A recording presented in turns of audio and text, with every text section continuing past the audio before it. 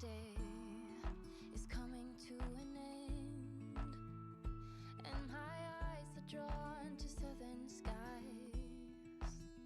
But I'll be coming home soon. Yeah, I'll be coming home soon. So take me out to California, where the sun is always high, where the streets are paved with gold and no one ever gets old. I'll be longing for that day till you come and take me home. California, California, here I come. I've seen it all upon the silver screen, the happy faces and a sign upon a hill. The wine is flowing and the fields forever green, and all your hopes and dreams will always be fulfilled. So I'll be coming real soon. Yeah, I'll be coming real soon. So take me out to California, where the sun is always high, where the streets are paved with gold and no one ever gets old. I'll be longing for that.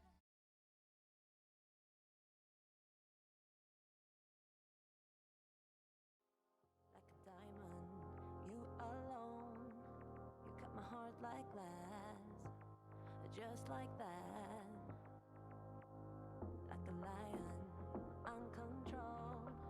Your mark is on my back, just like that. In it for the big thrill. Yeah, you play games with my mind, always, all of the time. In it for the big win. Yeah, you own all of my mind, always, all of the time, all the time. Collide with me, come high with me, and I'll go for you. Divine and free, go ride with me. Yeah, we'll go.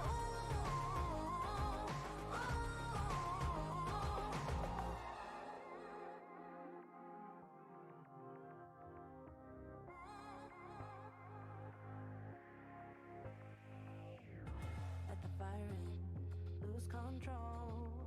We like to burn out fast. We're hot like that. Like a diamond, you alone. You cut my heart like glass, just like that. Yeah, in it for the big thrill. Yeah, you play games with my mind, always, all of the time. In it for the big win. Yeah, you own all of my mind, always, all of the time, all the time. Like a diamond, you alone. You cut my heart like glass, just like that. Like a lion, uncontrolled. Your mark is on my back, just like that. In it for the big thrill.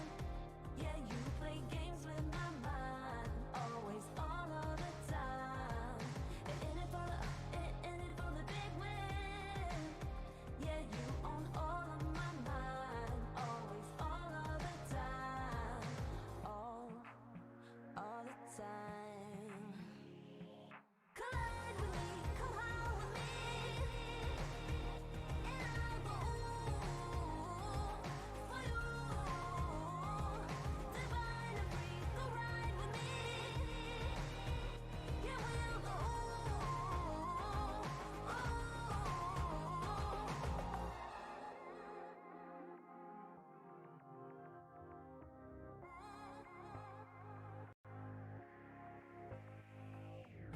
Let the fire in, lose control.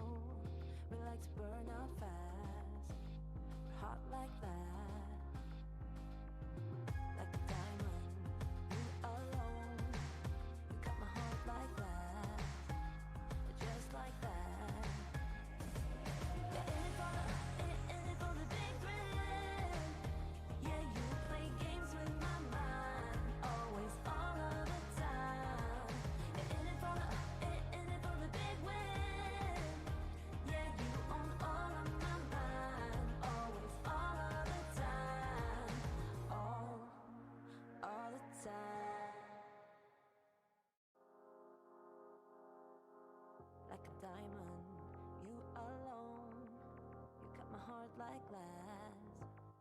just like that. Like a lion, uncontrolled. Your mark is on my back, just like that. In it for the big thrill. Yeah, you play games with my mind, always, all of the time. In it for the big win. Yeah, you own all of my mind, always, all of the time. All the time. Collide with me, come out with me, and I go for you. Divine and free, go ride with me. Yeah, we'll go.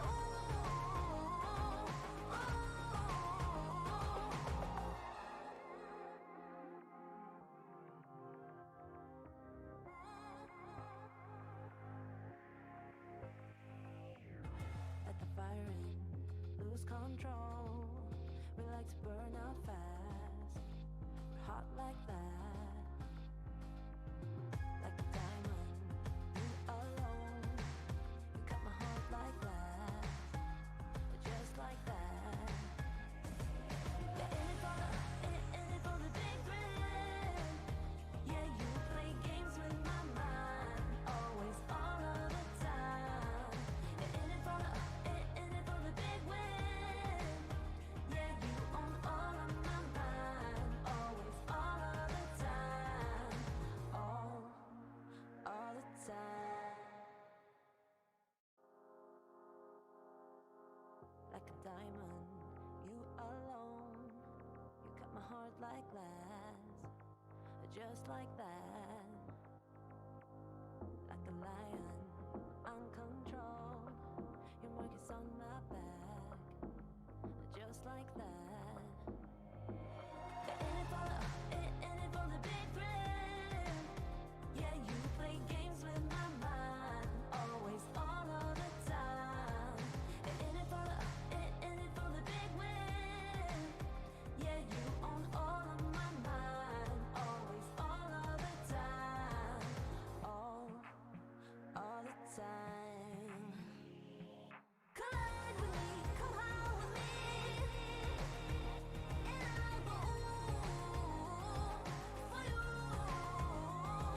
Divine and free, go ride with me.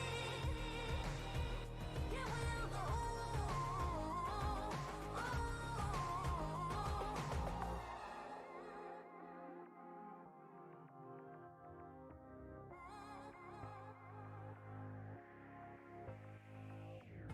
Let the fire in, lose control. We like to burn out fast. We're hot like that. Like a diamond, you alone. You cut my heart like glass, just like that. Yeah, in it for the big thrill. Yeah, you play games with my mind, always, all of the time. In it for the big win. Yeah, you own all of my mind, always, all of the time. All the time. Like a diamond, you alone.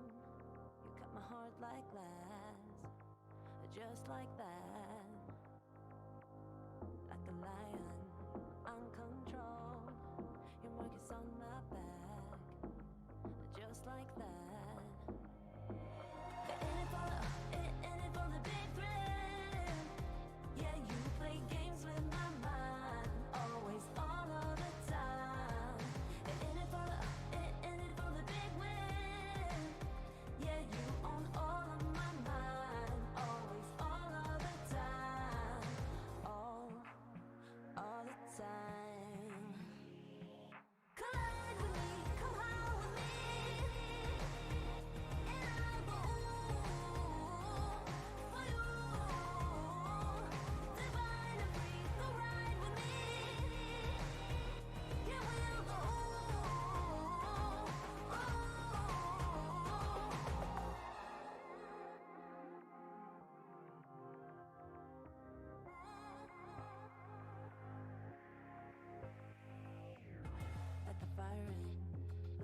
control.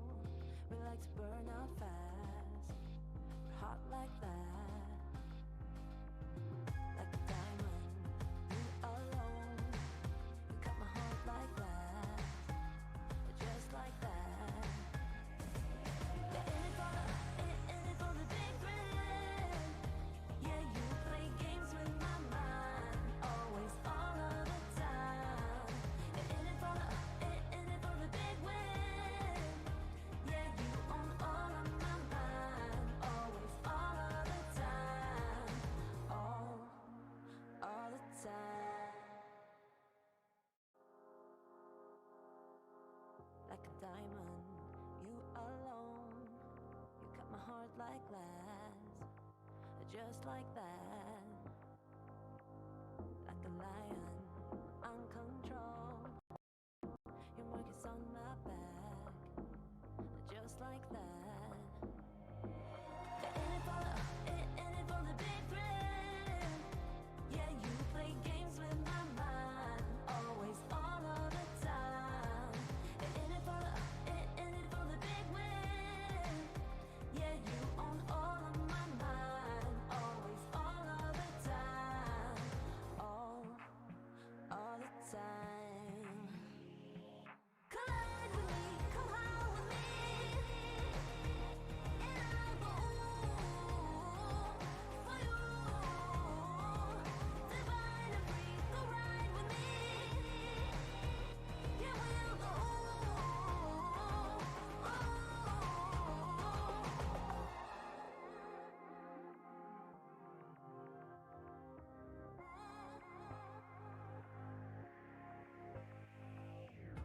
Let the fire in, lose control. We like to burn out fast. We're hot like that. Like a diamond, you alone. You cut my heart like glass. Just like that. Yeah, in it for the big thrill. Yeah, you play games with my mind. Always, all of the time. Yeah, in it for the big win. Yeah, you own all of my mind. Always, all of the time. All the time. Like a diamond, you alone. You cut my heart like glass. Just like that. Like a lion, uncontrolled. Your mark is on my back.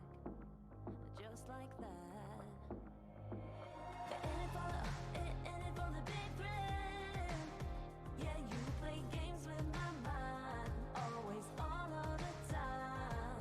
Yeah, in it for the big win. Yeah, you own all of my mind. Always, all of the time. All the time. Collide with me, come out with me. And I'll go for you. Divine and free, go ride with me. Yeah, we'll go.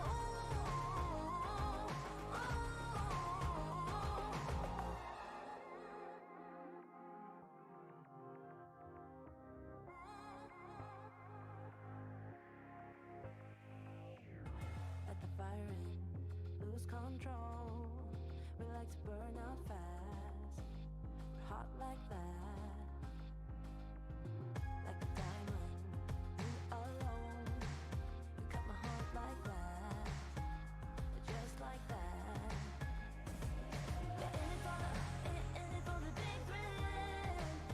Yeah, you play games with my mind. Always, all of the time. Yeah, in it for the big win. Yeah, you own all of my mind. Always, all of the time. All the time. Like a diamond, you alone. You cut my heart like glass. Just like that. Like a lion, uncontrolled. Your mark is on my back.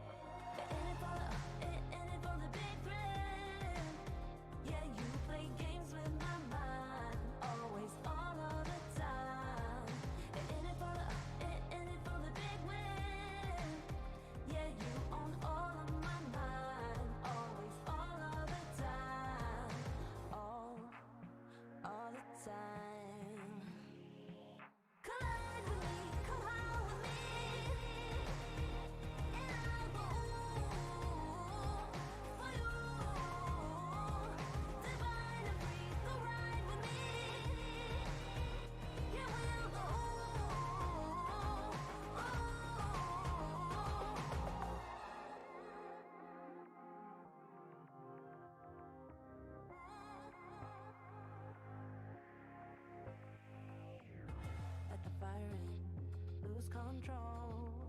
We like to burn out fast. We're hot like that. Like a diamond, you alone. You cut my heart like that. Just like that. Yeah, in it for the big thrill. Yeah, you play games with my mind. Always, all of the time. Yeah, in it for the big win. Yeah, you own all of my mind. Always, all of the time. All the time. Like a diamond, you alone. You cut my heart like glass, just like that. Like a lion, uncontrolled. Your mark is on my back, just like that. Yeah, in it for the big thrill. Yeah, you play games with my mind. Always, all of the time. Yeah, in it for the big win. Yeah, you own all of my mind. Always, all of the time. All the time. Collide with me, come high with me, and I'll go for you. Divine and free, go ride with me. Yeah, we'll go.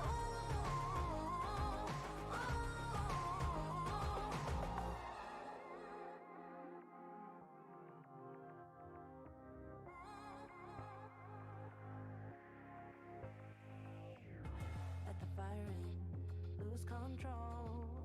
We like to burn out fast. We're hot like that. Like a diamond, you alone.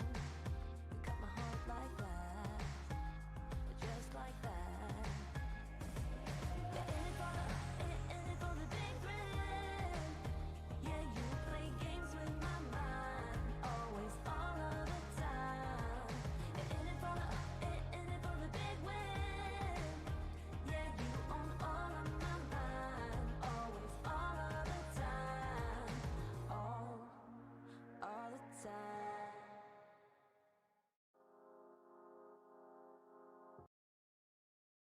You know that I'ma keep it cool. With you I feel like breaking rules. On the edge, looking out with no parachute. You know I'm dreaming about us two, playing around without a clue. On the edge, leaning out. With us it's all or nothing. Ooh, but guess I need more of you.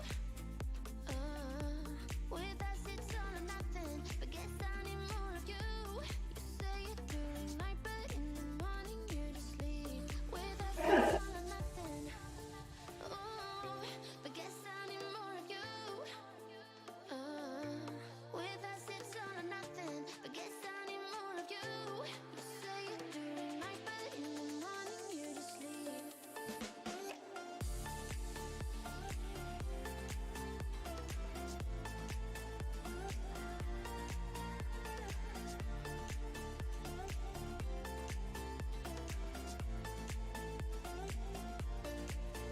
Had to convince my friends this time. Think you're toxic to my mind, but I know they don't know what you're all about.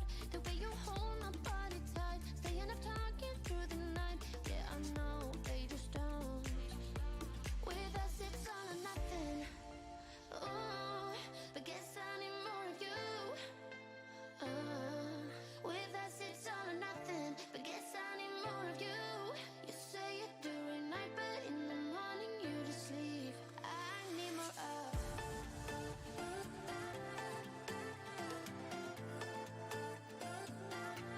With us it's all or nothing. Ooh, but guess I need more of you.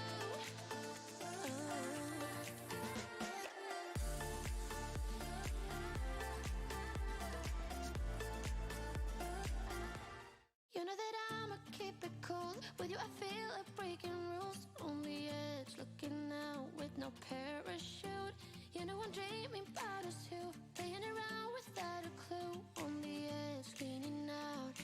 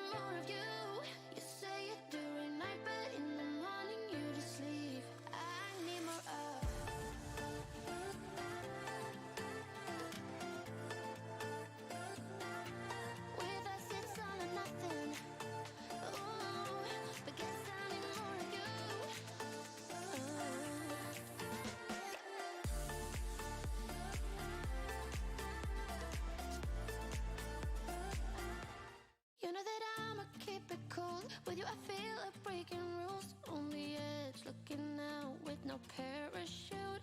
You know I'm dreaming about us two, playing around without a clue, on the edge, cleaning out. With us it's all or nothing. Ooh, but guess I need more of you. With us it's all or nothing, but guess I need more of you. You say it during night, but in the morning you're just leave. With us it's all or nothing. Ooh, but guess I need more of you. With us it's all or nothing, but guess I need more of you. You say it during night, but in the morning you're just leave.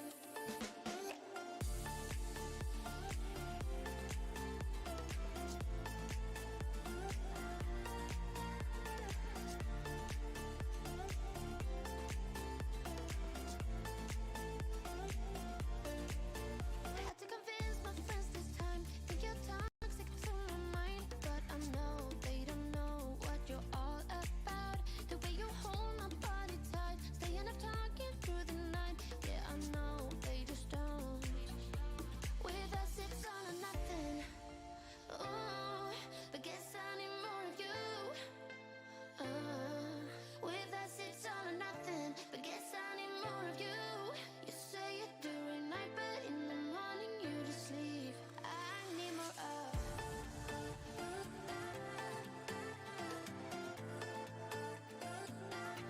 With us it's all or nothing. Ooh, but guess I need more of you.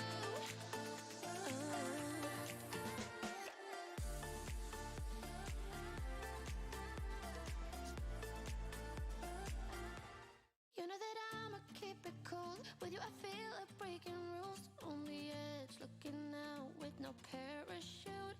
You know I'm dreaming about us two, playing around without a clue, on the edge, cleaning out. With us it's all or nothing. Ooh, but guess I need more of you. With us it's all or nothing, but guess I need.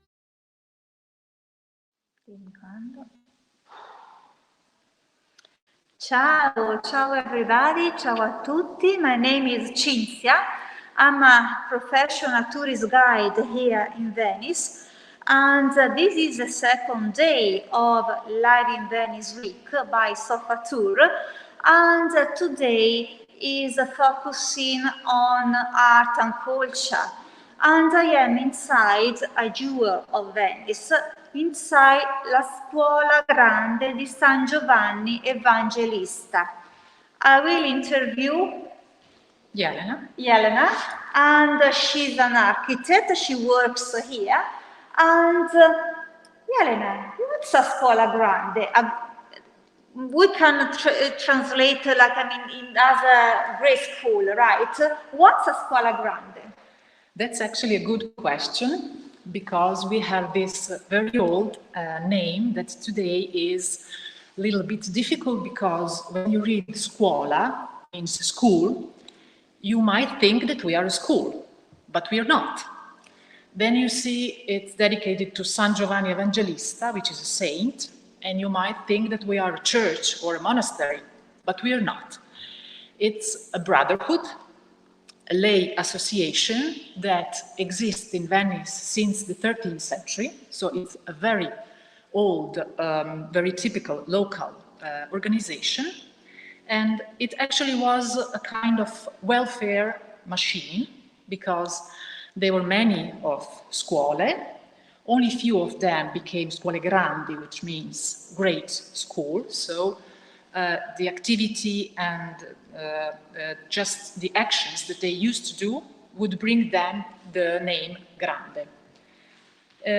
They were brothers, members of the scuola, who would be a part of the organization, and while you were young, well, working and being well, you will participate in the scuola by giving a fee, an annual fee, and also helping other people.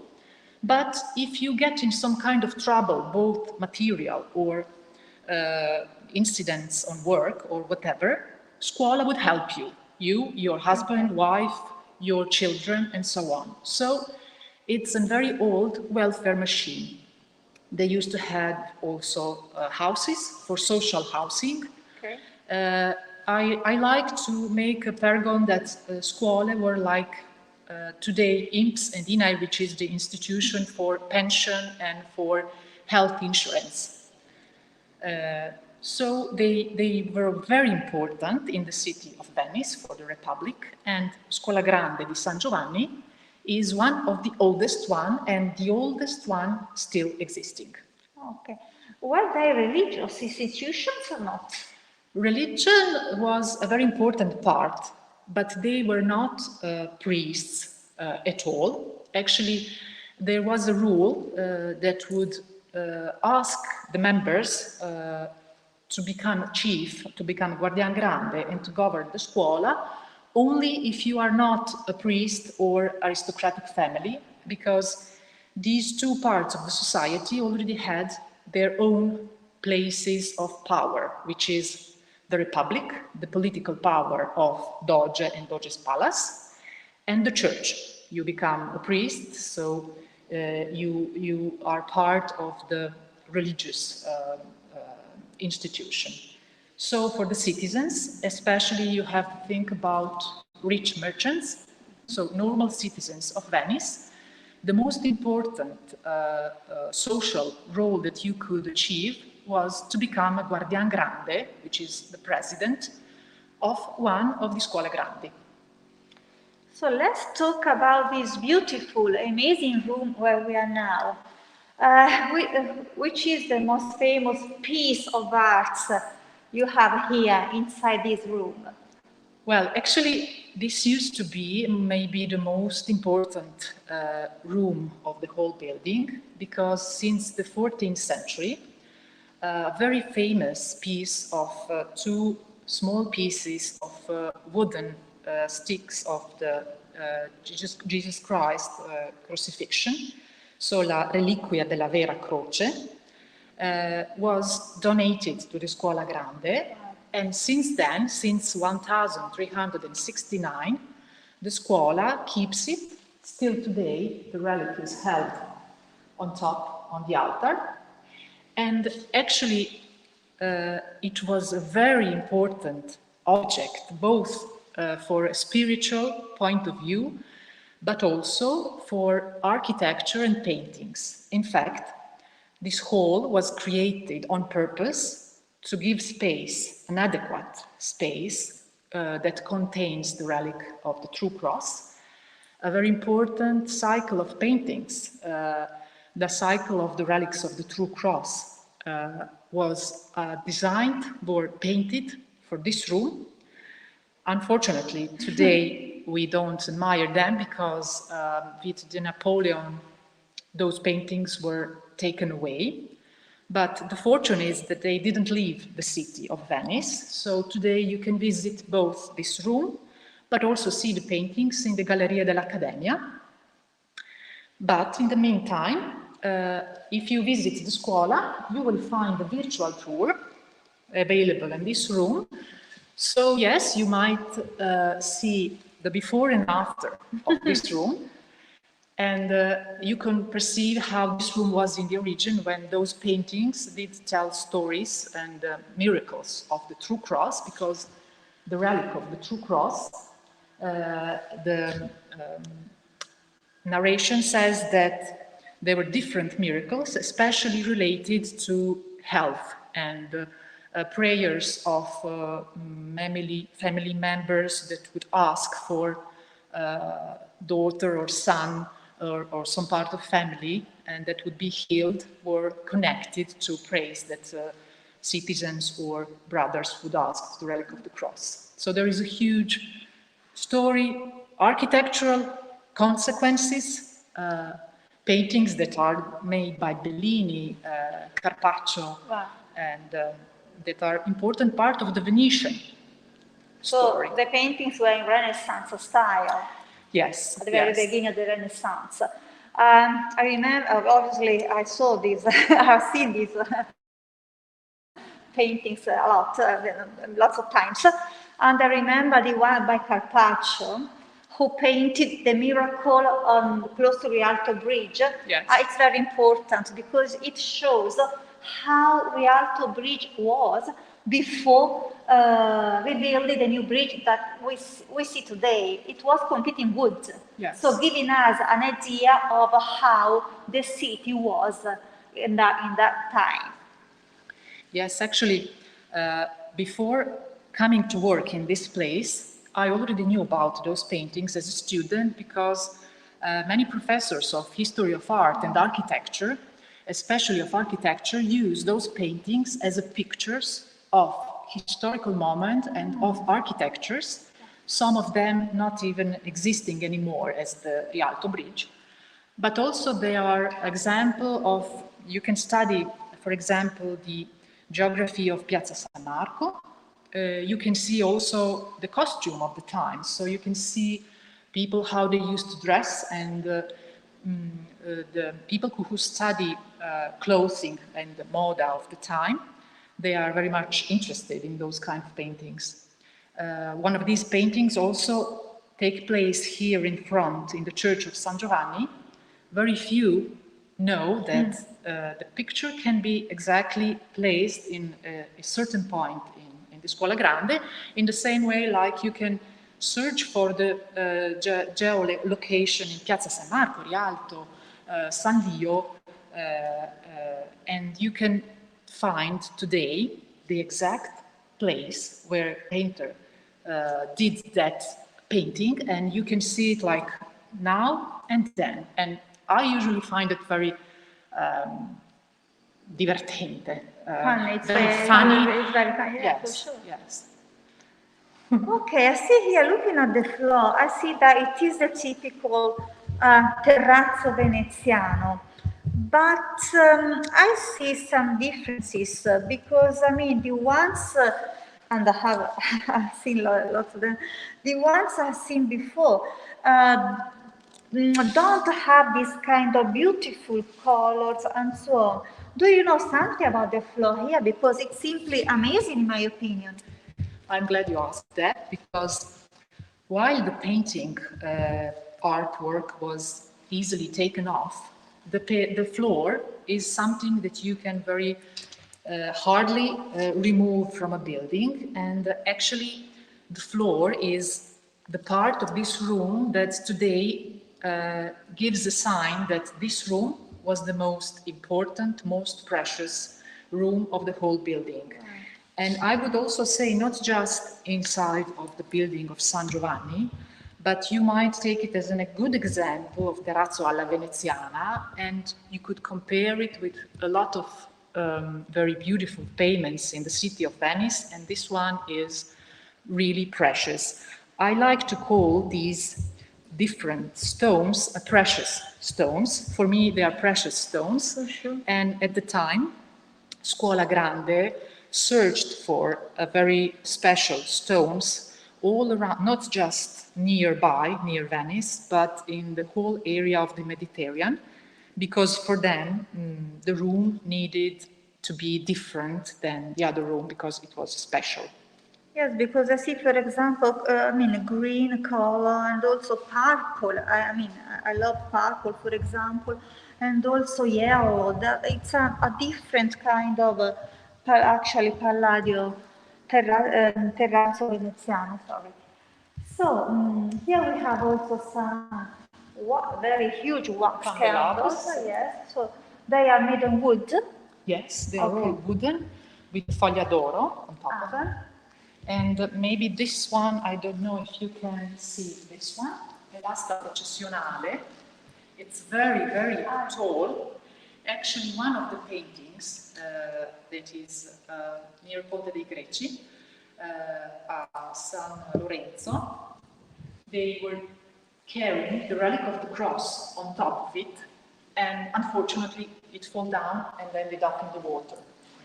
The reason why they would carrying the relic of the cross so high was to show it, more people could see it if it was higher than the procession of the people. And still today, procession is always made in 14th of September because it's the date where the Reliquia della Croce is celebrated, and it actually became as patron of the Scuola Grande. It was considered always more important than the Festa di San Giovanni. So we celebrate more 14th of September, which is the day of the relic of the True Cross. And the True Cross is still taken outside into the procession from the Friary Church. They bring it back to the Scuola Grande, like on the paintings. Wow, that's amazing. So I have a look at the other big hall. I see another kind of floor. Yes. We go there? Yes. Okay. Just remove our equipment very, very slowly. So you can enjoy another amazing hall. This was the Sala Capitolare. And now she will tell you the capitolo. What was the capitolo here? Okay, we can stop in here. It's a quite huge hall called Sala del Capitolo. So capitolo, let's say capitolo or Why? capital Yes. hall. Why this name? All the scuole grandi, they have the same type of halls because they are very strict institutional rules. So on the first floor, you will always find the Sala del Capitolo, in this case also dedicated to the patron, which is San Giovanni Evangelista. And this one is the hall that was created and constructed to host all the members of the scuola when they meet. So when confratelli do their meeting, it's called capitolo, and still today it's made in this hall. Brotherhood still exists, so you have about 200 persons, mostly Venetian citizens, and they choose through the elections 12 members who will be in charge for 3 years and who will guide the Scuola Grande on their activities, maintenance, and taking care about their building and headquarters. So still nowadays here there is the Guardian Grando, I mean the Yes. president of the... Yes, really? Guardian Grande Okay. is the president. Wow. I actually like very much the name itself because he is a great guardian. So he guards, he is protecting the scuola more than owner. So I believe that also the word itself is a beautiful word to define the chief of the brotherhood. The brotherhood still exists.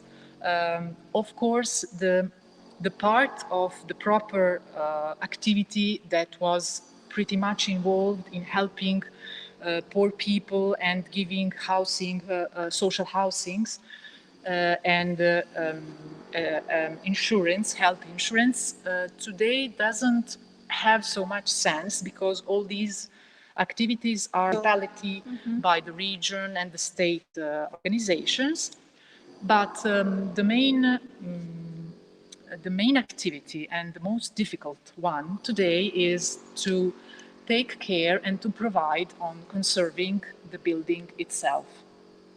While in the past they used to have other properties that could be rented and to be the fuel and to serve to gain economic elements for maintaining this building.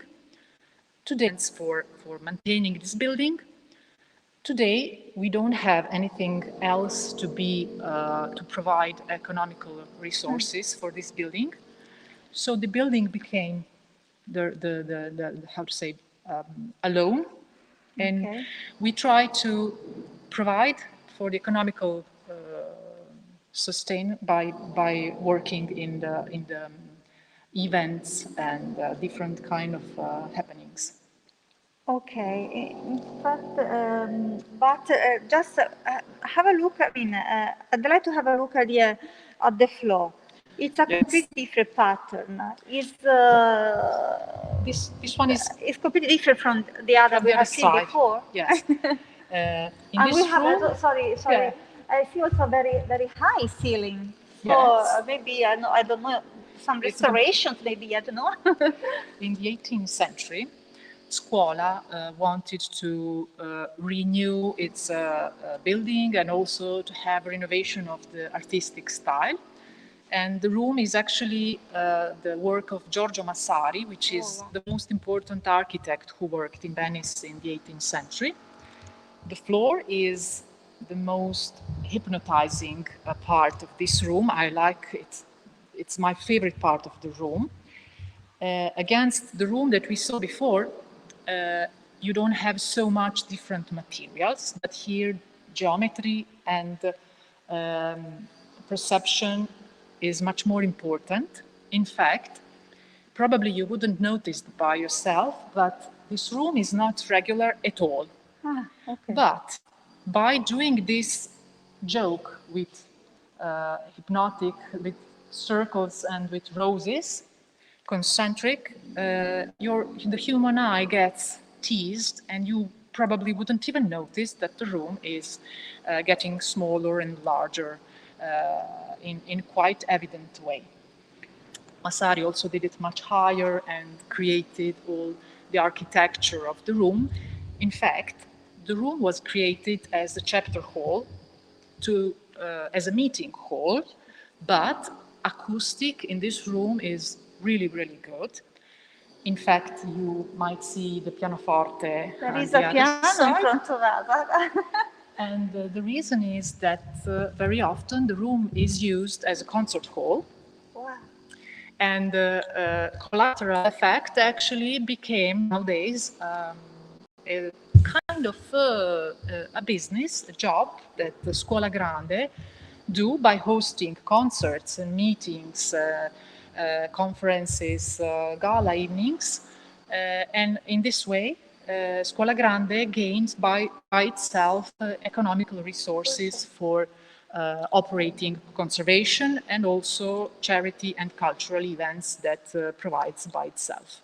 So events, you told, I mean, there could be, I mean, also gala dinners, Yes. balls, I don't know if dancing, Well, films, films filming. yes.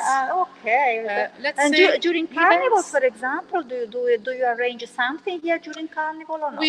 We work in all seasons of the year. Of course, there are different periods. Usually, fall and spring are more interesting for business meetings and the events, while the summer is more into exhibition and museum. Of course, when we host any kind of event that doesn't make any damage to the building itself or that is not offending the place by itself. Of course, the content is always chosen in synchrony with the building. We are also recognized as a museum, so when we are not involved in some meetings going on, we also do guided tours, or we are open and people can visit by themselves, in groups, the halls. Another very important question. What about the pandemic? What happened here? Well, it was very difficult for us because it came after another terrible thing, which was the high tide. The Acqua Alta came in November of the 19, and then just in March of the 20, the second thing was a pandemic closure.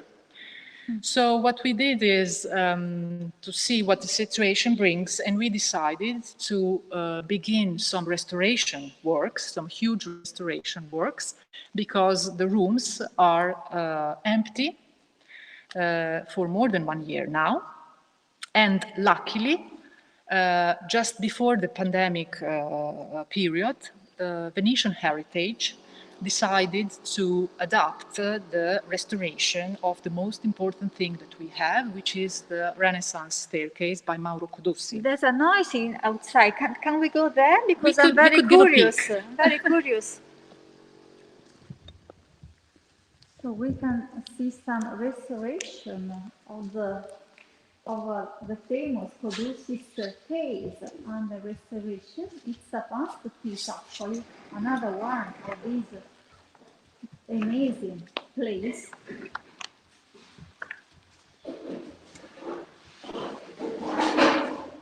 The restoration is now going on for more than 1 year. It's possible thanks to the Venetian Heritage, who is sponsor of this work, and the main partner of Venetian Heritage is the Greek Palace. And the restoration works are still now going on by Unisver, which is the restoration company who takes care of it. And we hope to be able to let people climb this staircase since July of this year. July, okay. We are planning to open this part while they will continue to work on the other side to finish the restoration of the La Scala on the other side, which is symmetrical to this one.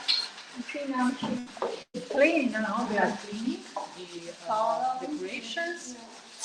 During the last year, they worked on the structural problems, and it was really huge and really impressive work that is not easy to see. For me, I believe it was once in my life shot. So it was a strong experience. So during the pandemic period, we decided to do this because there was nothing else going on. So instead of blocking a museum and blocking congresses during a normal year, they managed to work every day. So did you start the restoration just 1 year ago? It was about, they started on the external part before the pandemic.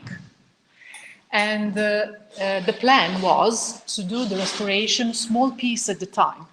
Mm-hmm. But since the pandemic blocked completely our activity, cultural and economical activity, they managed to work without making it be, one little piece at a time. So they managed to work on the whole area, and actually they still now work in both sides and the ground floor, which in a normal situation would never be possible.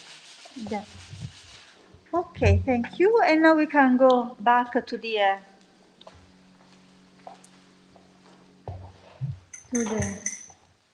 biggest hall.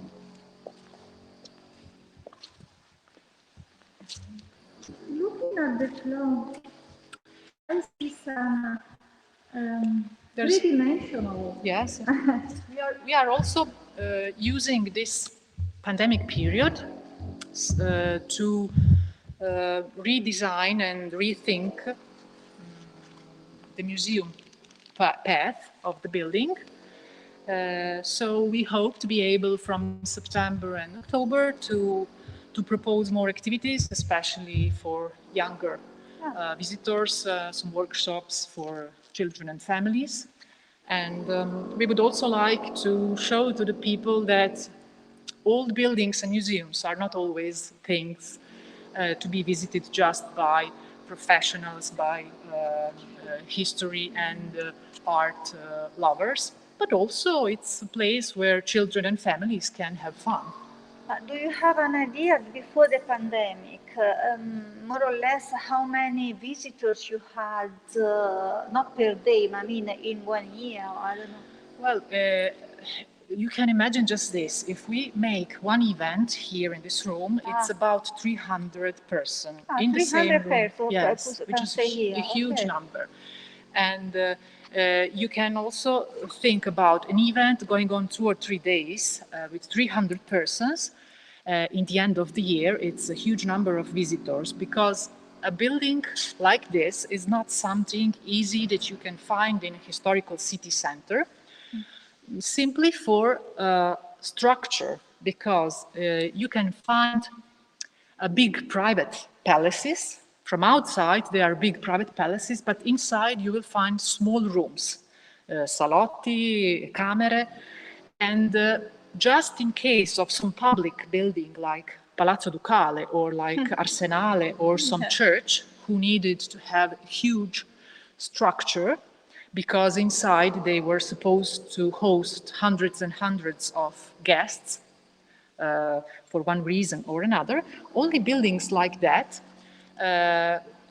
were also rich enough to build halls like this. So building like Scuola Grande actually chose to do as a venue for events, not because they decided to do that, but because the nature of this place leads you to that direction. We are very close to the bus station and train station, so in 7 minutes you can reach a transport hub. We have huge halls, so you can easily do a meeting here. And on the ground floor, which now is involved in restoration work, so we won't see it, you can have a coffee break or lunch.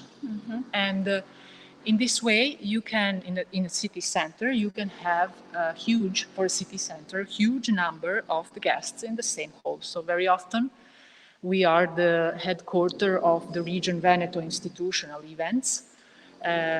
For example, when the president of the Venetian Republic, Napolitano, was in visit to the Region Veneto, this hall was chosen for the president of the Republic to meet all the mayors of different cities around here, because it was both institutional as type of the room, and it was big enough and functional enough to host an event like this. And also, even if there is an altar here in front of us, it is not a religious place, so you can do everything here. You can arrange everything here. Let's say that religion is the part of the family life, normal life. So the hall was actually built to be a meeting hall. Of course, when the Brotherhood makes a proper reunion, they also make a mass inside. So you can do a ceremony. In fact, sometimes there are couples who get married inside of the Scuola Grande in the Church of San Giovanni. Many confratelli, many brothers, tell me that when I used to be young, I got married in Oratorio della Croce. So it's for them also a place that they passed some important moments of their lives. Do you have also a guest arranging something who want to arrange, meetings, events here coming from abroad? Yes. And if yes, from which states, which countries? Well, we actually work a lot with international clients. Very often it's about companies who have their headquarters all around the world. We work a lot with United States, Canada, Europe, the whole Europe. So very often you might find a company, a big companies, who will make the annual meeting and the gala dinner, and maybe they will have some specific thanks to the most important and the members of the company, and they will have, you find yourself with the room with people from all around the world. So actually, it's normal that you have a guest that speak many languages in the same event. Tell me the truth, when they enter here, when they come in, they have a shock or not because of the beauty, because of the floor, because they are surrounded by paintings, because of the ceiling decorated with other different paintings. They have a shock or not? Positive shock, obviously. Well, usually the most frequent word that everybody says, and no matter what language they speak, is like, wow. That's because that's the point. When they created a room like this, they wanted a wow effect. And I guess they managed to achieve it, because still today, after a few centuries, they still produce that wow effect. In fact, ground floor. Because they feel also, the value of the place, of the old, of this old ancient, and also the value of the marble. I mean, Yes. the floor made of marble, the value of everything. So that, wow. I'm here in Venice, in this unique city, and inside this unique place. I believe it's even more unique, and the thing that I like the most is that the history of this place is so long, and in certain moments it was so difficult, and they had problems, functional problems. And the fact is that they created the biggest pearls, architectural pearls, because they needed to solve a problem, a practical problem. So the staircase is solution of the functional connection, ground floor with the first floor. Also outside the marble septum, which is this one. Yeah. It's something strange because you find it on the street and you don't realize what's this, and this is our facade. Yeah. The fact is that this facade was created in the latest year of 400, while the association is founded in 1261. So 2 centuries after, they needed to put a new dress on the existing building. And that was difficult, but they managed to find a trick. So they moved the facade away from the building. And that's why I like this place, because it's more than 7 centuries and a half, and problems became the most beautiful part of the building itself. Because they found a great solution for the problems. I have a question. Yes. One thing I particularly love about this place is, compared to other museums or other schools and churches in Venice, is that the first time I came, you have a sitting on this beautiful room, and you look at it and you think, okay, I can't sit. And instead, you can actually sit. And I think also, I don't know how many children you get to visit Scuola Grande, but I think it's one of the greatest characteristic and positive things about this place, that you just don't look at it, you can actually leave this room. Sure. Because you can just sit here and immerse yourself. It's something particular about this place, isn't it? Yes. Okay. We would like to have more children than we have today, because we believe that children are the most important part. For me, I believe it's most important to show this place to children, even more than to older people that like me in first place. You're not so old, actually. You. Because, Older. I think always how it was for me when I was small, and when teachers took me through beautiful places, and how they influenced me and my imagination and my life and studying. And I believe if children are able to be taken here and to play, why not? To play with the hall, with the pavement. I like when children outside in the Campiello, there is design on the floor. And sometimes you see children that follow the path of the floor design. I find this beautiful. So I believe that they become a part of architecture when they do that. And I believe that's the moment when the architect should and needs to be so proud of the proper work, because architecture is something that is designed for everyone. You don't have to be an architect to enjoy a house, a living room, a classroom, or whatever, because it's made for people. And even better if it's making children have fun. For sure. Would you like would you like to go back being kid and try to do something unconventional? Why not? Yes, what?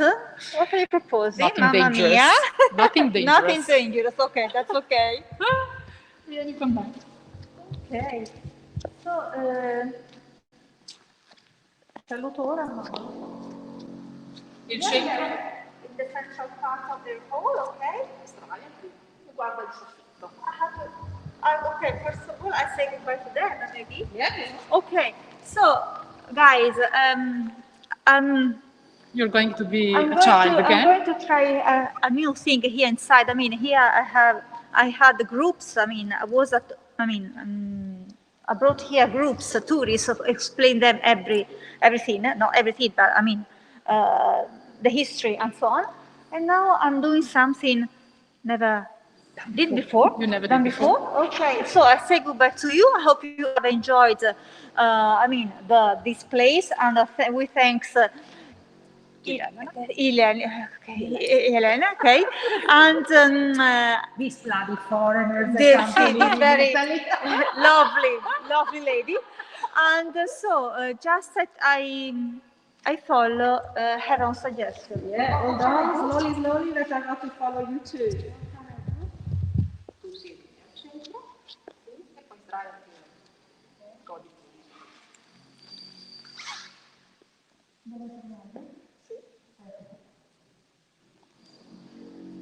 Adesso qua diventa tutt'uno con l'architettura. Wow. Like this you became Actually, just one. I'm part of the building itself. It's a completely different point of view. Say goodbye. Bye bye guys. Bye bye. I stay here, enjoy everything about me. Ciao ciao. Bye bye.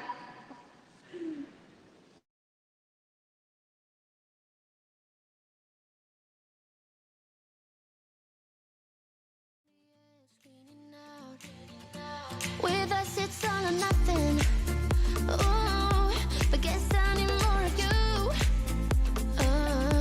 With us it's all or nothing. But guess I need more of you. You say it during night, but in the morning you just leave. With us it's all or nothing. Ooh, but guess I need more of you. With us it's all or nothing. But guess I need more of you. You say it during night, but in the morning you just leave.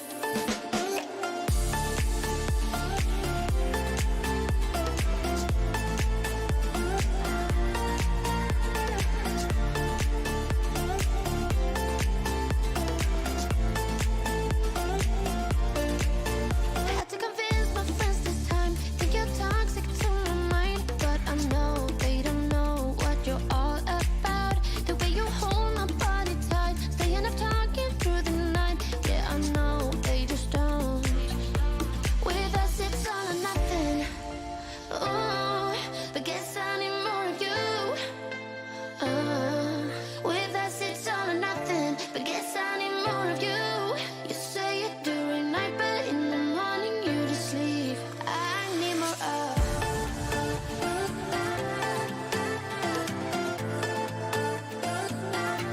With us it's all or nothing.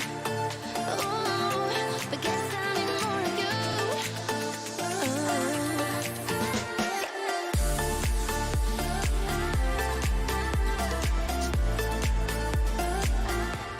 You know that I'ma keep it cool. With you I feel like breaking rules. On the edge, looking out with no parachute.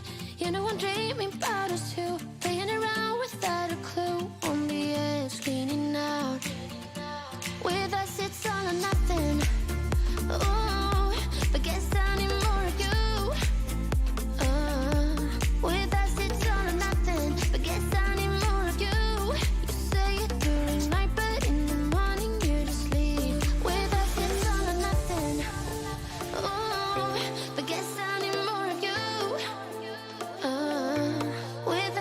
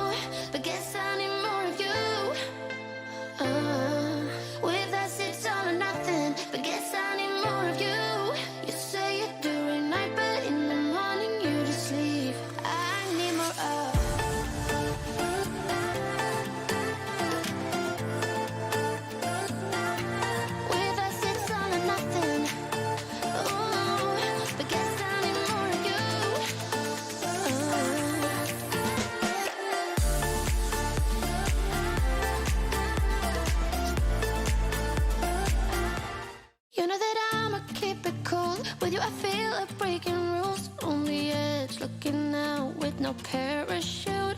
You know I'm dreaming about us two, playing around without a clue. On the edge, cleaning out.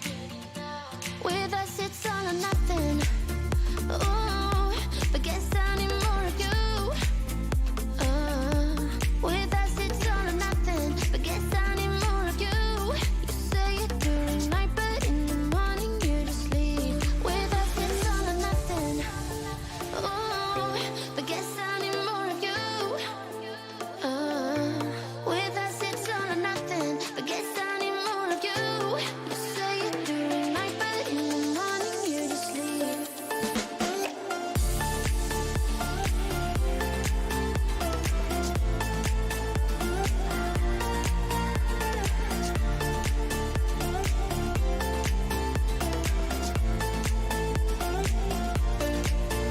Had to convince my friends this time. Think you're toxic to my mind, but I know they don't know what you're all about. The way you hold my body tight, staying up talking through the night.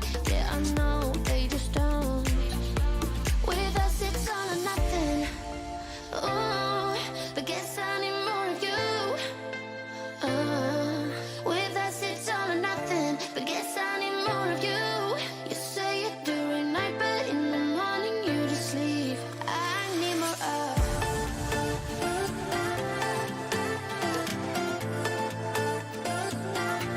With us it's all or nothing. Oh, but guess I need more of you.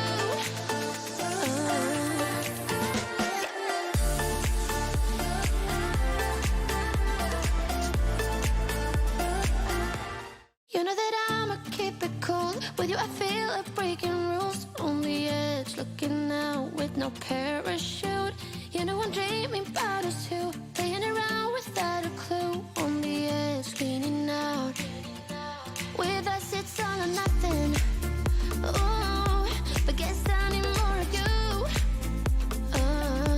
With us it's all or nothing, but guess I need more of you. You say it during night, but in the morning you just leave. With us it's all or nothing. Oh, but guess I need more of you. With us it's all or nothing, but guess I need more of you. You say it during night, but in the morning you just leave.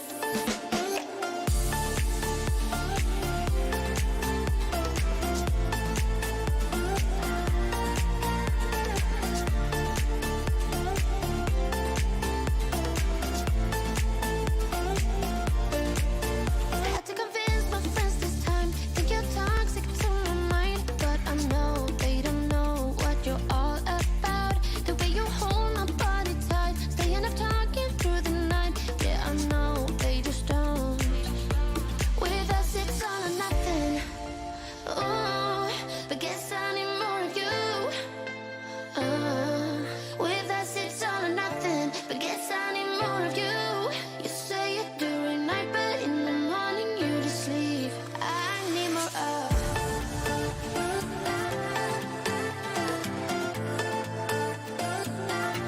With us it's all or nothing. Oh, but guess I need more of you.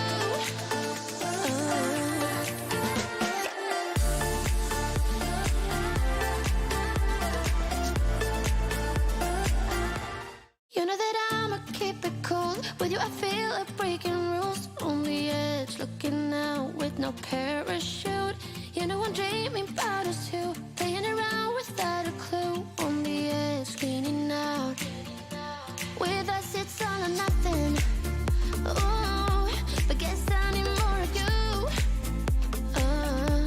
With us it's all or nothing, but guess I need more of you. You say it during night, but in the morning you just leave. With us it's all or nothing. Oh, but guess I need more of you. With us it's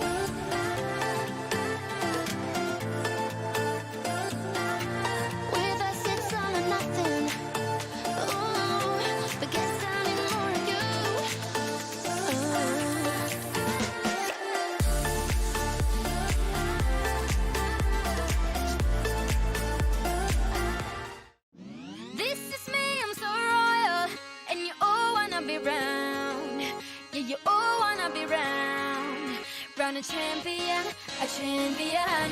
I got tons of soul on my true collectible. Famous, also famous, number one, desirable. I do what I want, when I want, and how I want it. Leave you with the one, and yeah, that's how I roll. I got change to throw, I don't care about no gold. Better, so much better, flipping incredible. Always on the show, so they know that I still got it. And I never feel sorry, yeah, to the world. This is me, I'm so royal. And you all wanna be round. Yeah, you all wanna be round. Round a champion, a champion. This is me, I still on it. Cause you all wanna be loved. Yeah, you all wanna be loved. But a champion, a champion. When I hear him come like my fuse and then ba-bum. Later, see you later, I'm about to blow this up. You can sing my song if you want, I know you want it. It's always kinda funny, yeah, cause I know I'm a superstar in the sky to lead you on. Haters gonna hate us, approve of how they love. They can bring me down, nah. They are jealous of me and my umbrella, yeah, they love me so. This is me, I'm so royal. And you all wanna be round. Yeah, you all wanna be round. Round a champion, a champion. This is me, I still on it. Cause you all wanna be loved. Yeah, you all wanna be loved. But a champion, yeah. All I wanna do is just say, you don't understand how I play. I am in my way to win you over and over, yeah. Oh, you can hear my voice in your head, and you wanna hear it again. So you play it over and over and over, yeah. Take me out to California. Take me out to California. I feel the day is coming to an end, and my eyes are drawn to southern skies. But I'll be coming home soon. Yeah, I'll be coming home soon. So take me out to California, where the sun is always high, where the streets are paved with gold and no one else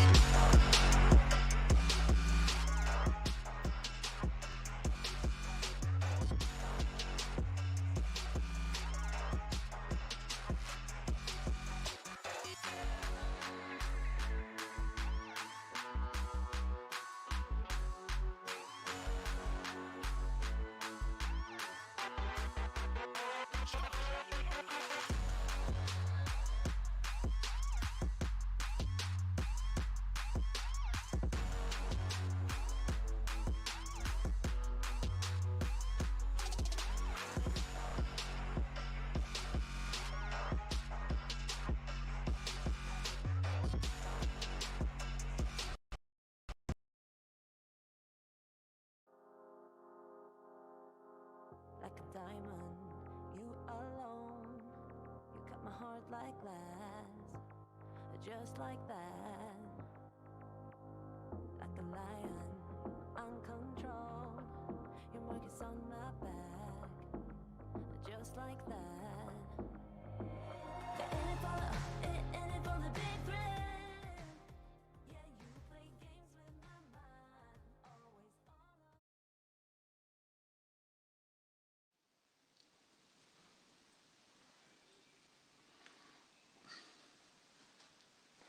Hi, I am Monica Gambarotto, Monica G, as you already know, as opposed to Monica C, who's watching us. Ciao, Monica.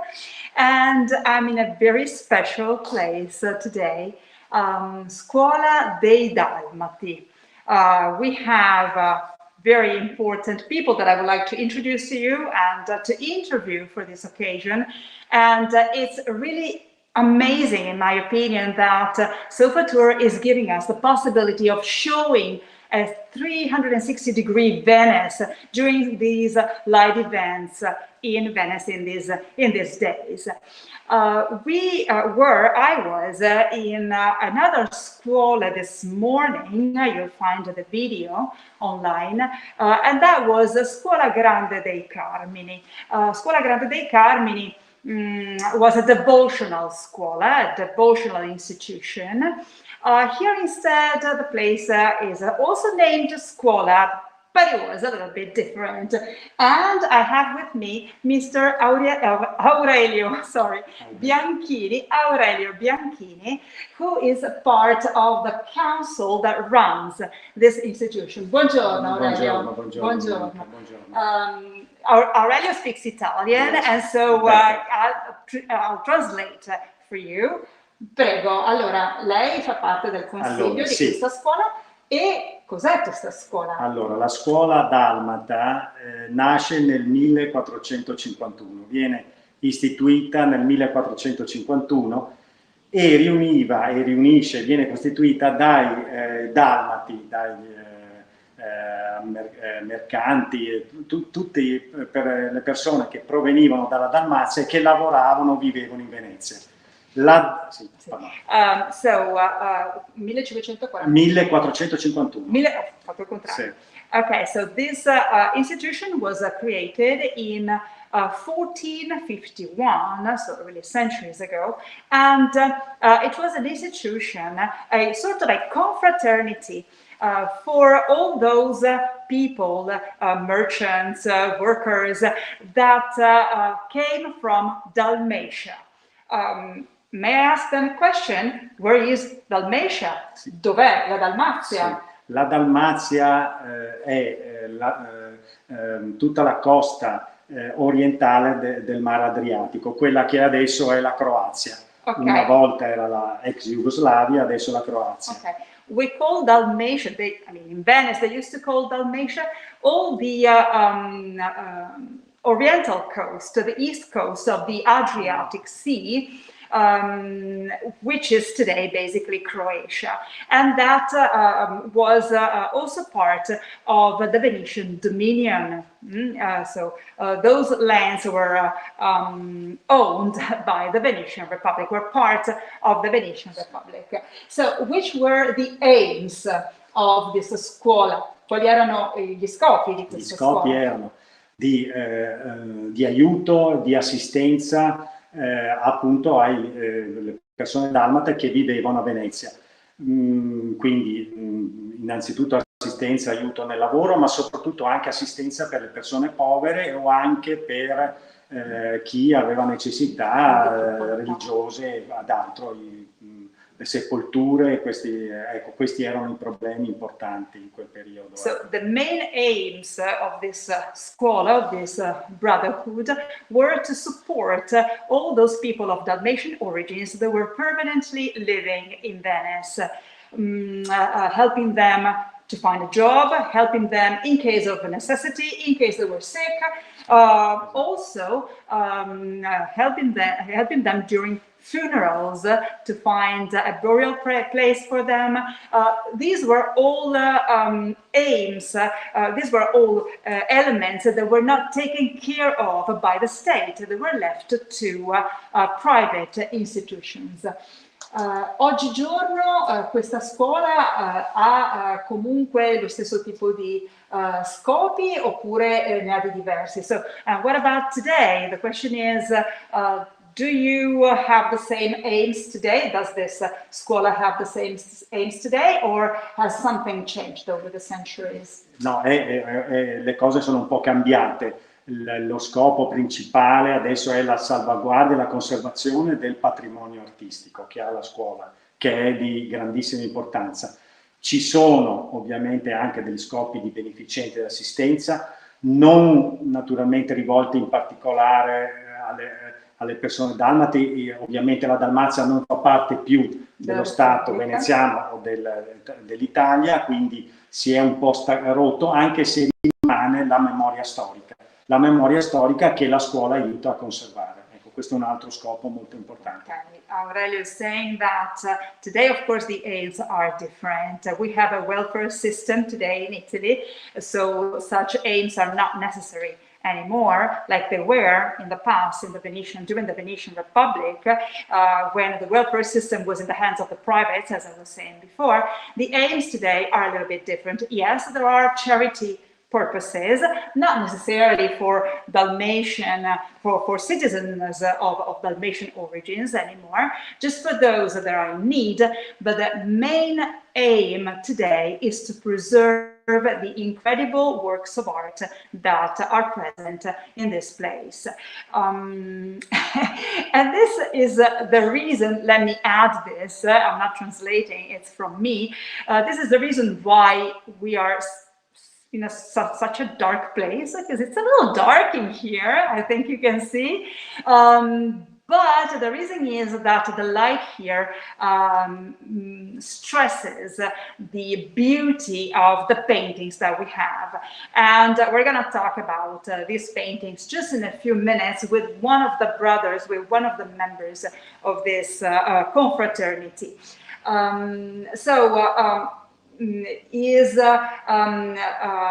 Probably it is quite expensive to maintain all these works of art, but probably you also do it for the new generations.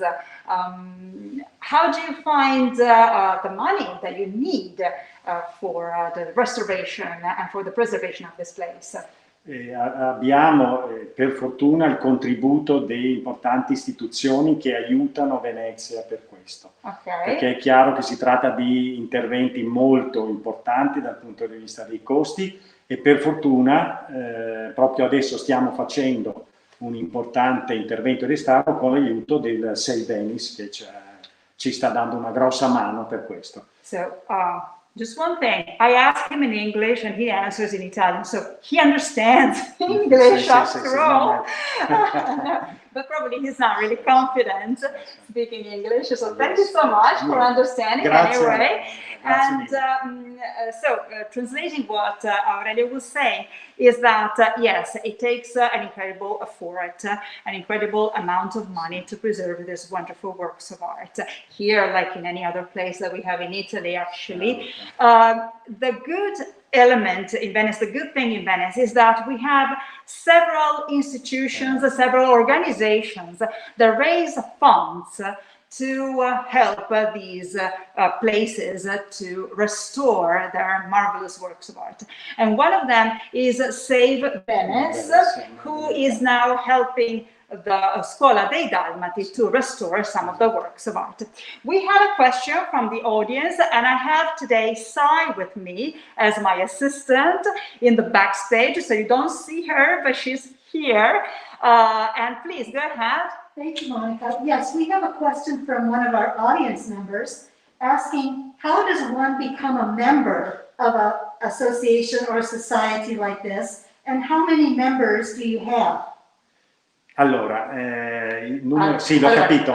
Sì, il numero mi pare che avessimo detto prima, siamo adesso sui 270-75, mi pare. Okay. The members are about 270-275. Il nostro statuto prevede che si possa far parte della confraternita se si ha un'origine dalmata, se in famiglia c'è qualcuno che possa vantare un'origine dalmata, un antenato che sia stato dalmata o che provenga da quelle zone là. You become a member of this confraternity if one of your ancestors, you can prove that one of your ancestors has a Dalmatian origin. So, I mean, comes from what we call today Croatia, as we were saying before. So not everybody can join this confraternity, which doesn't mean that it is closed, but it's some sort of finding an identity, isn't it? È importante. It's quite important. And it is important, in my opinion, I don't know if you agree, in a city like Venice that has always been multicultural, cosmopolitan, with a whole lot of different minorities living in Venice permanently, and such minorities were actually respected by the state, but of course they had to support themselves, basically. This identity is still present in Venice today. So if you have Greek origins, Dalmatian origins, like in this case, Albanian origins, you have your own organizations that help that helps supporting life in Venice and where you can find your identity. So thank you so very much, Aurelio. One more question. One more question. One more question is, do you have a website or some way for someone to find out how to visit this beautiful facility, which we'll be seeing in a minute? How do we find out the hours, and is there a website? Sì, c'è un website che è, credo, adesso non mi ricordo il nome, ma è Scuola Dalmata di San Giorgio, adesso si trova e nel website c'è anche fatto molto bene la visita virtuale della scuola, quindi uno può avere un'idea molto bene di quello che è questo tesoro. Okay, there is a website, and by the way, in the registration, in the recording, you'll find all the data about the website. Italian, you might not be able to figure out how it's spelled. You can find the opening hours in the website. And what Aurelio was saying is that there is an excellent virtual tour of this place in the website, which, if I can add, which is great, but I hope it is just a hint for you to come and visit, because virtual tours are gorgeous, definitely. And so it's good for those that cannot travel. Because of the pandemic, because of some other reasons that they have. But if you have the opportunity to come over and visit these places, you'll see really the magic. So, Aurelio, thank you so much. Do you want to add anything else? Sì, solo una cosa importante volevo dire, perché c'è scappata. L'importanza della scuola è perché si è salvata da Napoleone, cioè è una delle 2 scuole di Venezia che sono state distrutte e soprattutto non hanno visto i capolavori, le opere d'arte trafugate o portate via, perché Napoleone ha rispettato la scuola dei Dalmati, essendo una scuola di nazione, cioè legata a una nazione, a una comunità. Sì. Questo è stato importante, è per questo che la scuola è così adesso, altrimenti probabilmente non sarebbe più esistita. Okay, one historical element was added by Aurelio just now. And it is the fact that if today we see this scuola exactly like it was in the past, with the same decorations that, by the way, let me tell you, date back to, in most of the cases, to late 1400s, early 1500s, it's because it was spared by Napoleon. Napoleon was in Venice in 1797. That was the moment when the Republic fell. That was it. That was the end of the Venetian Republic. And so, of course, he destroyed several churches. He took away lots of works of art from here. And scuolas like this one, confraternities like this one, had exactly the same problem. A lot of works of art were stolen, sold, taken away. And instead, this is one of the very few such confraternities that were spared by Napoleon. We normally used to blame Napoleon for everything in Venice. But instead, the Scuola Dalmata doesn't have this necessity because it was spared. So, again, thank you so much for your presence here. Grazie. Prego. And let me introduce to you another important person of this scuola. He's a friend of mine. Please, Stefano, come over. And he is one of my colleagues, Stefano Croce. Thank you, Monica. Nice to meet you. You're welcome. And he's a tourist guide. He's also the president of the local Tourist Guide Association, the Venetian Tourist Guide Association. We met Best Venice Guides this morning at the Carnival. Stefano is also a member of the Best Venice Guides, and as Best Venice Guides, as Venetian Tourist Guides, we try to cooperate with the local institutions and with all such realities that we have around Venice. Moreover, Stefano is not only a tourist guide, but also a brother of a member of this confraternity. So this means that you have Dalmatian origins. It means, of course, my mother. She was born in now it's Zadar, but of course when she was born, the name was Zara, was Italian name. Yes, because as we were saying before, that area, Croatia, Dalmatia in the past, belonged to the Venetian Republic. So what about your family? I mean, also your children automatically can become members of the confraternity. Of course. But what about your wife? My wife, my wife, she's from Milan. So there is, so she's not. She cannot become part. I think that maybe can be accepted because she married me. Okay, and my mother, and my mother. Good point. But I mean, my children, they can. Yes, of course. Maybe I have an intention to subscribe them in this confraternity. So My brother is one of the members. My mother, she's still alive, so she's still alive. And how do you feel that? I mean, does it feel particular to be a member of such a confraternity that dates back to the 1400s? I mean, what is important about the confraternity of the nations, which is the right name, is not only the Scuola dei Dalmati, but the Scuola of St. George and Tryphon. We are two of the patron saints of the confraternity. The third is St. Jerome. Okay, and what about being a member? I mean, it's part of my roots. I mean, when you have no homeland because your mother, she's from.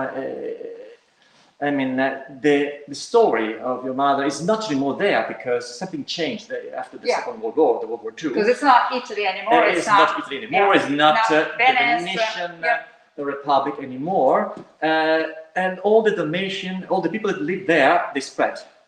In Italy, but all over the world. I have a lot of relatives living in Europe, in different parts, also the United States. So, which can be your roots? Not anymore a place, the people. Those people that were in the place, and the children, the nephews of, they have the same dialect, the same story, the same way of remembering your life. So, I mean, we have something in common. But even if you are in Australia, in the United States, you can recognize yourself if you come back to Venice, if you find yourself once a year with the people that can speak the same dialect. It's almost Venetian, but it's not really Venetian. But it's different. It's different. Quite interesting because probably you have the same experience as I had. People coming from outside Italy don't get the importance of dialects, how important dialects are in Italy, and how different dialects can be going, you know, from one city into the next one, which is only like 25 miles away, right? Or maybe less. Or even less, that's right. Well, like some of the islands in Venice, it's always Venice, but in some of the islands, like Murano, or I think of Chioggia, you immediately understand where they are from, even if they speak Italian, just because of the accent that they have, because of their different the same words, but different pronunciation. But different pronunciation, that's right. And so also a dialect can be an element of identity. Absolutely. Which is it's something that is really important, in fact, in my opinion. I think the possibility of preserving at least partially the roots. And one thing that you mentioned, and it's something that it's coming up during our live interviews, is that the thing that makes the difference, it's the people. Okay, it's the people, because probably people just come and take a look around and are amazed by Venice. But it's interesting to know there are people behind all this. There were people, there are people today, and the people that live in Venice or that work for Venice in any sense do make the difference. You're absolutely right. But above all, if you have not anymore your homeland, as I told you before, because our homeland is not anymore, is another country.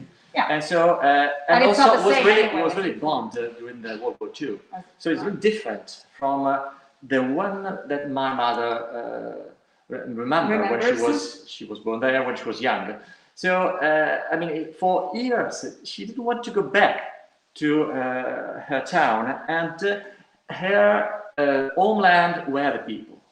Relatives, friends, so every time, not only here, but in some other places, in Veneto or another area in Italy, we meet again together, because this is the way to recognize yourself, your roots. By gathering. Let's get back to this place that we're visiting, and in a while I will take a brighter look at some of the places and some of the spots. But you said that this place has 3 patron saints. Yeah. Saint George, the main one, Saint Tryphon, and Saint Jerome. And the works of art that we have in this place tell us a little bit about the stories of these 3 important patron saints. The first one that I would like to introduce is Saint George's story. George, who is one of the most important saints, by the way, in Europe, I think Greece, Great Britain, right?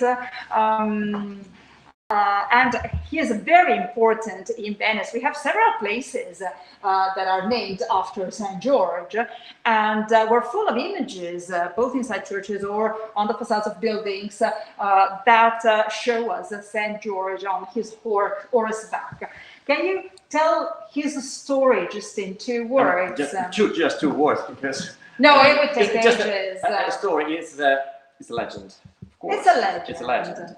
Okay, the legend said that in an imaginary place, was called Selene, probably in Libya, there was a little kingdom, and the king was there, but in a certain moment, we had a dragon. Dragon appeared there, and this dragon settled there, and he wanted to have every day something to eat. I mean, but what did he ate? It was really something special. So in the beginning there were ships, but later were young men and women, and they were Joan. And so you were not very lucky. You were young. I mean, you would become food for the dragon. Exactly. But when was drawn the princess, the king's daughter, this was really a problem. And finally, I mean, we had St. George. So St. George appeared just before that the dragon ate the princess. Exactly, the princess. So he solved the problem, and he solved the situation, of course. And he wanted, not really killed, but wanted the dragon. And we can see this little part of the story in the first painting you can see now. And you see on the right side, there is St. George. St. George is without helmet.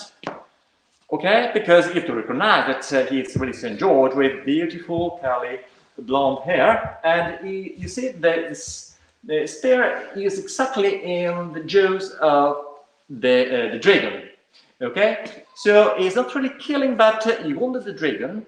And in the second painting, just behind me, you see Saint George is in front of the dragon, and so the dragon has just a little part of the spear in his mouth, and it's not really dead, but Saint George is going to kill him, as you can see. Okay. In front of an audience. In front, of course, of all the citizens of this imaginary land, city.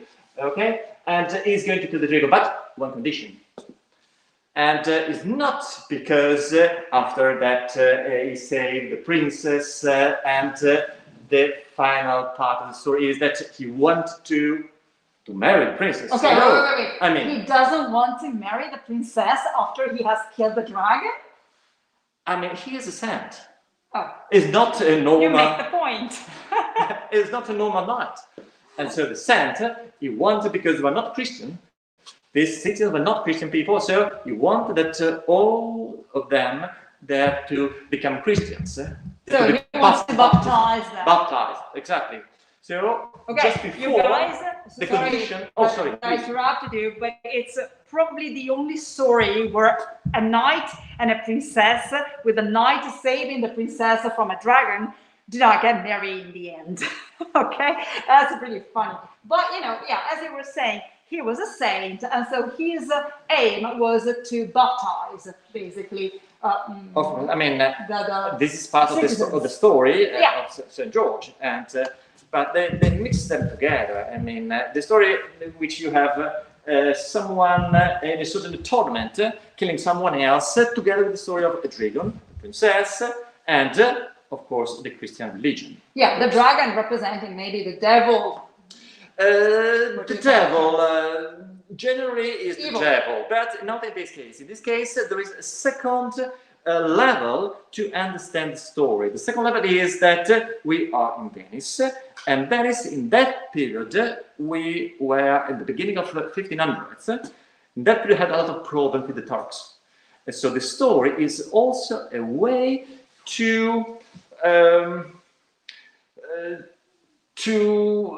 force the soldiers, the Venetian people, against the Turkish enemies, so the Turkish Empire. Okay, can I add just something? Yes, this is really true. Okay, the Turks back then were really a pain for the Venetian Republic, because they were actually haunting the Mediterranean, and for a population that was doomed to commerce, that was a big problem. But remember, as we were saying before, in Venice, the different communities coming from outside actually were respected, and so Turks were not chased around in Venice, although the dragon in here, as you were saying, Stefano, represents the Turkish Empire from some point of view. The Turkish community in Venice was respected. I mean, every community was respected. I mean, we are in a commercial country. We were in a commercial country. And in a commercial country, you need peace. You need also the social peace. So all the different communities, like of course the Dalmatians, but also the Greeks, the Albanians, and Turks, of course, were all respected. Of course, in some period we had problems, but not the merchants, never the merchants.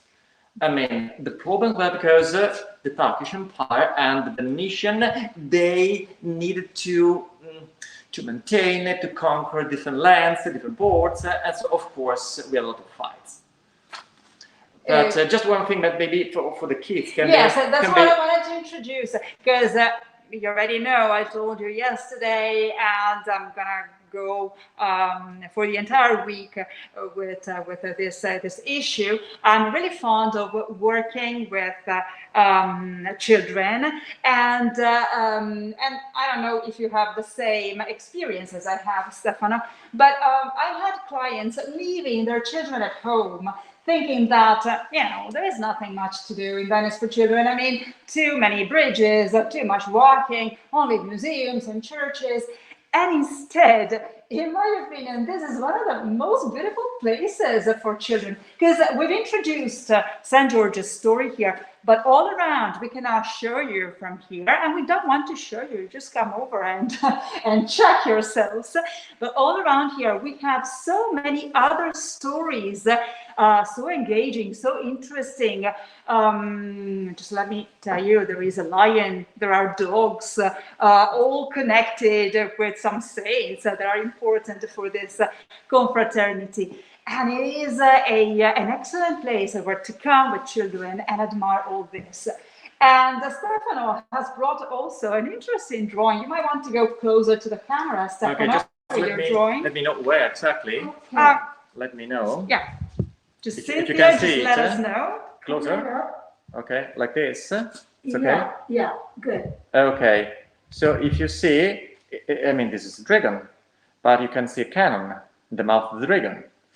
So this is not only a dragon, of course it's a fake dragon, but it was a way for the Turks, when they made a siege in a town that want to conquer, they had such sort of a machine that they sing dragon, and at the same time, the dragon was for the Venetian the symbol of the Turks.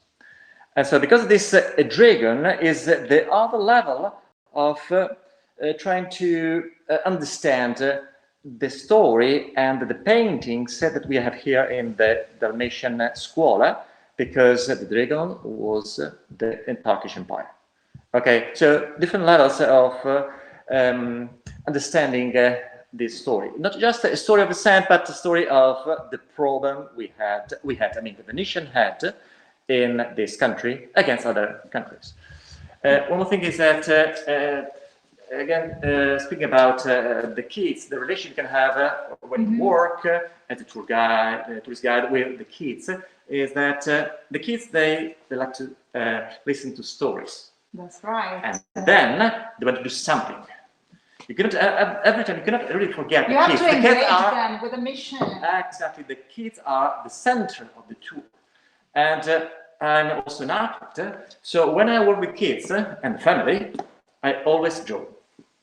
I always draw because the kids, I mean, if you draw, they like to draw, we can draw together. And so I speak for the family, I draw for the kids. So it's a different way to work, but it's really funny for them. And if you win with the kids, you win with the family. It is true. It is true. One interesting thing about the stories that we have in here, unfortunately, of course, we cannot really show these paintings perfectly, but especially in the first painting that we were looking at, the lower part is full of bones of, unfortunately, half bodies. Those were all those kids, those young ladies and young boys that were eaten. The remains of these of the dragon's food, unfortunately, which can be a little bit awkward from some point of view, but it's really interesting for children. And one other thing that I wanted to mention is that when you come with children to Venice or walking around, you find so many lions with wings, because of course the lions with wings are the symbols of the Venetian Republic. St. Mark's a symbol, and there are so many of them. But try to go for a dragon hunt. There are so many dragons in Venice, starting from this very spot. Do you agree that we have so many dragons? Of course, you need a very good tourist guide to find the dragons. That is so true. But I mean, the kids can help you. And so it can be interesting. But one more thing is that usually the history of art can be boring. But if you think that it's boring, you're lost. I mean, the art can be really, really funny sometimes. If you know what is underneath every single painting, you can really discover every time an interesting story, which is a story not only for adults but also for the kids. Sometimes it's a really funny story. So the story about the dragons and George, but even the story we can find sometimes in other paintings in this place. Can you just tell us a little bit? We won't move the cameras for obvious reasons, but we're facing from our position another interesting story, and it's about San Jerome. Can you just tell us 2 words about his story, although we're not not really the story, but some details. Details. I mean, in the first painting of the story, we have 3 paintings of this story. You can see a monk who has a fake leg. An artificial leg. Sounds incredible for the period, but he's running away because there is a lion with an artificial leg.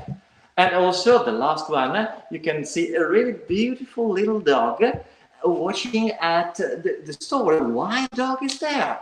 Why he's really almost the protagonist, because he's really in almost in the middle, in the center of the painting.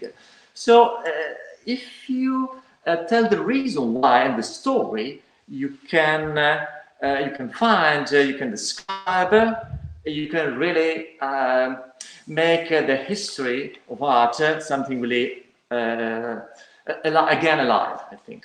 We have a question from the audience. Yeah. Yes, hi, thank you. Getting back to St. George, we understand that he is St. George of the Schiavoni.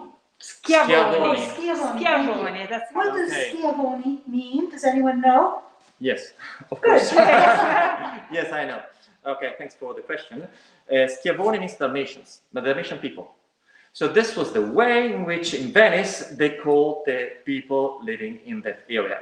The region that we now call Dalmatia, Schiavonia, but Schiavoni were those people who came from there. And they were the most loyal people, like soldiers. They were also sailormen, and they were the most loyal one to the Republic. So that when the Republic ended, because of Napoleon, you told it before, and they were the last who surrendered because of the French when they were here. The last. Surrender, yeah. And so this was really a relationship, very, very strong relationship between Venice and those population who live there. And this presence of the Schiavoni, of the Dalmatians, can be found not only in here, but also in another spot in Venice, right? Which is called the Riva.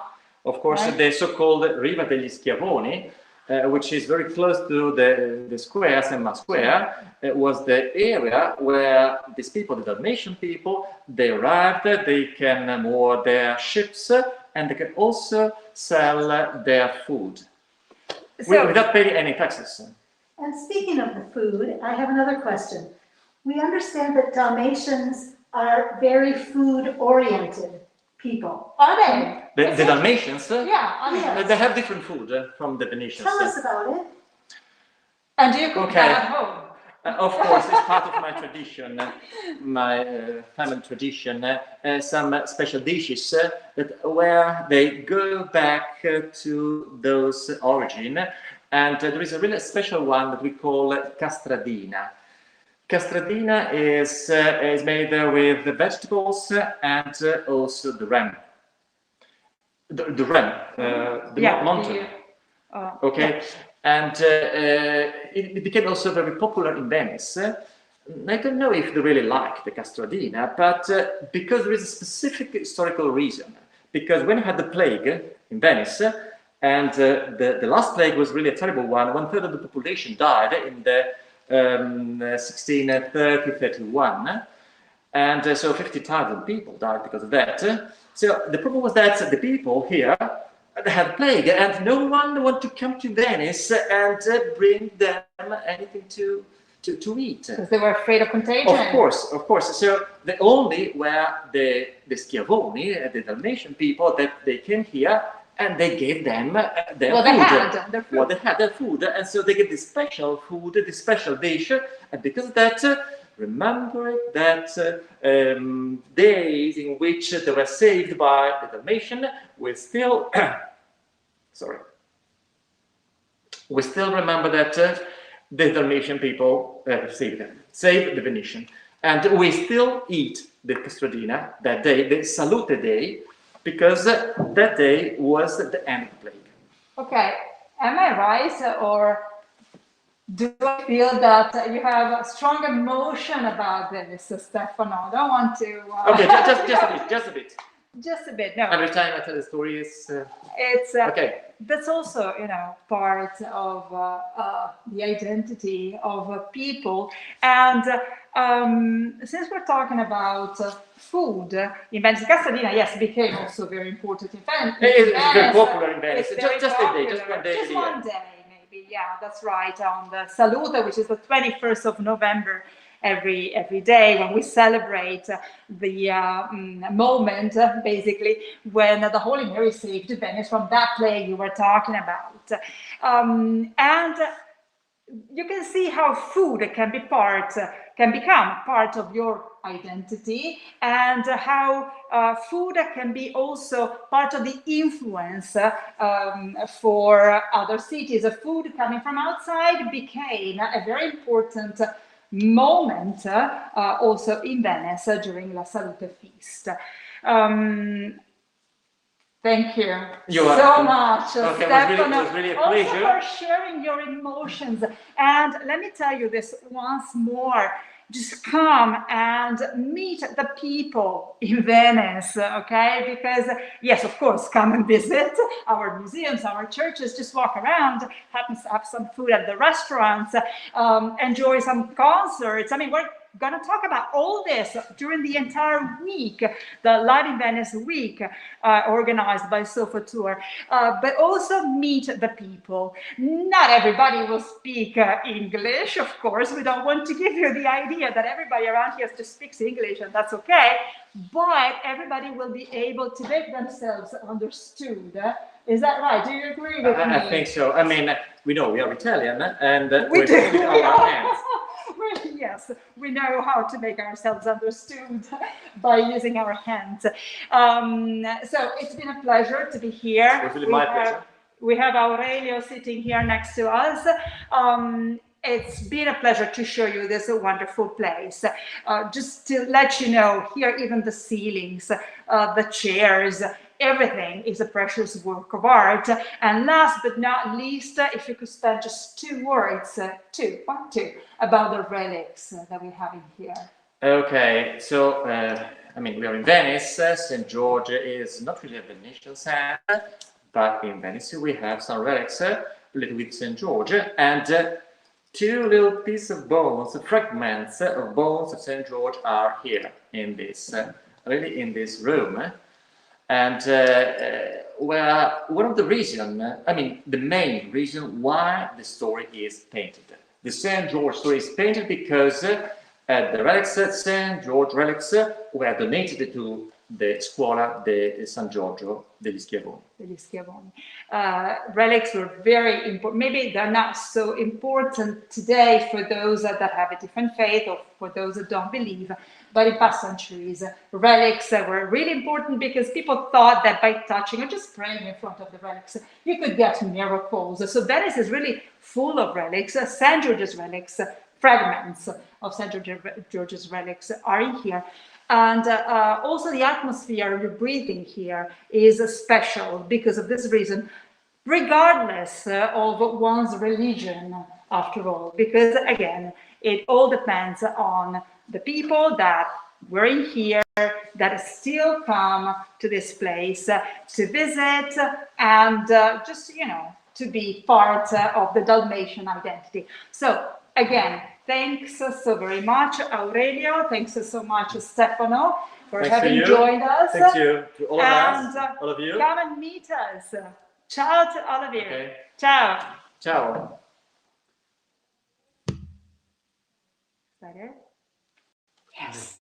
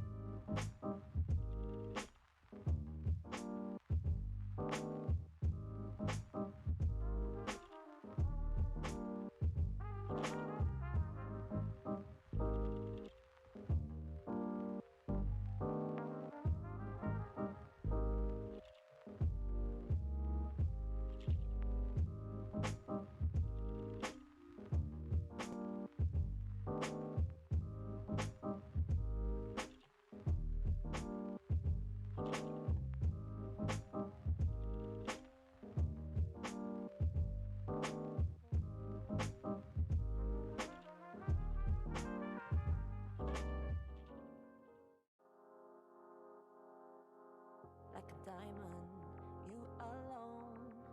You cut my heart like glass, just like that. Like a lion, uncontrolled.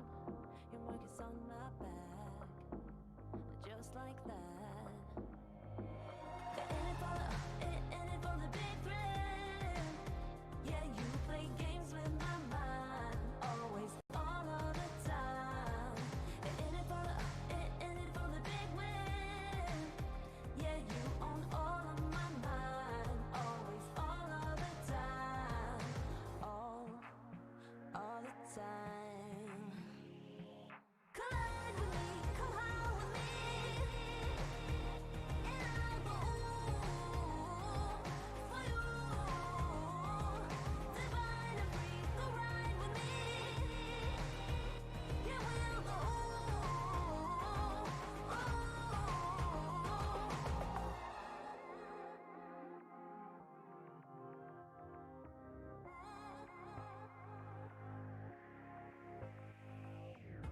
Let the fire in, lose control. Relax, burn out fast. We're hot like that. Like a diamond, you alone. You cut my heart like glass, just like that. Yeah, in it for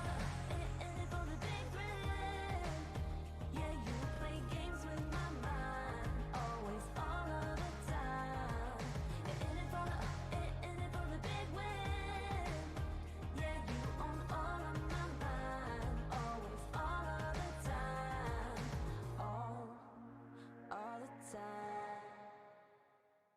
You know that I'ma keep it cool. With you I feel like breaking rules. On the edge, looking out with no parachute. You know I'm dreaming about us too. Playing around without a clue. On the edge, cleaning out. With us it's all or nothing. Ooh, but guess I need more of you. With us it's all or nothing. But guess I need more of you.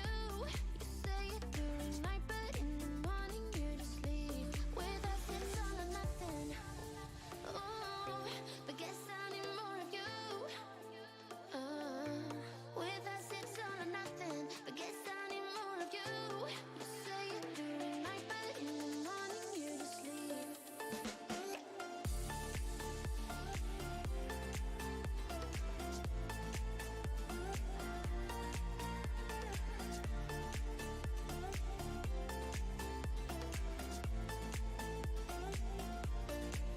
I had to convince my friends this time. Think you're toxic to my mind, but I know they don't know what you're all about. The way you hold my body tight, staying up talking through the night. Yeah, I know they just don't. With us it's all or nothing. Ooh, but guess I need more of you. With us it's all or nothing. But guess I need more of you. You say it during night, but in the morning you just leave. I need more of.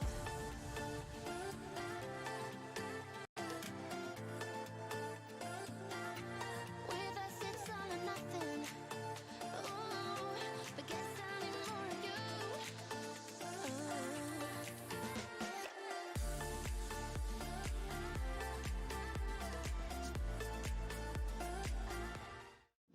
This is me, I'm so royal, and you all wanna be round.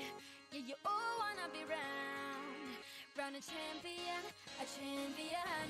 I got tons of soul on my true collective ball. Famous, oh so famous, number one, desirable. I do what I want, when I want, and how I want it. Leave you with the one, and yeah, that's how I roll. I got change to throw, I don't care about no gold. Better, so much better, flipping incredible. Always on the show, so they know that I still got it. And I never feel sorry, yeah, to fuck the world. This is me, I'm so royal, and you all wanna be round.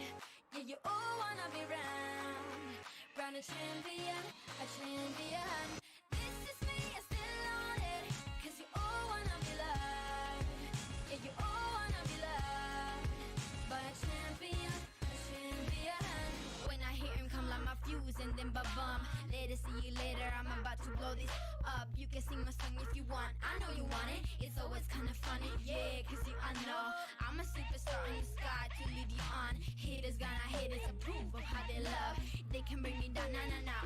They are jealous of me and my umbrella, yeah, they love me so. This is me, I'm so royal, and you all wanna be round. Yeah, yeah, you all wanna be round.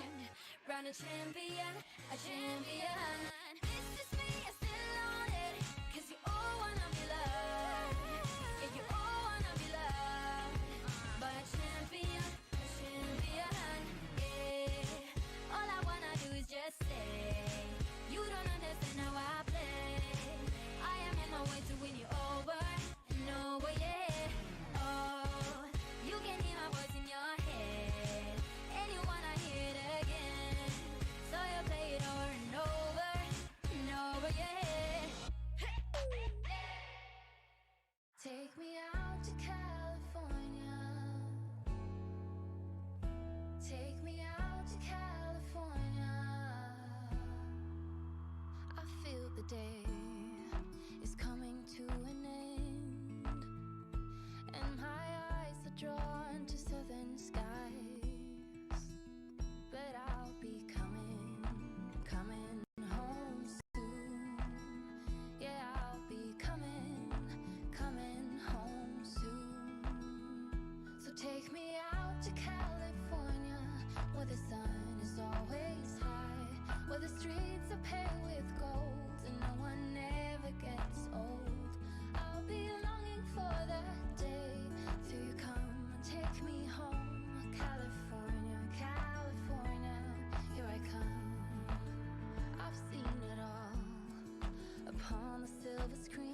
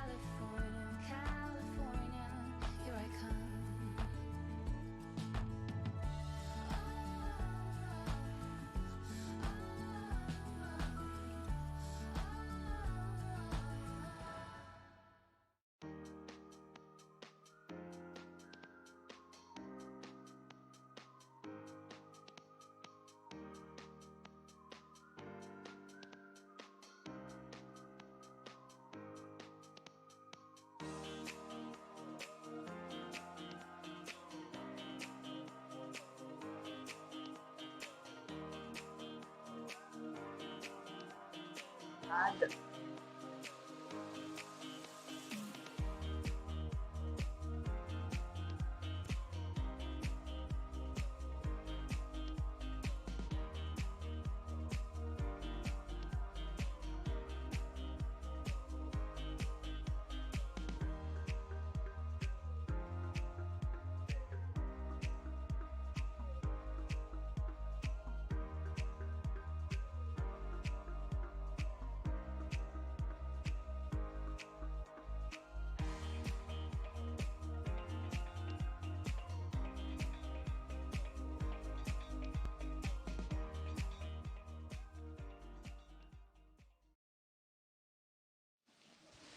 Hi everybody, back to Live-in-Venice week produced by SofaTour. My name is Daniela and I always repeat the same sentence. We are live, so every time we have some internet interruptions, do not worry, the whole video of the interview will be then available online afterwards on our website.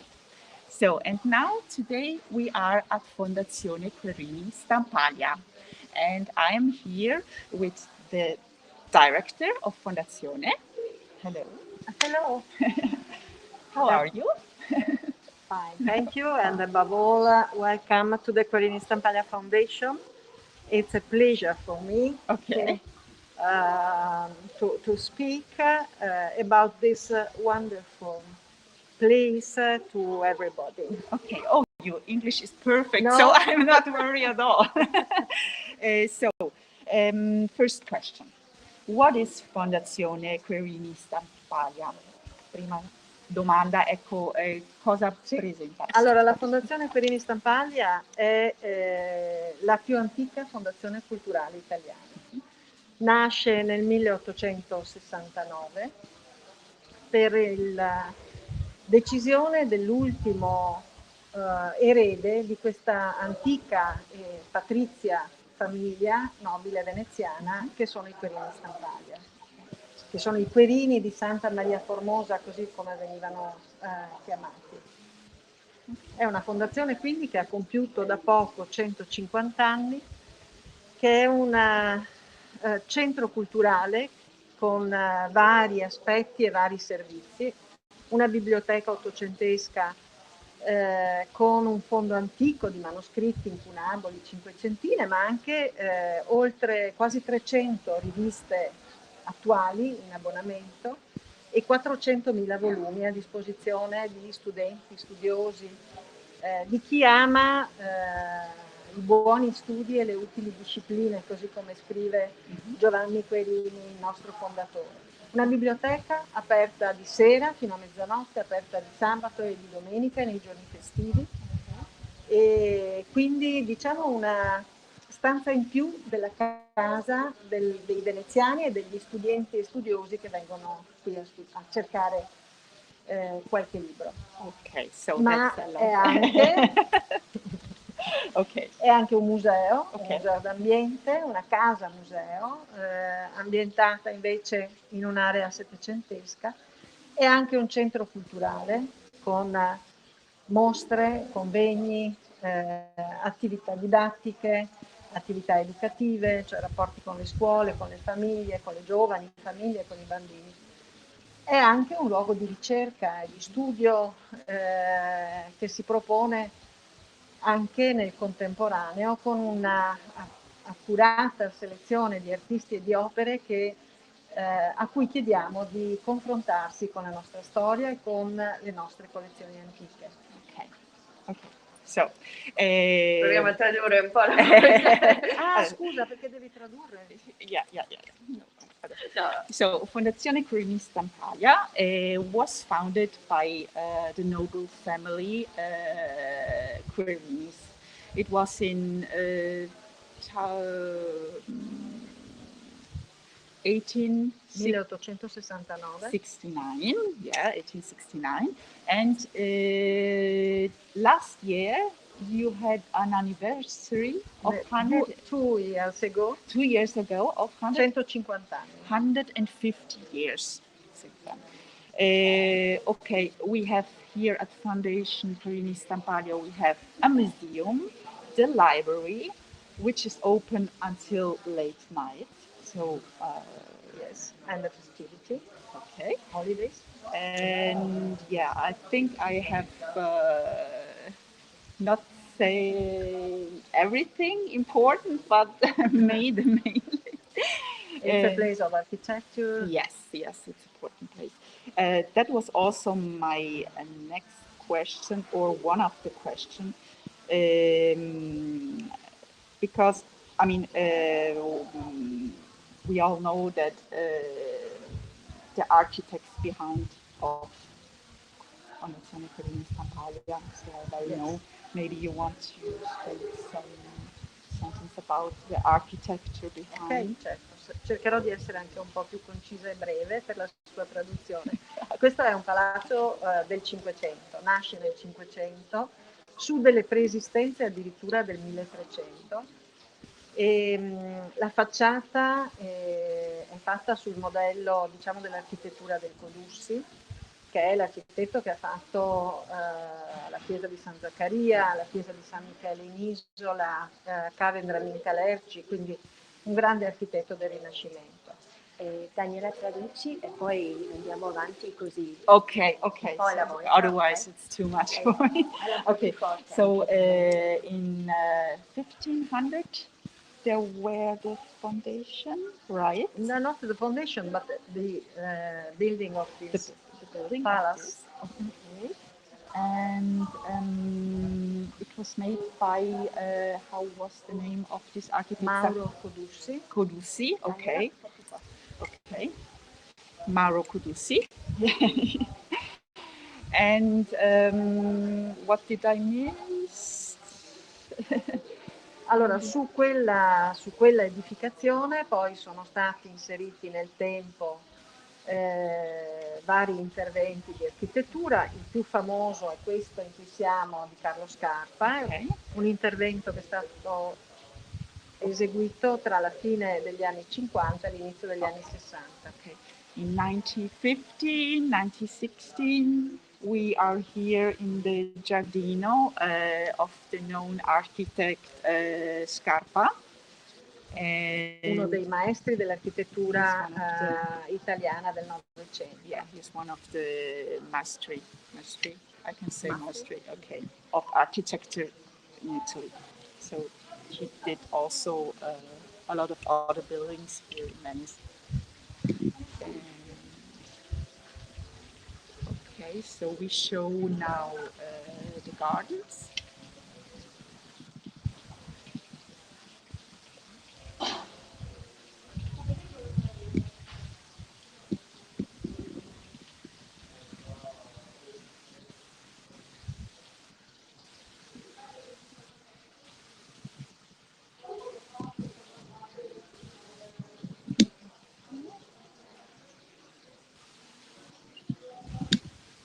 Okay, okay.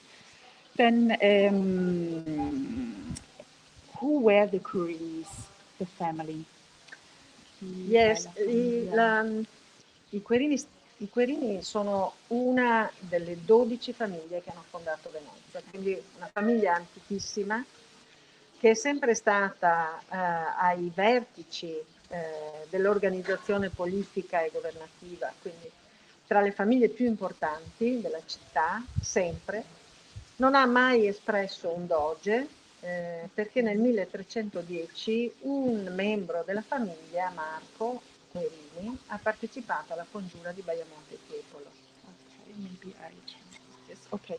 The Querinis are one of the most famous families of Venice, one of the 12 most famous families here in Venice. And they never had a doge. So, and therefore, so what did I mean? Sorry. No, yeah, 12 most influential families. Okay. And they were very into the political and organizational situation here in Venice. And why did they set up the why did they E perché hanno creato Querinis? Allora, l'ultimo erede di questa famiglia ha creato la fondazione era Giovanni Querini ha creato la fondazione 6 mesi prima di morire, scrive un testamento in cui dice che lascia tutti i suoi averi per chi ama i buoni studi e le utili discipline. Lui era un uomo infermo. Yes, yeah. Actually, the last of the Querinis, Giovanni Querini, was the founder of the foundation, and 6 months before he died, in his testament, is that the right word? Okay, he left all his money and all his goods, properties for this foundation to engage people to study the worthwhile, to help these people? Okay, thank you, Rebecca. Lovers of research and study. Yes. Okay. Okay.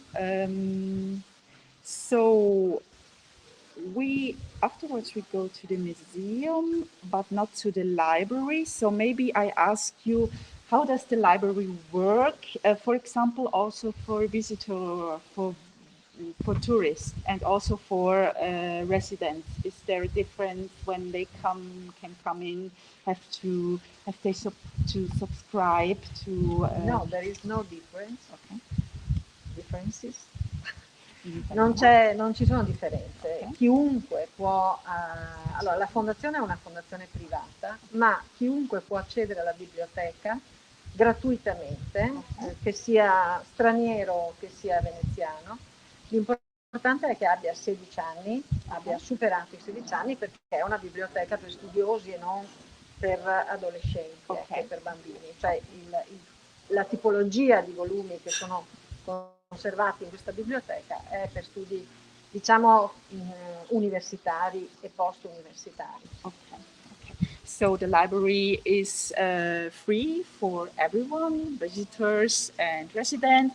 At least you have to have 16 years to access the library, and I mean, the volumes here are especially for studies, for graduated, post-graduation studies or university studies. So, but it's... What type of books and volumes and information can you find in the library? Allora, la nostra è una biblioteca generale, diciamo che ha dei settori specialistici sull'arte e l'architettura veneziana e veneta, e ha un fondo antico straordinario con manoscritti incunaboli, cinquecentine, incisioni. Ci sono alcuni pezzi, il nostro fondo antico è straordinariamente ricco e interessante. Okay. She says they have a real huge volume of very interesting books and also printings and etchings and manuscripts. What were the dates of the manuscripts? What are the oldest? Allora, partono da molto lontano. Abbiamo un capitolare nauticum che è datato tra il 1200 e il 1300. And it's a book from the 1300s in this library. Abbiamo un manoscritto di Pietro Bembo, del cardinale Pietro Bembo, Gli Asolani, che è del 1500, della fine del 400. Abbiamo per esempio un libro del Sarto che è del 500. Okay. So books from the 1500s. Okay. Script from Bembo. Okay. And from Del Sarto, giusto? Libro del Sarto. È un libro con tanti cartamodelli e modelli di abiti rinascimentali che noi chiamiamo Libro del Sarto perché probabilmente era il book con cui lui andava a vendere, no? Faceva scegliere i suoi modelli alle signore e ai signori. Sono anche modelli maschili. They are fashion designs or a book of patterns of prototypes of clothing designs that a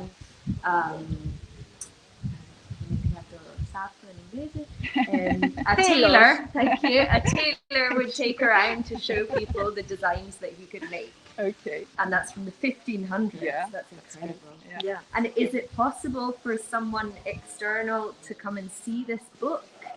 Do you have a digital version? Sì, se c'è un motivo di studio, ma noi è stato riprodotto, c'è un facsimile proprio per non usare l'originale, quindi proteggere e conservare l'originale, quindi c'è un facsimile che possiamo far vedere. Okay, so there is a facsimile that you can see of this book if you want to see it. Mentre l'originale è visibile a chi ha dei motivi di studio particolari. And these kind of books are available for people who are studying, who are researching. For the research. Okay. Should we go to the museum now, or do you have? There are coming in some questions at the moment, so I think Okay. Why don't you explain? So now we will going upstairs to the museum. Okay.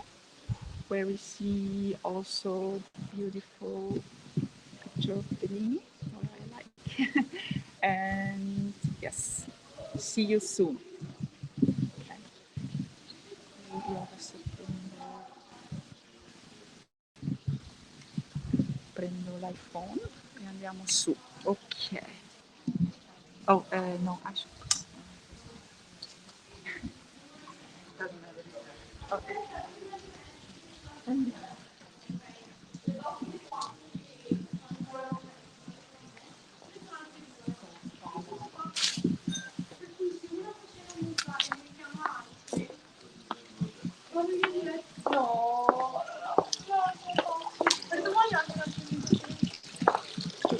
Grazie.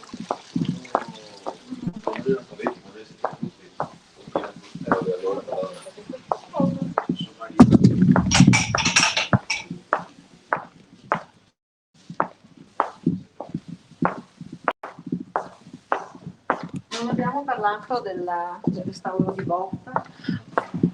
Adesso ci vuole proprio tempo con le traduzioni. No, nessun problema, nel senso proviamo adesso a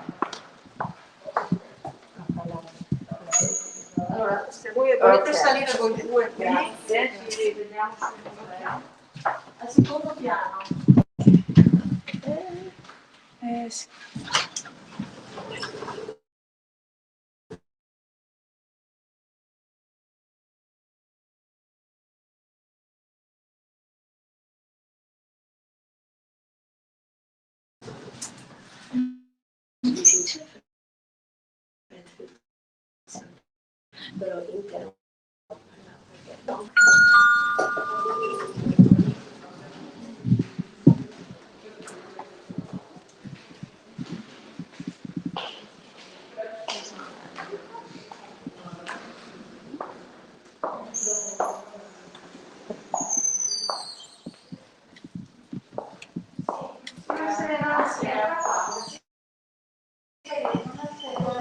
stava avvisando del vostro arrivo, eccoli qua.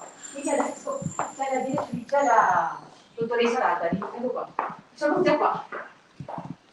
Sì, sono tre.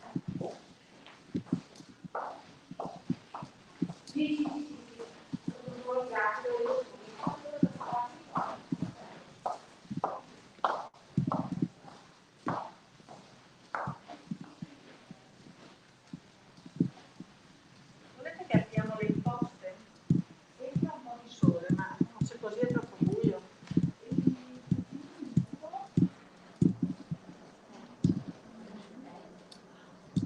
Luce, no, va benissimo. Sì, va bene. Allora,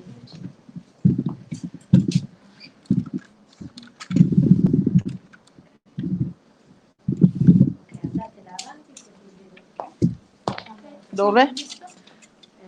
Qua, dove lo vuole? Un pochettino più Si vede, Sì, sì, più si vede. Si vede? Perfetto. Ok, Daniela un pochettino. Ok. Ok, ci siamo. Ok. Si vede l'ombra sul... No. Sì, sì. non si vede. O ti sposti un passo più indietro. Ok. Se non riesce da qua. Però così adesso sulla cornice. Okay. Are we still live? Yes. Okay. Okay. So now we changed location, and we are now here in the museum. And actually, can you tell us where we are here now? La chiamiamo camera da letto. Okay. It was the bedroom. Okay. Was it the bedroom of the Quirinis or one of the Quirinis? Sì, gli arredi di questa stanza appartenevano ad Andrea Quirini, uno dei personaggi più importanti della famiglia, Okay. amico di Carlo Goldoni e di Pietro Longhi. Okay. It was the bedroom of Andrea Quirini, who was also a friend of Carlo Goldoni and of Pietro Longhi. Pietro Longhi.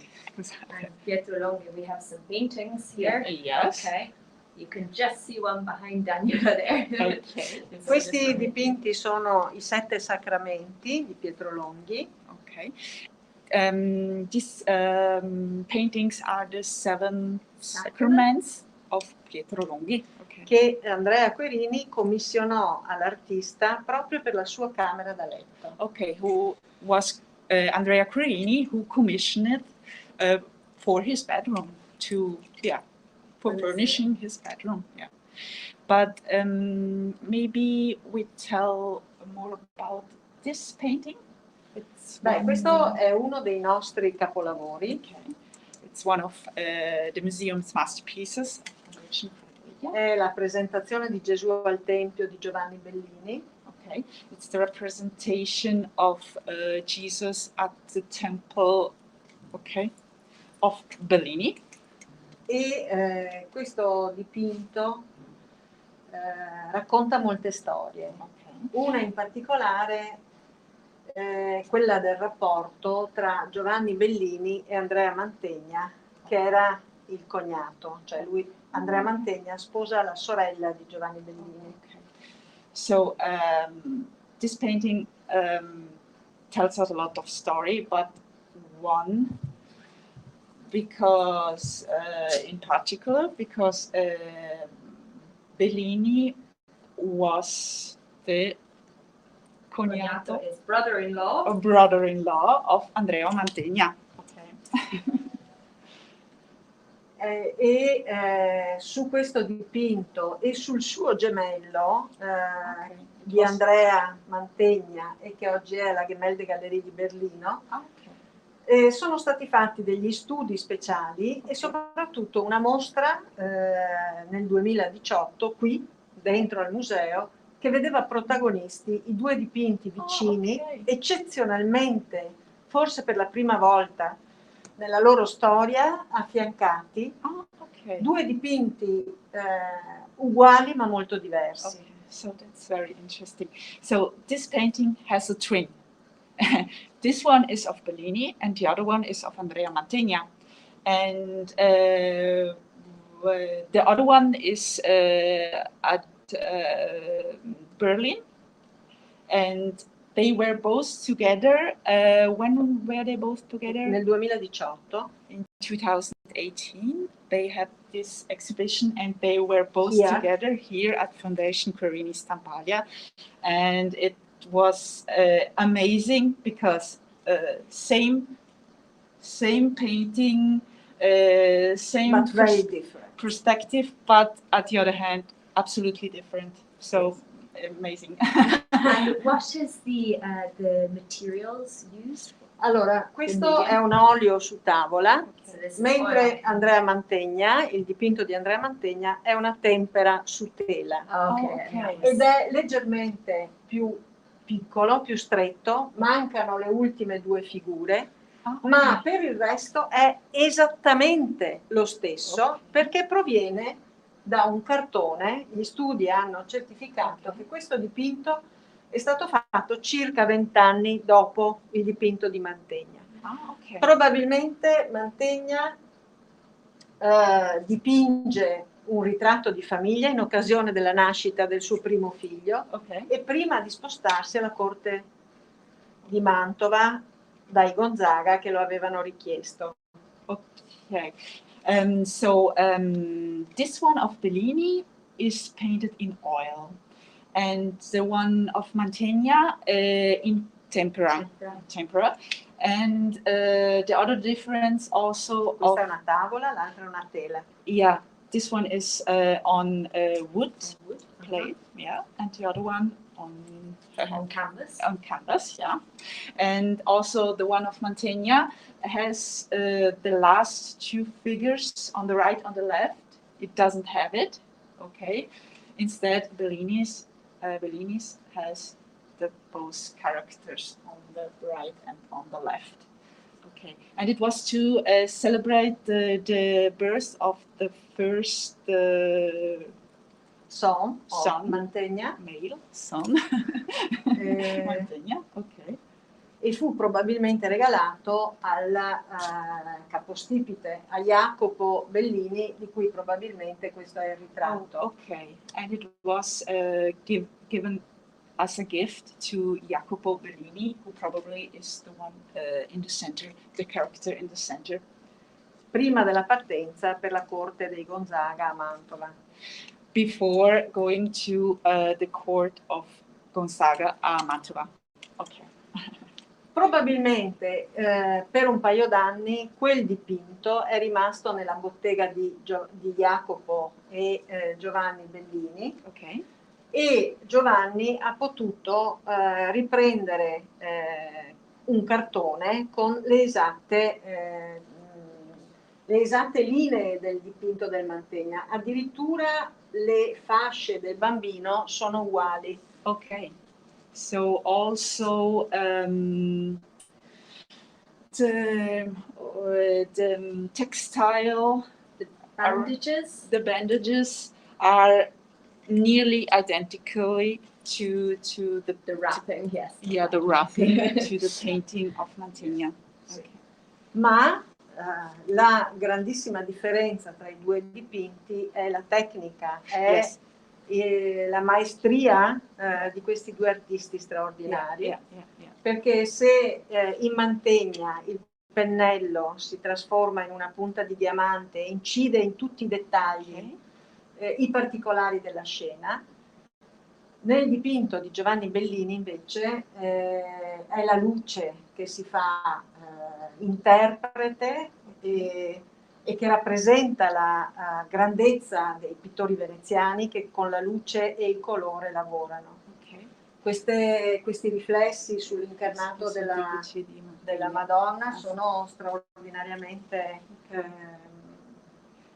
Also the difference of the both twin paintings, as we said, are Mantegna used his pencil like a needle of diamonds. Okay, so he nearly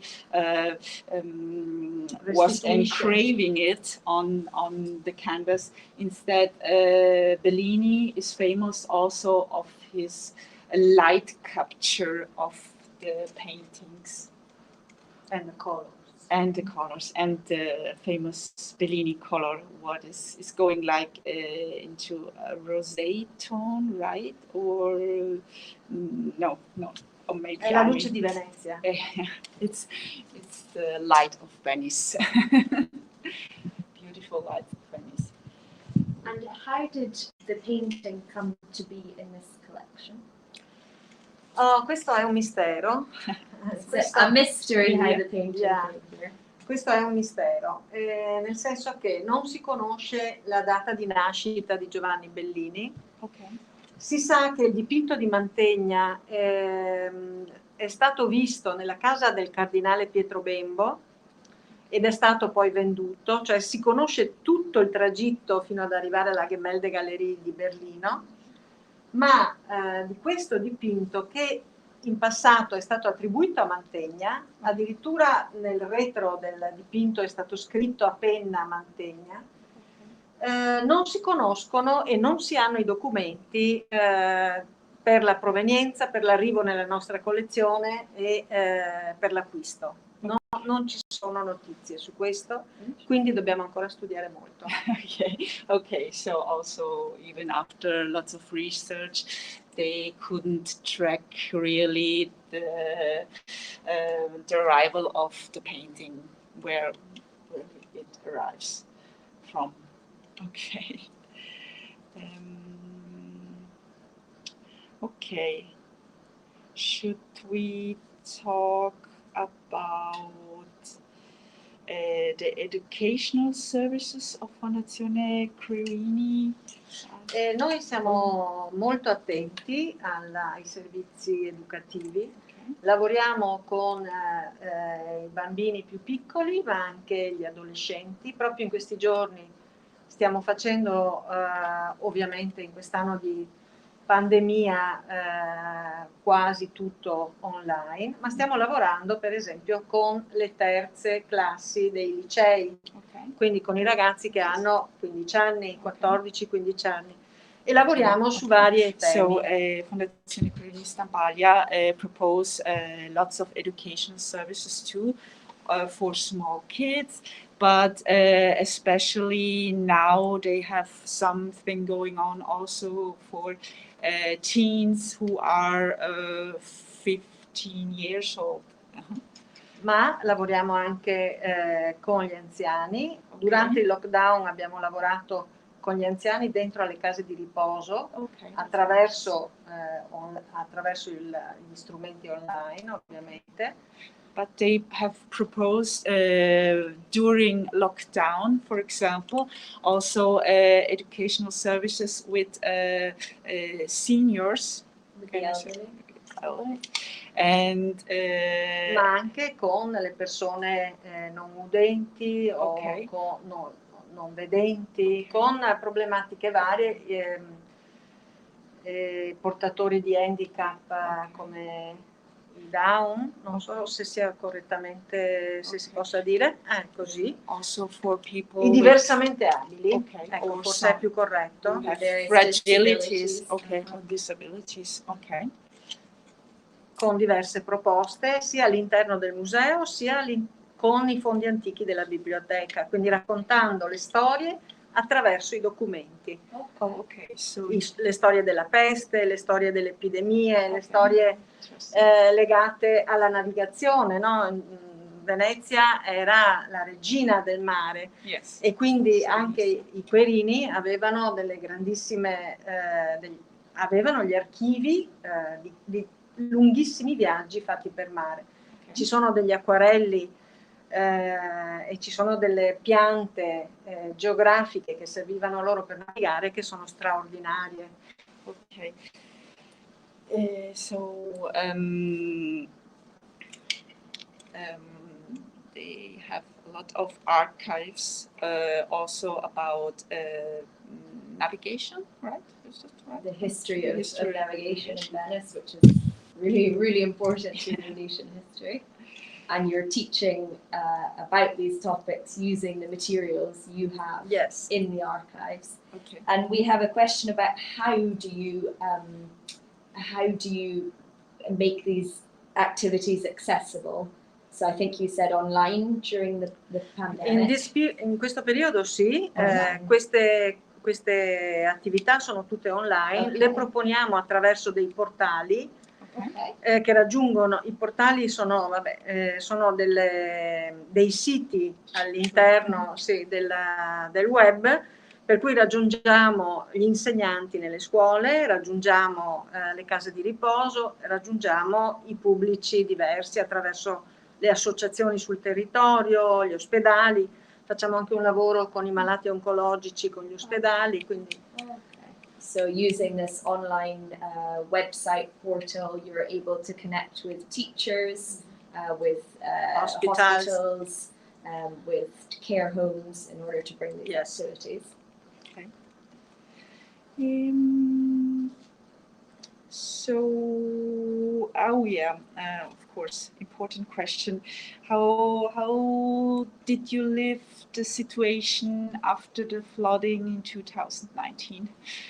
Come ha vissuto? Allora sì, ho capito, è stato terribile. It was terrible for veramente terribile. Allora noi immediatamente il giorno dopo abbiamo avuto un grandissimo segno di solidarietà e di amore per questo posto, perché oltre 400 ragazzi, adulti, professionisti, sono venuti a darci una mano dopo l'acqua alta, a darci una mano ad asciugare i libri, a rimettere i libri al loro posto, insomma erano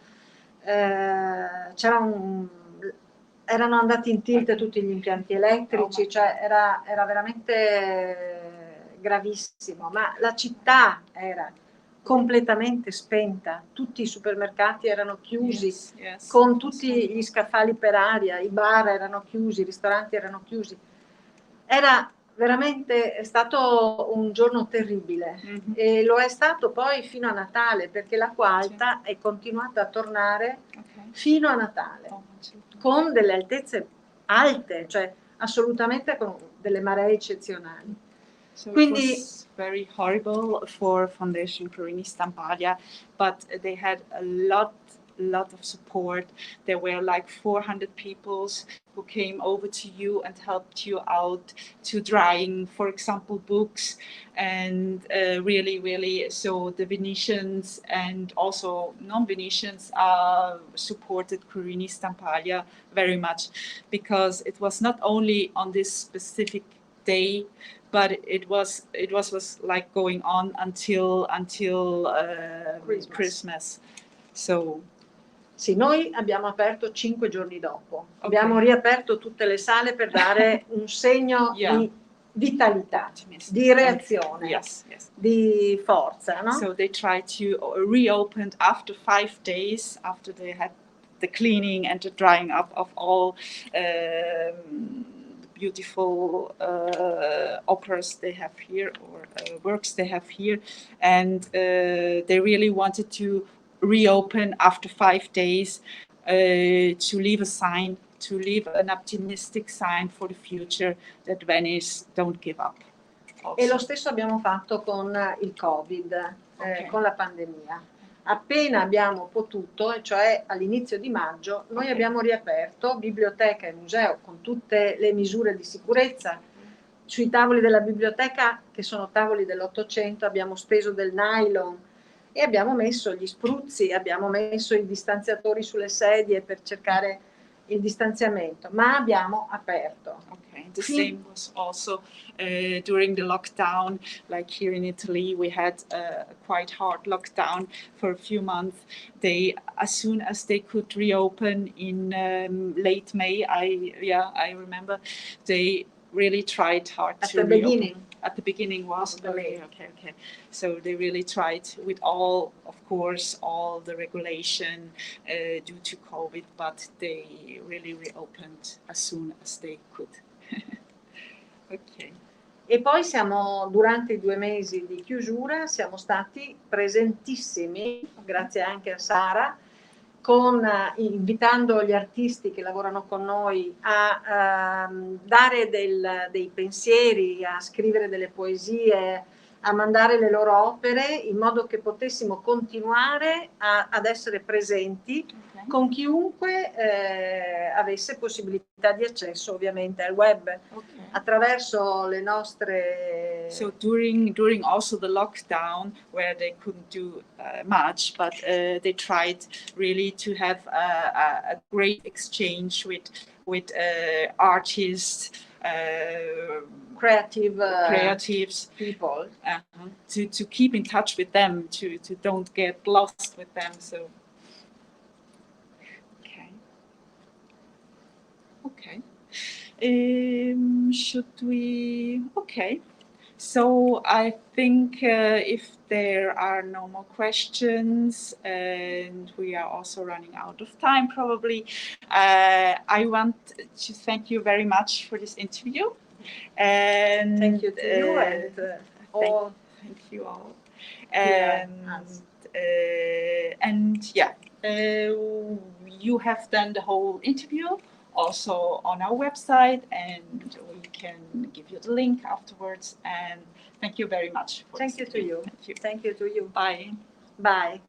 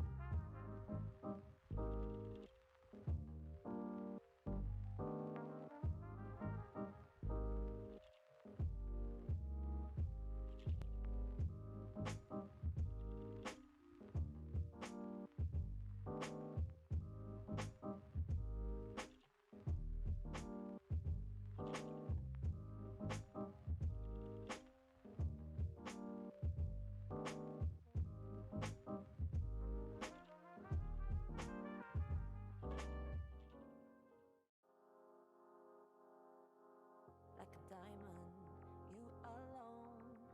You cut my heart like glass, just like that. Like a lion, uncontrolled. Your mark is on my back, just like that. In it for the big thrill.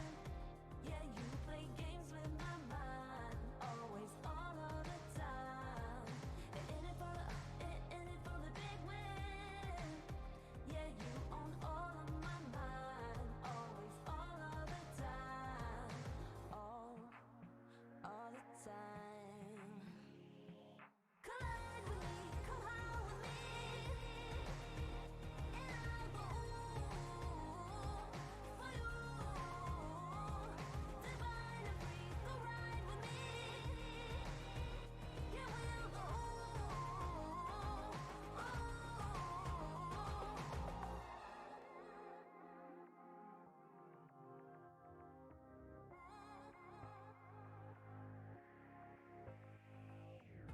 Let the fire in, lose control. We like to burn out fast. We're hot like that. Like a diamond, you alone. You cut my heart like that, just like that. Yeah, in it for the big thrill. Yeah, you play games with my mind, always, all of the time. In it for the big win. Yeah, you own all of my mind, always, all of the time. All the time. You know that I'ma keep it cool. With you I feel like breaking rules. On the edge, looking out with no parachute. You know I'm dreaming about us two, playing around without a clue. On the edge, leaning out. With us it's all or nothing. Ooh, but guess I need more of you. With us it's all or nothing, but guess I need more of you. You say it during night, but in the morning you're asleep. With us it's all or nothing. Ooh, but guess I need more of you. With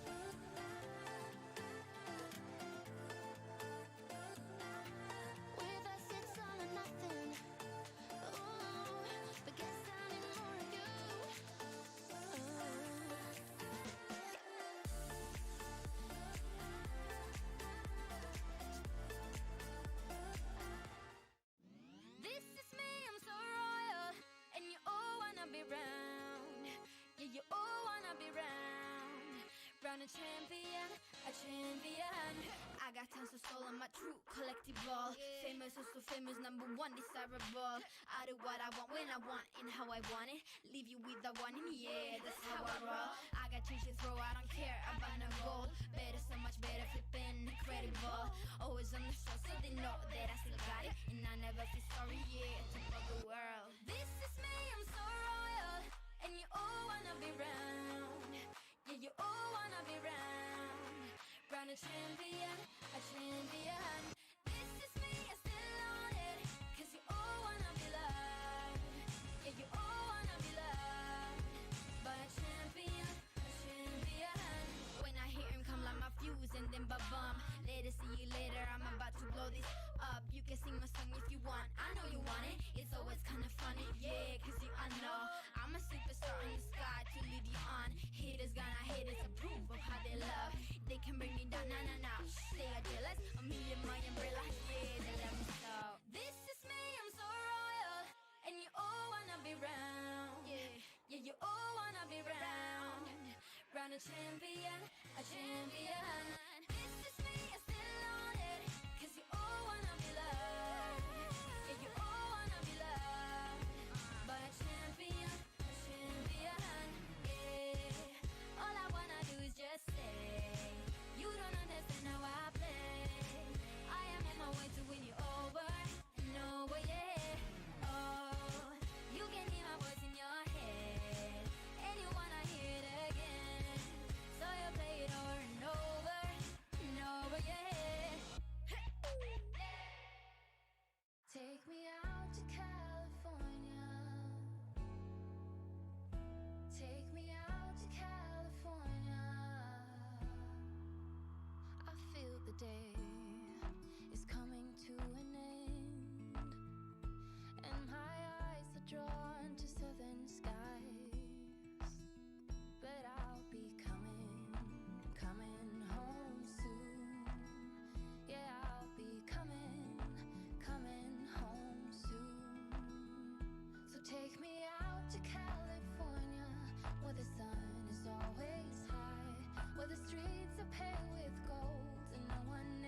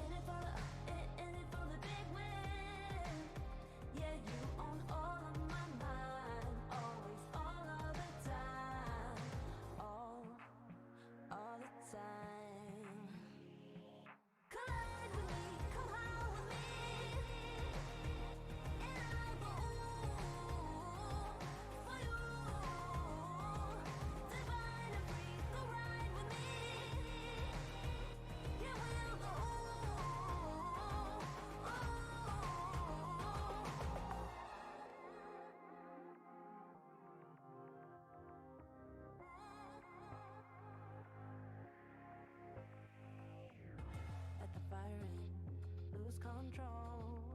We like to burn out fast. We're hot like that. Like a diamond, you alone. You cut my heart like that. Just like that. Yeah, in it for the big thrill.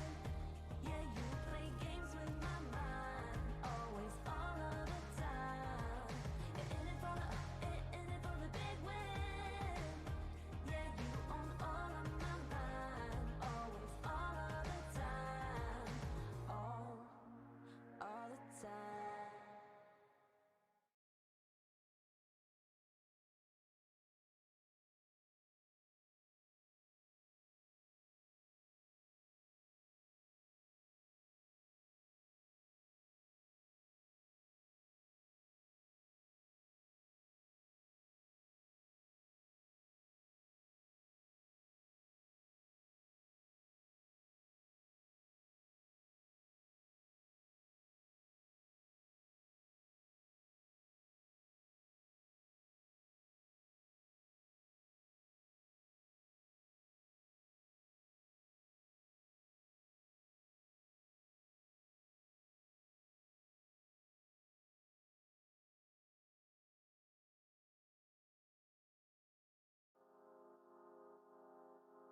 Like a diamond, you alone.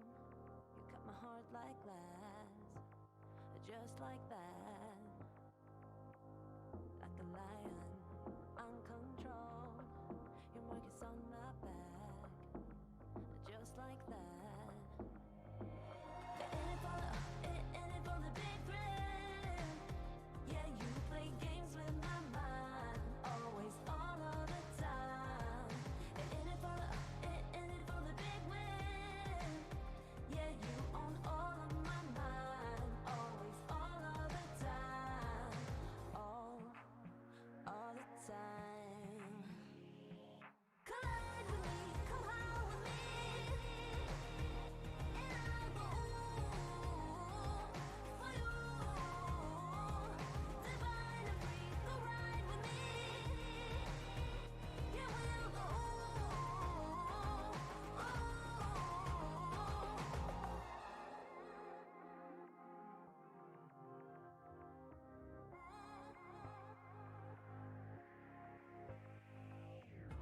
Let the fire in, lose control. We like to burn out fast. We're hot like that. Like a diamond, you alone. You cut my heart like that. Just like that. Yeah, in it for the big thrill. Yeah, you play games with my mind. Always, all of the time. Yeah, in it for the big win. Yeah, you own all of my mind. Always, all of the time. All the time. You know that I'ma keep it cool. With you I feel like breaking rules. On the edge, looking out with no parachute. You know I'm dreaming about us two, playing around without a clue. On the edge, leaning out. With us it's all or nothing. Ooh, but guess I need more of you. With us it's all or nothing, but guess I need more of you. You say it during night, but in the morning you just leave. With us it's all or nothing. Ooh, but guess I need more of you. With us it's all or nothing, but guess I need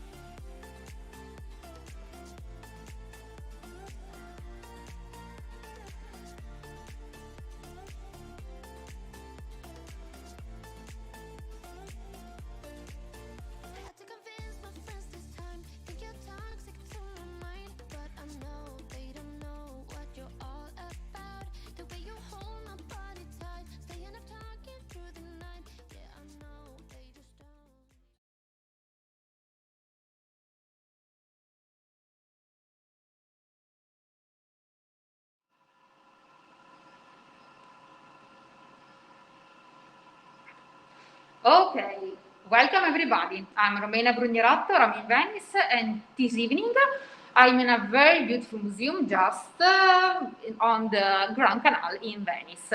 Actually, I'm at Galleria Giorgio Franchetti alla Cadoro, so Cadoro, probably you remember that name. And we are here for this Live in Venice by SofaTour. I'm here with Elisabetta Pasqualini. Pasqualini, okay, that is the person in charge of the educational department in the museum. So we will talk a little bit about this part regarding the children. So, Elisabetta, would you like to introduce yourself, your study, and what you do in the museum? Well, I'm the head of the department, didactic department. Of the museum and coordinator of the museums of the Direzione Regionale del Veneto on all the Regione Veneto, the Latin Veneto. We have a lot of museums. In Venice we have a museum of Oriental art. Very nice. We have Palazzo Grimani, we have the Archaeological Museum in Piazza San Marco, and then in Veneto we have Villa Pisani a Stra, a collezione Salce in Treviso, and many archaeological museums in many places in all the Veneto. And here we are in this jewel, it is Cadoro, Galleria Franchetti alla Cadoro. And it's a very nice and very beautiful museum. It is. And there is a lot of things to see and to do. Okay, so after we will see something together with Elisabetta. So you work in the educational department in the museum. So what do you think? There are a lot of children with families or with school coming in Venice for visiting and for a first view of the city. What is your experience in this? We work almost with classrooms and Okay. with students and with teachers. With the children from 6 to 13 more or less. Okay. So from the primary to the secondary first. And we work always with an association, Didatticando, that organize with us some workshop. Very interesting, very beautiful, very particular. And I see that children are always very happy, they enjoy them very much. And sometimes we work also with the families, and so with families and children, or with children of different ages. And it's always very funny, very enjoyable. Yeah, because I think it's important to think about different activities connected with the different ages. No? Something for a children of 6 years not could be for a children at 11 or 10. No? Yes, yeah, it's very different. Absolutely. I know that you have a lot of experience about this argument, because also you wrote a book about Venice and the children. Yes. Yes. What was your experience? You enjoyed writing this book? Oh, I enjoyed it very, very much. It was very, very. I did it with satisfaction, because I looked at Venice with different eyes, and so I discovered a lot of things, of curiosities, of places, of tours. So this is a book. That is a book for children that so they could join their parents in visiting Venice.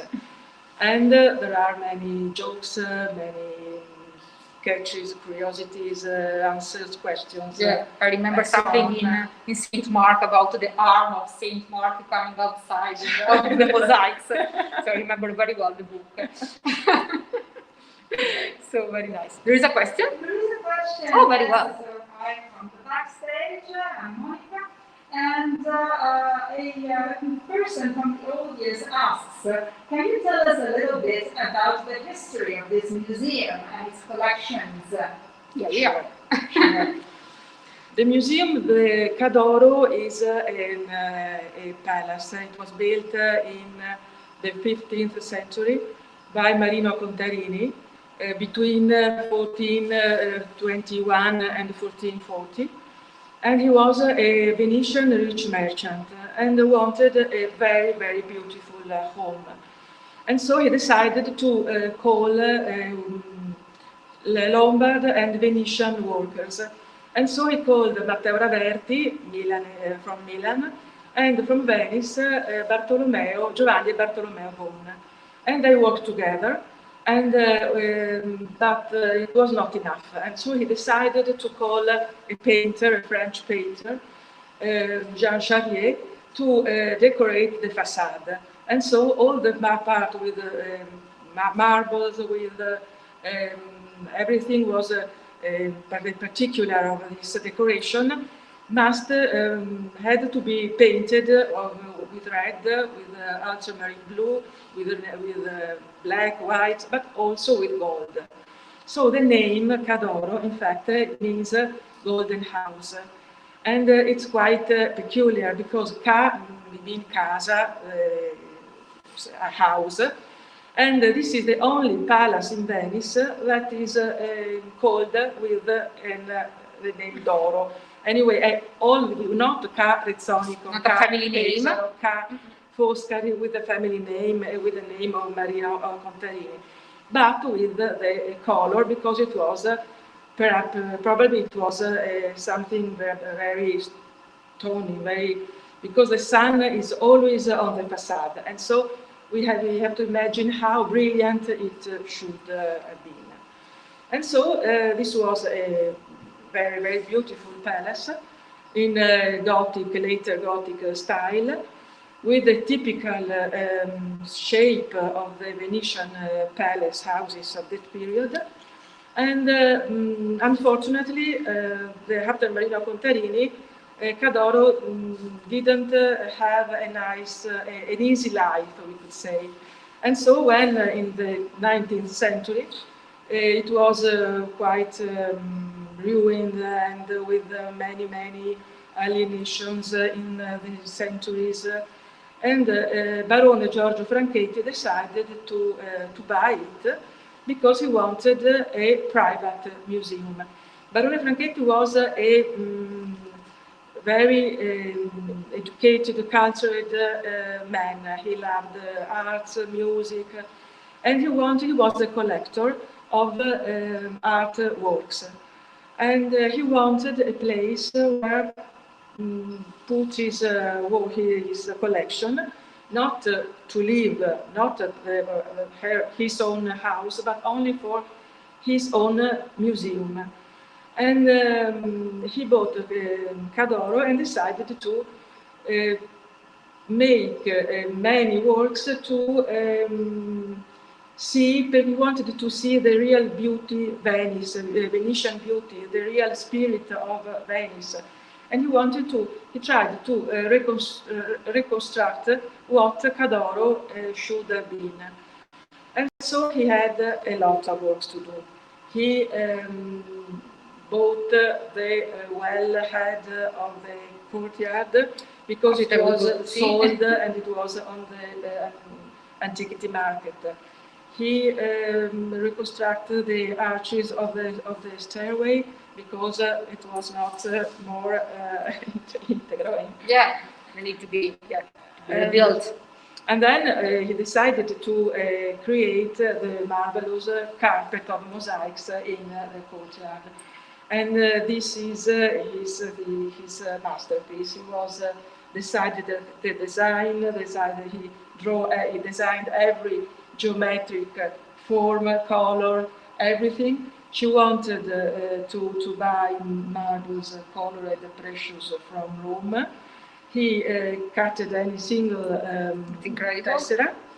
And then he was, when people passed, he saw Barone Franchetti bent on his knees that was putting every little piece of mosaic near the other and matching everything. And with the pieces of paperboard under the knees, and he was on the floor. And, that's an incredible story. So the collection of Barone Franchetti is a perfect match with the palace. Now it seems that it's born on the palace, but it's not like this. He decided to reconstruct, rebuild it. to reconstruct the palace. Okay. There is any question? We'll go ahead. Yes, there is another question. Okay. Because you were mentioning before children and what they can do in Venice. So the question is, what do you do for children at Cadoro? At Cadoro we organize some workshops, and the workshops are different themes and subjects, and we can work, for instance, with mosaics, and so with geometric figures, with colors, and then we can we let the children create their own mandala with pieces of stone, colored stone, or with beans, or whatever they have. They can or paper, colored paper, or they can play with also the transparent sheet of plastic sheet, and so they can color them over the mosaic, and then cut them and create their particular masterpiece. Or we can we organize also workshops on portraits, and the name is Ritrattiamo, that means let's portrait, more or less. And when children, we let them we show them some portraits with and make them observe the expression, the posture, the hair, eyes, dresses, particular, and then we ask them to create their own portrait, or of their friend, or their parents, or interesting. And if they are a little older, we can try to compare with selfies. So try to compare with selfies, and so we can try to underline. Let them think. What a portrait means, and what can we understand from a portrait, from the expression of the face, for instance. Or we can do something. We have something about the treasure hunt, or better, lion hunt, because in this museum there are a lot of lions. And then we have to, the children have to find them, to add with a map, and then they have to find, because in the picture, in the balcony, on the ground floor, on the steps, on the stairs, inside and outside, on the facade, everywhere, a lot of lions. Or we can do something about animals, because there are some pictures full of animals.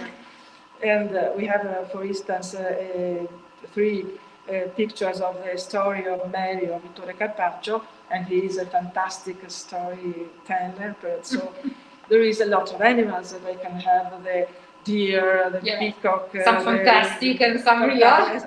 And they can play with these animals and create their own monster and decide the story for it, and so on. A lot of things. Okay, thank you so much.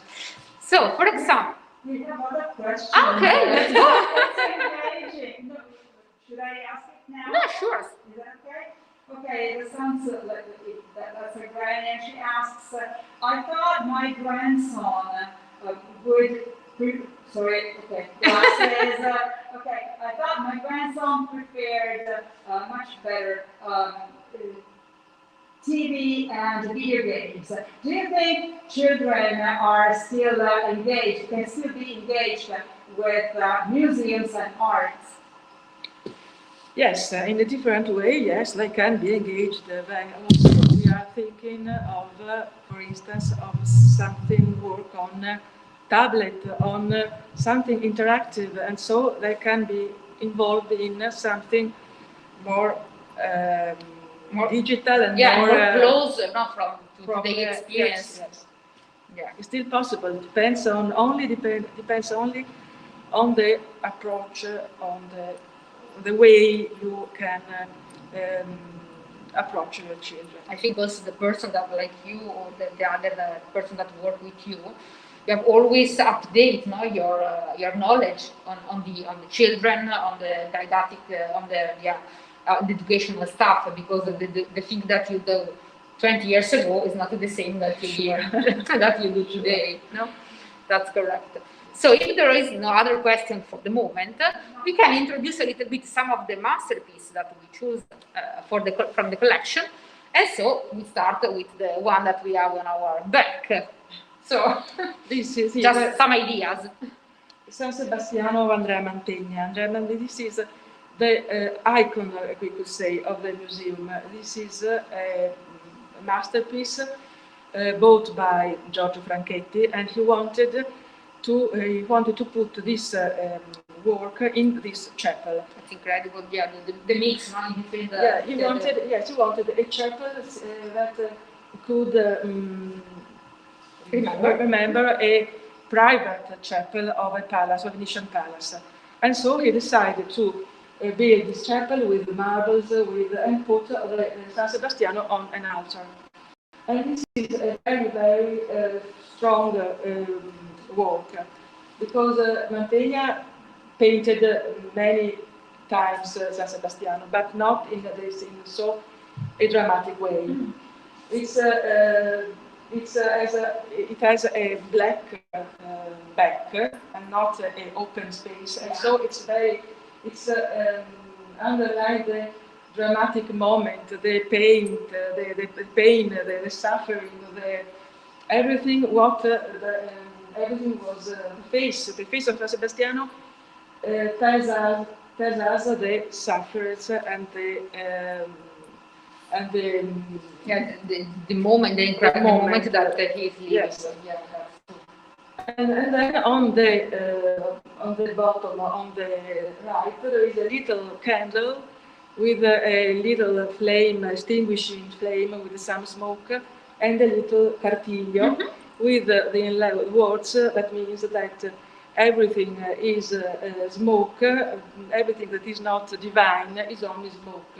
Okay. And it means that it underlines the fragility of human life and human nature. So it's very, very dramatic. It's a very dramatic work, and very intense, very strong. Yes. We know where it was before. The Franchetti brought it. It was he brought it in from an antiquarian in the Treviso province of Treviso. Okay. So probably for a church or for a private collector, we don't know. With it was in private collection.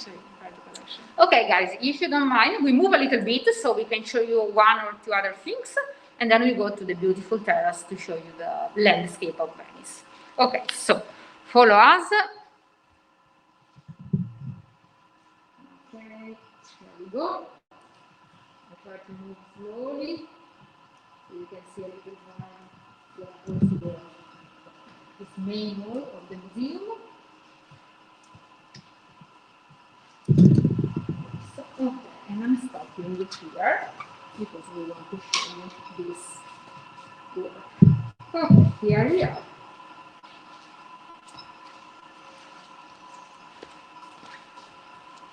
Okay, Elizabeth, where are we? We are in front of a double portrait of Tullio Lombardo. This is one of the most beautiful double portraits of the 14th, 15th century Italian sculpture. And its origin is the Roman sculpture, the funerary monuments. Okay. And but here Tullio Lombardo makes a masterpiece with two persons when we don't know if they are portraits or allegories. Okay.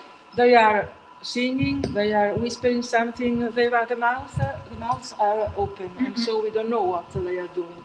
But everything is very, very perfect, very curated, very. It's a very from the hair. From the hair, incredible how they are.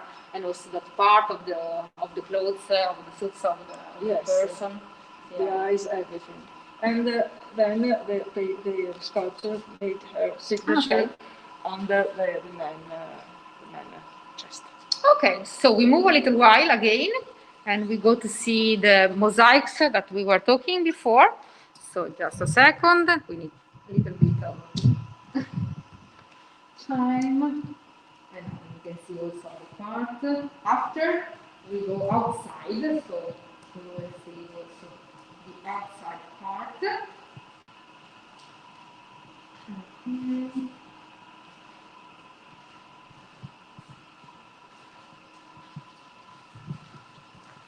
Oh, thank you. So the museum is closed at the moment, but we are happy to have this private view of the museum. So okay, here we are outside, and I will try to. Okay, so you see over there, these are the mosaics. Now, Elisabetta, we were talking about. Yes, these are the mosaics of Barone Franchetti. He decided to design, to put everything, every pieces near the other. And this is also the beautiful courtyard of the palace, because really in the external part is the real, very Venetian palace of the 15th century. A Gothic palace with a court, with the well-head, with the stairway to the first floor, the important, the noble, the family floor. And on the ground floor there was the magazine. On the mezzanine there was the offices, and here in the first floor where we are now, there was the house, the home of the Contarini. And this is the ancient part of the houses with the wall with the decoration on the top, the big beautiful door, and the coat of arms on the top of the door. And these are all things that Contarini wanted to put again where they were in the origin. And so. Okay. So let's move again, and now we go outside.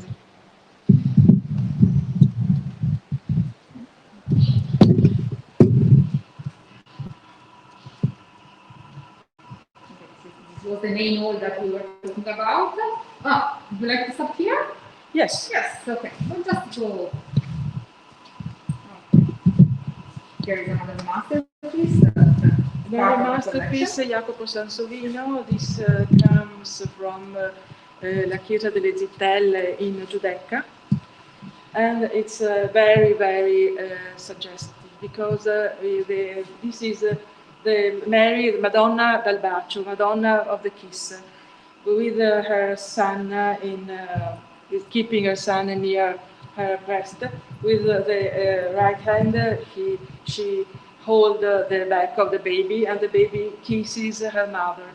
And but the dramatic thing is that on the left arm, Madonna is taking the book away, is trying to take away what she knows will be the end of the son. The history of yes, the already written history of what will be the fate of it. And so it's very intensive, very sweet, very human, but also very dramatic. Okay, thank you. We move a little bit and we go outside.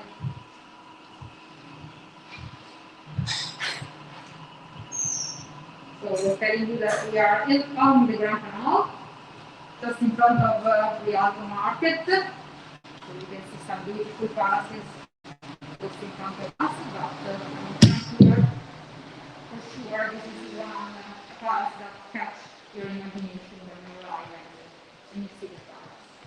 Okay, but we cannot show you the palace from the front, but we have something to show you.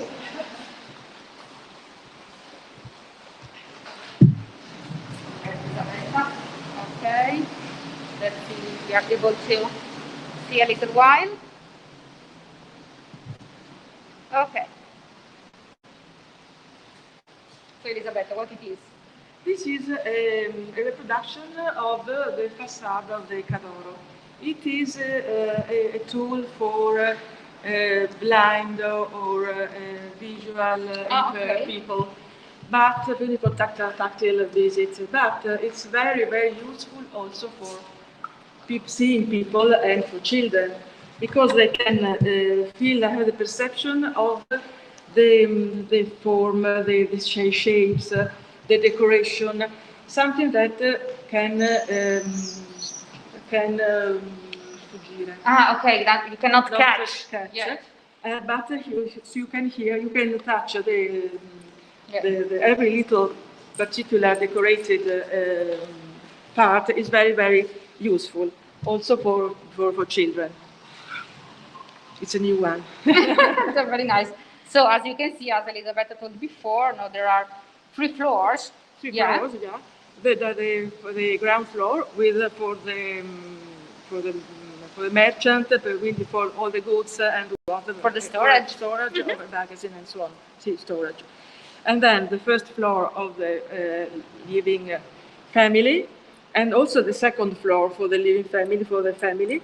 These are the mezzanine with the offices at the half between the two floors, and then its peculiarity is that is asymmetric. The facade is asymmetric, as you can see, and this part is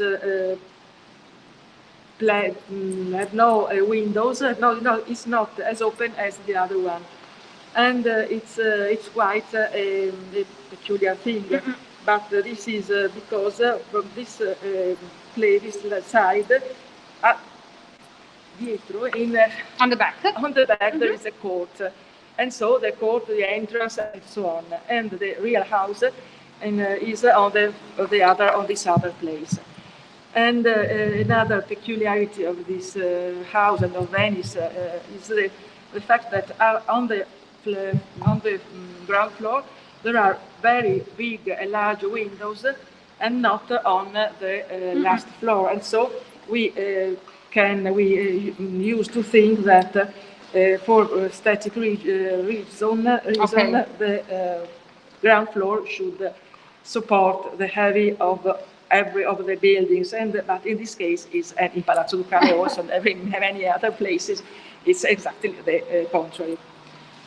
And what else? It's interesting to notice that the middle of the facade is signed by this pinnacoli, pinnacoli that are in the middle of the facade, and so this is right, and the other part is don't matter what they. So remember, guys, that when for the Venetian, the most important facade was the one on the Grand Canal, in this case. So the people, they arrive with their boats over there, they go inside of the house, yes, on this part of the water, yes. And when there is the high tide, sometimes we go under the water. Not only with the big high tide, but the well head was almost under the water. It was terrible. Terrible. Okay. Yes, we have a question. There is a question. Out of your experience, do you think children understand that this was actually a house where a very wealthy family lived? Yes, children can understand it almost from the structure of the house, not from the inside part, because inside has the inside part has had a lot of works and during the year, you mean? Okay. And so, but in the structure of the house is a real house. You can see the stairway, the court, the water. If you ask a child how could Venetian people drink water? Yeah. Where was the drinkable water? Drinkable water. Remember that water is salty over there. Okay. For instance, and something like curiosity that make children understand better. Yes. Okay. This is the beautiful of the to be live.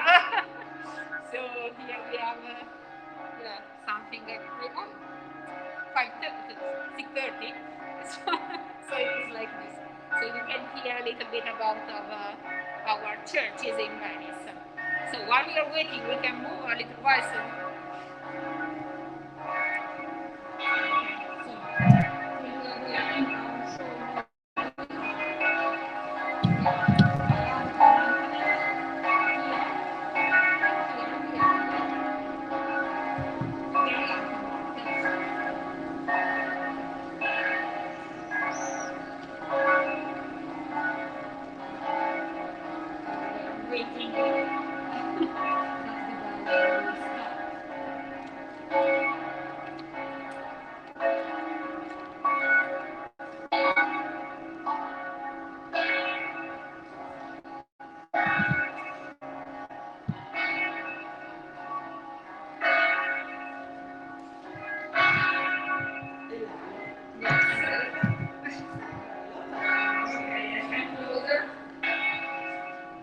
We're talking about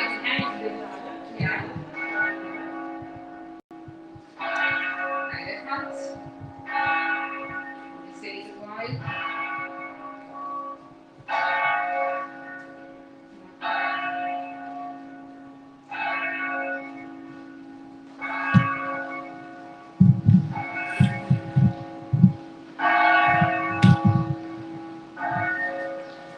Okay. So guys, I don't know if you have other questions to ask. Otherwise, we go through. Yes, there is another question. Do you think that kids appreciate museums or do they get bored easily? The children could get bored easily. It depends on what a museum can offer to them. And we are trying to, I hope soon we have some maps, some games, some interactive plays. And so a child can enjoy also alone with his parents.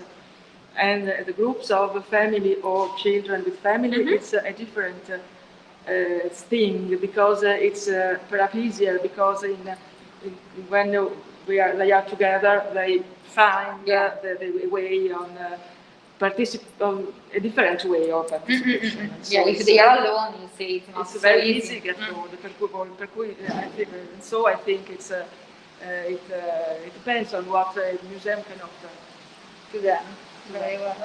Some more questions coming Okay. up. What was about the Mantegna of San Sebastian? And the question is it oil on canvas or what kind of technique is it? Oil on canvas. Oil on canvas. And how is it possible to apply to the activities for children you were talking about before? On the internet website, there is everything on the homepage of the internet website of Cadoro. One can find everything. Okay. Are these activities only in Italian or also in English? And how often do you run them? The activities are almost in Italian, but we can organize them in English. There is no problem. The important thing is that they must be booked in advance, and so there is no problem in English. And how it depends. It's this year is quite strange here, so it's not so easy to understand what we can do and when. And anyway, we are organizing the weeks, the Art Explorers Weeks for children. That are the weeks for children when in the summer. During the summer, in July and in September, and perhaps also in June. And children come in the museum for 5 days a week. Okay. And we organize workshops. They play. They stay with us every day. A different museum. We have Palazzo Grimani. We have so they move from one side. museum, and so they can make different workshop in different days. Then we have lunch with us, a packet lunch, and we stay with us till 4, more or less. So it's a summer school. Yeah, and it's a second year, and it's very, a lot of very successful. Yes, because when they are with school, they come here for just 1 hour, 2 hours, but having the whole day to stay in a museum is living in a different way. Yes, but it's also very enjoyable, very nice, it's very beautiful. Yeah.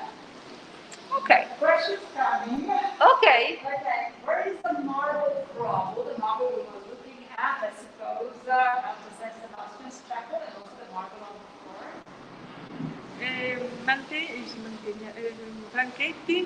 Franchetti wanted his marble from Rome, and so he bought them from the ancient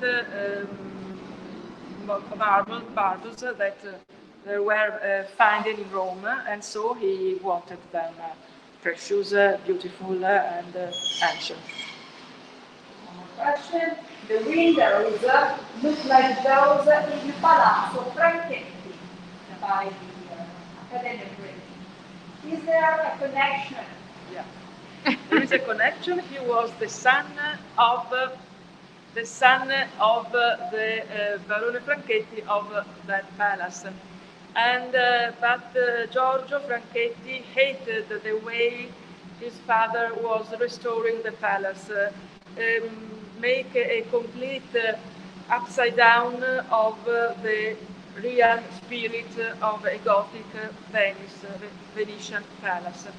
And so he decided to do exactly the opposite, and wanted this palace to a real Gothic palace. Gothic palace. Yeah, that's very, very interesting to know. One more question. Yeah, here we are. We have so many questions coming. What can we say to encourage families with children to visit this museum? We can say that it's very, very interesting. We are preparing materials for children. The problem is that we can't use paper, sheets, and so on, not yet, and so it's quite difficult. And it's very, very beautiful. I'm sure a child here can understand and can breathe the Venetian atmosphere, the sound, the light, the water, the colors, the reflection, these large spaces, and very silent. I'm sure also a child here with family, with parents, in any case, will find his balance, his love for Venice. Do you, Elisabetta, host some contemporary exhibition or sometimes, or not? Not in Sometimes we host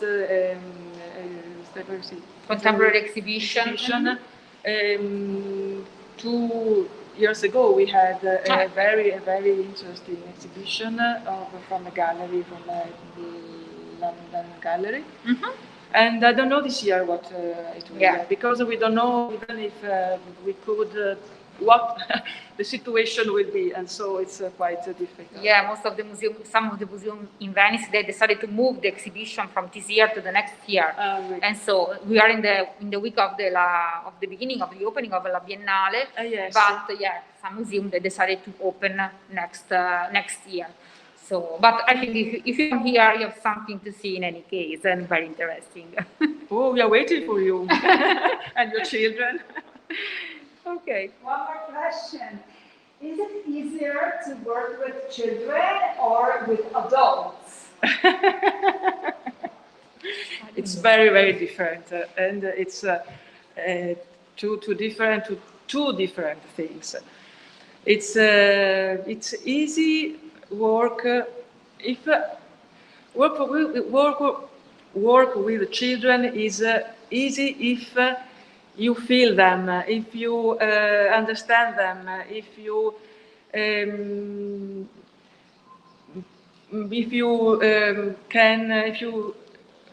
manage to understand them and what they want to do and how they want to do that thing that you want they to do. With adults, it's different because adults is perhaps curious and knows what you want to know, and it's perhaps with adults the important thing is anyway don't be boring, and so it's everything then comes easy and so. Okay, very well. So, thank you so much for hosting us in this beautiful palace. Thank you, SofaTour, for being our partner in this Live in Venice week. And see you tomorrow. No, we have another one this evening, and see you tomorrow. Ciao, bye-bye. Bye-bye.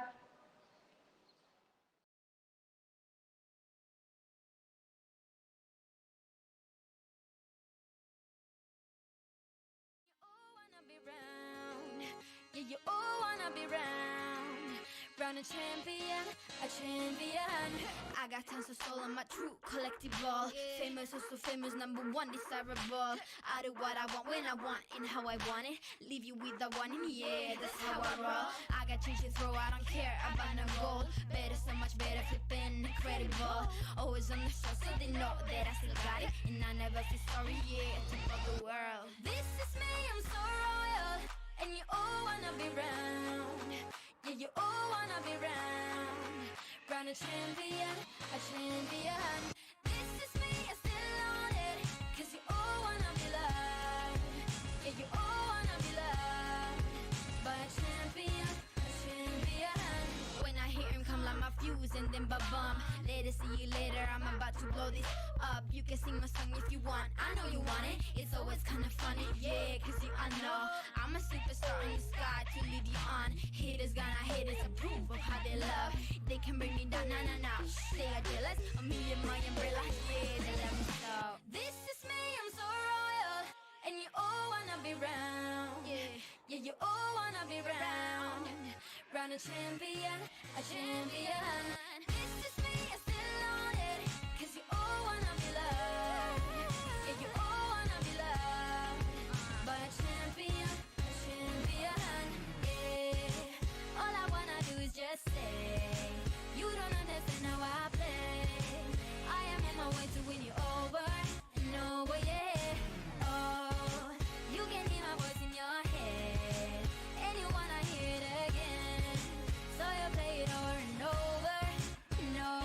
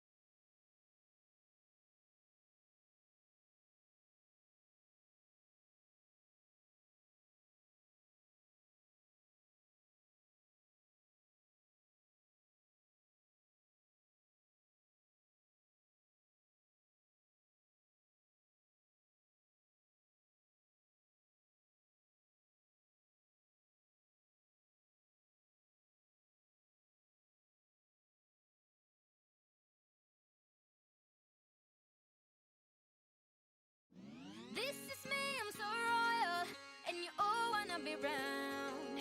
Yeah, you all wanna be round. Round a champion, a champion. I got tons of soul on my true collective ball. Famous, also famous, number one, desirable. I do what I want, when I want, and how I want it. Leave you with the one, and yeah, that's how I roll. I got change to throw, I don't care about no gold. Better, so much better, flipping incredible. Always on the show, so they know that I still got it. And I never feel sorry, yeah, to the world. This is me, I'm so royal. And you all wanna be round. Yeah, you all wanna be round. Round a champion, a champion. This is me, I still on it. Cause you all wanna be loved. Yeah, you all wanna be loved. But a champion, a champion. When I hear him come like my fuse and then ba-bum. Later, see you later, I'm about to blow this up. You can sing my song if you want, I know you want it. It's always kinda funny, yeah, cause I know I'm a superstar in the sky to lead you on. Haters gonna hate us, approve of how they love. They can bring me down, nah, nah, nah. They are jealous of me and my umbrella, yeah, they love me so. This is me, I'm so royal. And you all wanna be round, yeah, yeah, you all wanna be round. Round a champion, a champion. This is me, I still on it. Cause you all wanna be loved. Yeah, you all wanna be loved. But a champion, yeah. All I wanna do is just say, you don't understand how I play. I am on my way to win you over and over, yeah. Oh, you can hear my voice in your head, and you wanna hear it again. So you play it over and over and over, yeah.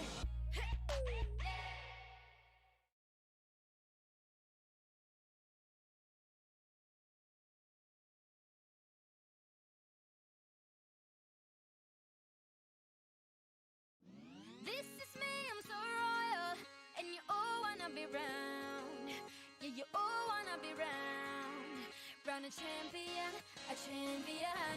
I got tons of soul on my true collective ball. Famous, also famous, number one, desirable. I do what I want, when I want, and how I want it. Leave you with the one, and yeah, that's how I roll. I got change to throw, I don't care about no gold. Better, so much better, flipping incredible. Always on the show, so they know that I still got it. And I never feel sorry, yeah, to the world. This is me, I'm so royal. And you all wanna be round. Yeah, you all wanna be round. Round a champion, a champion. This is me, I still on it. Cause you all wanna be loved. Yeah, you all wanna be loved. But a champion, a champion. When I hear him come like my fuse and then ba-bum. Later, see you later, I'm about to blow this up. You can sing my song if you want, I know you want it. It's always kinda funny, yeah, cause I know I'm a superstar in the sky to lead you on. Haters gonna hate us, approve of how they love. They can bring me down, nah, nah, nah. They are jealous of me and my umbrella, yeah, they love me so. This is me, I'm so royal. And you all wanna be round, yeah, yeah, you all wanna be round. Round a champion, a champion. This is me, I still on it. Cause you all wanna be loved. Yeah, you all wanna be loved. But a champion, yeah. All I wanna do is just say, you don't understand how I play. I am on my way to win you over and over, yeah. Oh, you can hear my voice in your head, and you wanna hear it again. So you play it over and over and over, yeah.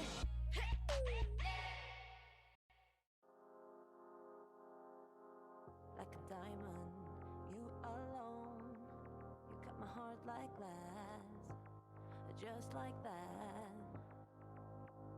Like a lion, uncontrolled. Your mark is on my back, just like that. In it for the big thrill. Yeah, you play games with my mind, always, all of the time. In it for the big win. Yeah, you own all of my mind, always, all of the time, all the time. Collide with me.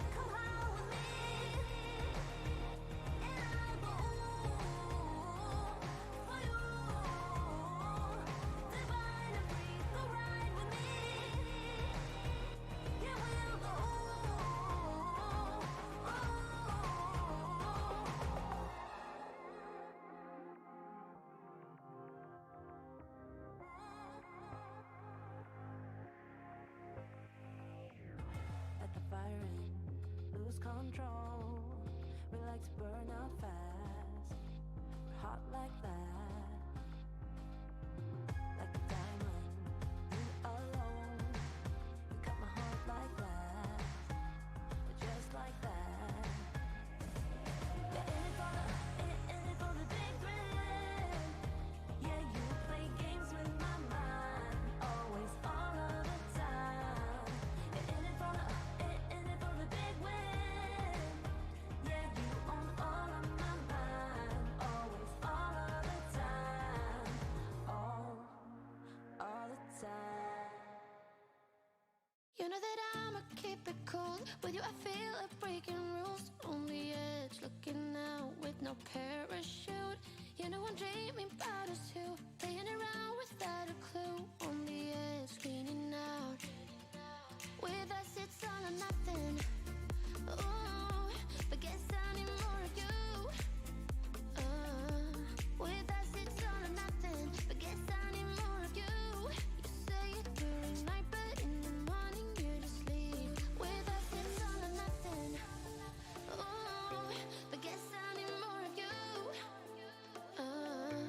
With us it's all or nothing. But guess I need more of you. You say it during night, but in the morning you just leave.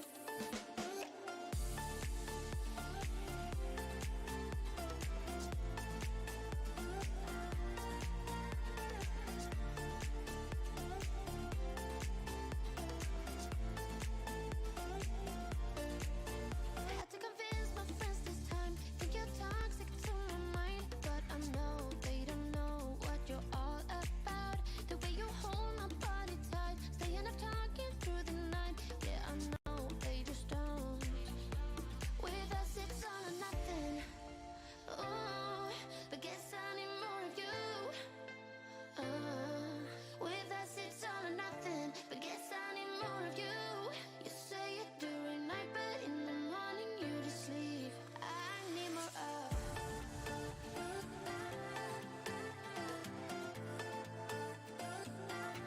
With us it's all or nothing. Ooh, but guess I need more of you.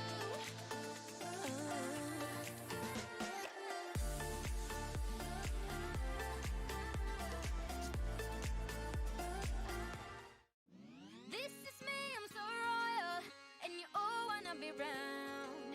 Yeah, you all wanna be round. Round a champion, a champion. I got tons of soul on my true collectible. Famous, oh so famous, number one desirable. I do what I want, when I want, and how I want it. Leave you with the one, and yeah, that's how I roll. I got change to throw, I don't care about no gold. Better, so much better, flipping incredible. Always on the show, so they know that I still got it. And I never feel sorry, yeah, to all the world. This is me, I'm so royal, and you all wanna be round. Yeah, you all wanna be round. Round a champion, a champion. This is me, I still on it. Cause you all wanna be loved. Yeah, you all wanna be loved. By a champion, a champion.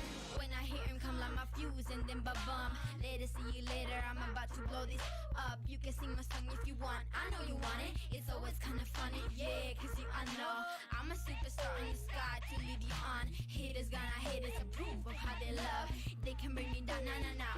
They are jealous of me and my umbrella, yeah, they love me so. This is me, I'm so royal, and you all wanna be round. Yeah, yeah, you all wanna be round. Round a champion, a champion. This is me, I still on it. Cause you all wanna be loved. Yeah, you all wanna be loved. By a champion, a champion. Yeah, all I wanna do is just say, you don't understand how I play. I am on my way to win you over and over, yeah. Oh, you can hear my voice in your head, and you wanna hear it again. So you play it over and over and over, yeah.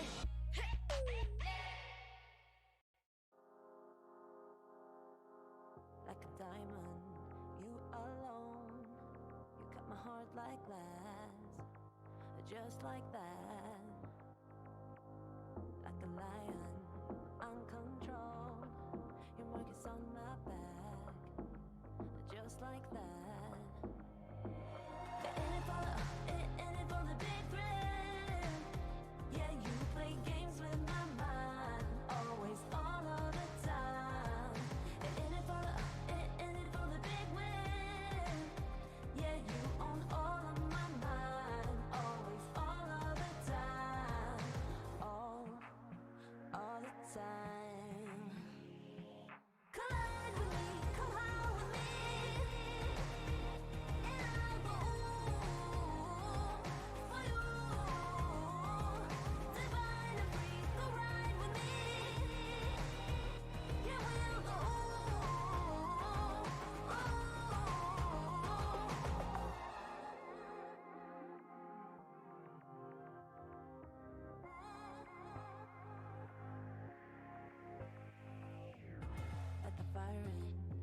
lose control. We like to burn out fast. We're hot like that. Like a diamond, you alone. You cut my heart like glass. Just like that. Yeah, in it for the big thrill. Yeah, you play games with my mind. Always, all of the time. Yeah, in it for the big win. Yeah, you own all of my mind. Always, all of the time. All the time. You know that I'ma keep it cool. With you I feel like breaking rules. On the edge, looking out with no parachute.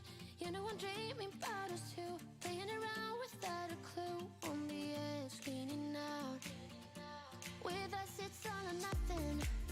Ooh, but guess I need more of you. With us it's all or nothing. But guess I need more of you. You say it during night, but in the morning you're just sleep. With us it's all or nothing. Ooh, but guess I need more of you. With us it's all or nothing. But guess I need more of you. You say it during night, but in the morning you're just sleep.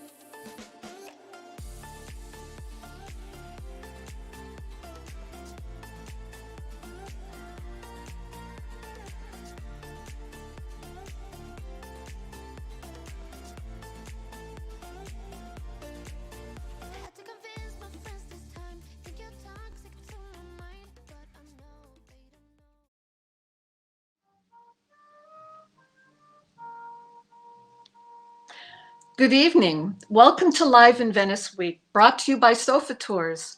I'm Cecilia Parati, here on the island of Giudecca, in an ex-convent, a beautiful, beautiful location, where we have the honor of speaking this evening visiting the studio of Ithaca on the island of Giudecca in this ex-convent from the late 1400s. And we are here with the artist, Monica Martin. Hi, everybody. Hello. Who has welcomed us into her beautiful, beautiful art space. So first of all, if you could talk to us a little bit about the location of where your studio is. Of course. Because it's so interesting. Let me show you where we are. So, you know Venice is a like fish. a fish, right? I did it in a engraving. This is xylography, so it's a work of mine. That's awesome. And so that's the whole city. And this is the Grand Canal, as you know. Samat Square is over there. That's the Giudecca Canal. And that's the smile of Venice, I always say. That's and nice. We are right here in the smile of Venice, in the area of Palanca Stop, okay? And the ex-convent is called Santi Cosma e Damiano. Mm-hmm. And it's a place that, as you told, it's from the 14th century. And it was founded by nuns.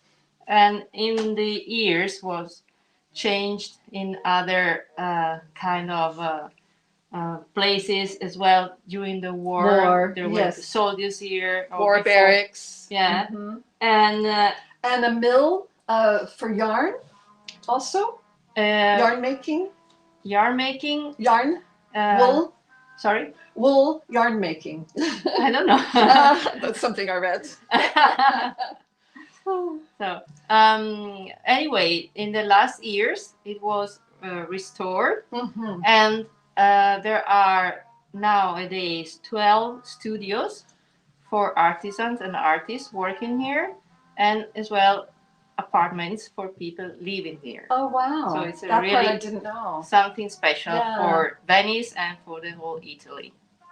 Yeah. Fantastic. And Giudecca is a mere a minute and a half boat ride from Zattere to Palanca. So it's a very quick trip. Yeah, it's actually very easy to reach. It is. When you are right there in the Zattere area, you take the boat, it's just in front, the Palanca stop. So, and it's a nice place to visit. the ex-convent is open to the public every day. And she gives guided tours if you come here to for your customers, or I mean, I show the place, of course. Yes, I yes, introduce because to it the is so special. other studios that are very interesting as Yeah. well. And the surrounding as well Yes. is very, very nice. It is. Very It's special. And that's the real life in Venice still in this island. Yes.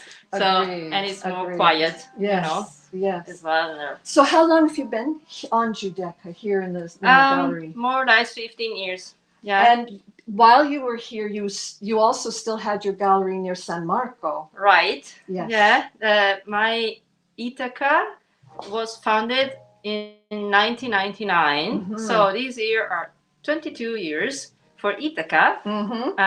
And it was till last year the gallery as well. Wow. In the city center. So it's just a year ago that you moved away from San Marco? No, I didn't move. Okay. Before I had the place here as well. Yes, yeah. yes, here you did. Yeah, Yes. and I closed the gallery last year. Last year. After Okay. the high tide, it was very, very strong for me. Yeah. I had very high tide here. No. Water till here. Yes, Wow. over there. Yes, of course. And then, virus and so then the pandemic. Which, right. Yes. So I decided to close and concentrate my work Mhm. here that I enjoy a lot. Yes, yes. Doing yeah. everything here and Cool, yeah. cool. The music is still on. Oh, okay. So Sorry. she's going to show us some of her items. Yep. What would you like to start with? So I can start from ceramic. So I do a lot of things. She does. Right. And this is an amazing space. And many people, when they enter here, they say, "Oh, how many artists are there?" And I say, "Oh, just one. It's me." Right. Because she wears many, many hats. It's amazing. Yeah. Yeah. So I like to work with different materials and to experiment my way of the creativity, you know, in different ways. Yes. Yes. So let's take some ceramic like this vase. So the themes that I work on are, you see, the themes are especially the water and the female as well theme, the nature, and this is the Lady of the Sea. For instance, you can see the colors and the glazes. I do everything for by myself from with the ceramic and the glazes. I use as well. Do you throw that on a wheel? Do you use a wheel to throw? Yes, or you can see you do it here. by hand? Oh, a tiny one. Yes, That's so lovely. With these, you can do everything. That is so cool. Yeah, you don't need so special things to work with ceramic. Wow. You need, first of all, your hands, and this is a little that tableware. That and is this so great. Perfect to work for these things. Wow. Wow. So this is one example. So talking about as well ceramic and the way of working clay. So and the theme, so the sea and the boats for me are very, very special, you know, symbolic things. And Those to are me beautiful. are people. Yes. You know, Yes. we are in this little barchette. Little boats. Yes. Yes. And I love the colors. They're so vibrant. And I use as well glass powder. That's why you see these particular effects. You know, cool. So it's not like simple glaze, but as well glass powders. So it's something you add. I add, yes. That is amazing. I can show you, like, just to show. Yes. Ecco. You see? Oh my God, that's beautiful. Yeah. Can you hold that up closer? Vediamo? Yes. Really? Wow, because it's so multicolored. Yes. I was just picturing multicolor. something Then much. I you know, there are, this is multicolored. Yes. But then there are the red ones, the blue ones. Okay. I choose the ones I like and I use. Is that something you came up with on your own, just a thought, or was it a a way you learned along It's the a way of using. Yes. You know, you can do many things and this is one thing. Very nice. Gosh. Then another thing that I like to do with ceramic are your jewelry. little jewels, Yes. right? Like always about the sea, sea. and the water are my fishes. You see that okay? For instance. Those are beautiful. Is somebody online? Yes, we have a question. Ah, really? All right, let's go for Yes, it. the question is, do you mix all of your own colors? So you do everything here in the studio on your own? Yep. And how did you learn about that? What was your training? Okay. Many years ago, I went to a course. Yes. Yeah. And in the years, I did other courses. And, and it's a lot of trying as well. Yes, experimenting. I like to experiment myself. Yes. Like in ceramic and engraving, painting. So I always go to courses. I went. And then the most of the thing is working by yourself and playing and trying and making as well mistakes. And from then you learn a lot. That's so great. And that's a theme I've been hearing a lot in the interviews that we've been doing is it's trial and error, it's experimenting, it's figuring out what and something new comes of it. Yes, it's right. very exciting. This is the nice part of it. Yeah. And this is another little fish. This is the glazes and the little pieces of gloss powder. Those are that's a beauty. Like this. And I say they are good luck charms. Nice. Yeah. Nice. So it's not just a piece, but it brings luck. And many people, friends and not friends, told me they bring luck. It's something real. Nice. That's so it's nice. True. Yeah. This is as well another one I did. That's and you beautiful. see, it's like a lady. I told you the theme is the lady as well. Yes. Okay, this is a lady and a heart. Nice. For Nice. instance. And you And also here are do other ladies. earrings, I think, too, just to tell people. No. Okay. Okay. No, cool. I do more, vases and objects. Yes. I'm working on a, the faces, the assemblage. faces. Yeah. For instance, thank you. Yeah. So this is something else I'm working. I love this. And man, you help Yes, me? please. Yeah. So and these are all faces that I did. And should we bring them up a little bit more? Yes, please. Please. I did a lot of them. Yes, you there's don't a see, whole but they are table over there of them on the over table. there. It's exquisite. And I'm working now putting them on a piece of wood that I took from the Lido. So Nice. they all come from the sea. And you treat the wood.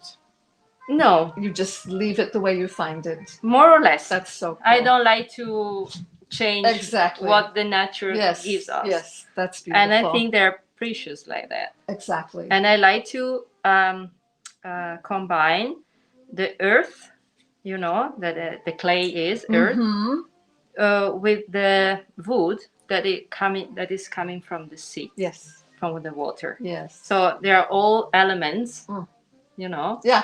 And that nature gives us. Okay. Oh, and I it's like beautiful. to combine something that is like that, Yes. that you find and you use, you combine with something you do. Okay. That's beautiful. So, we can put there. Now we have another question, Oh, go for it. if you don't mind. It's good time. Please. Is, someone is asking, may we see the paintings in progress behind you? We'll get to that. Okay. We'll get to that. I think, right? Because we should probably talk about some items here. Okay. And then your watercolors, which I adore. see. And then, yes, because she told me that I fit very, very well into this. Yeah, this scene the here. colors I are perfect. We planned it. We talked for hours on the phone about this. So yes, as you walk into her studio, she has these. I love how you describe these items. Before I want to show you the watercolors. These lovely Okay. colors. Yes. So many people know me for the line of watercolor that started in 1999, many years ago, and like this. And closer. Yeah, bring it closer.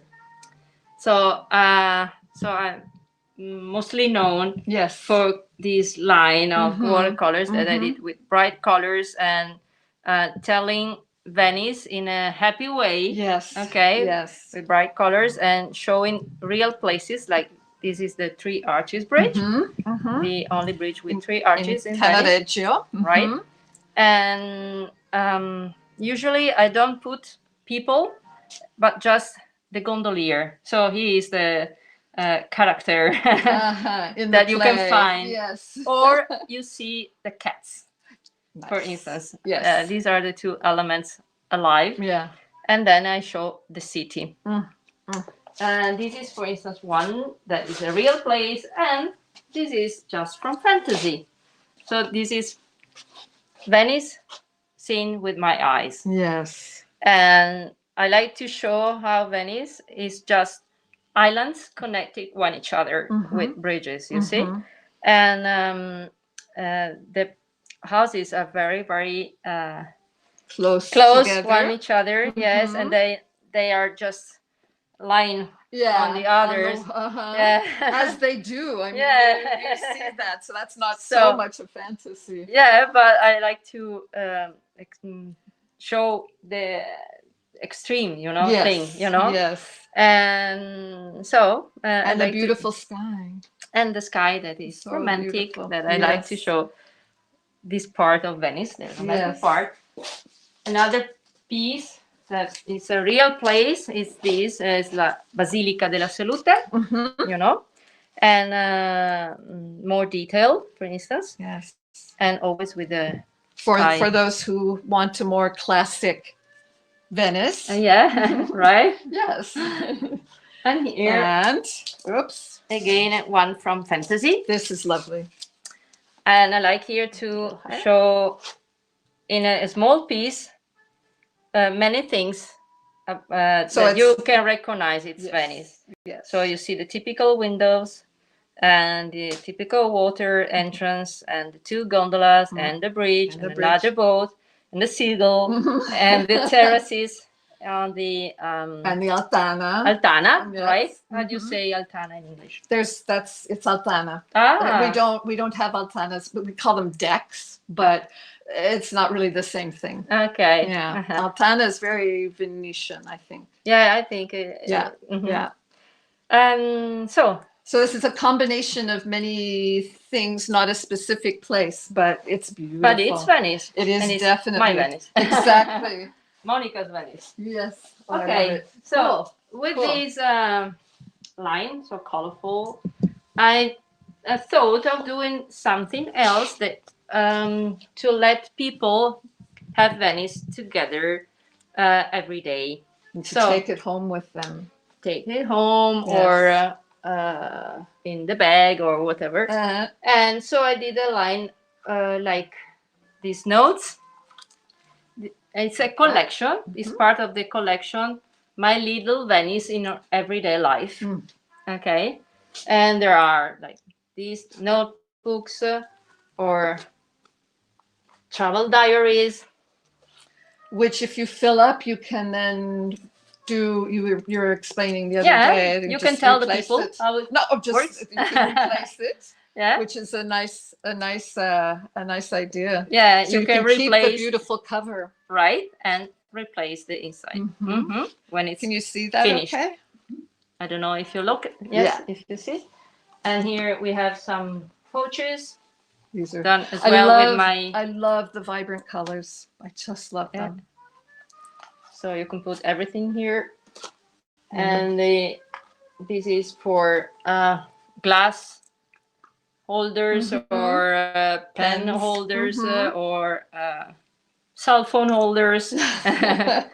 These are my typical gondolas. I mean, see they're very, very simple and stylized. Yes. And I call stylized. Style. That's hard. I'm sorry. No, you're doing stylized. Stylized. Thank you. And the story of the gondolas, I did many years ago. I was going home and I was very tired, so I used to relax when I was on the other side of Venice after the Rialto Bridge. I had to go through the Rialto Bridge and then went to the fish market in the evening. So very tired, and I sat down there along the water. It's very quiet. To relax before going home. That was my break, you know, before doing the rest home. And I was sitting there on the water, and then I looked in front of me, and there were a few gondolas. And I had a very small piece of paper with me, and I did a little sketch. Okay. The day after, I brought this little sketch in my gallery, and I started to make, you know, something bigger, a watercolor, right?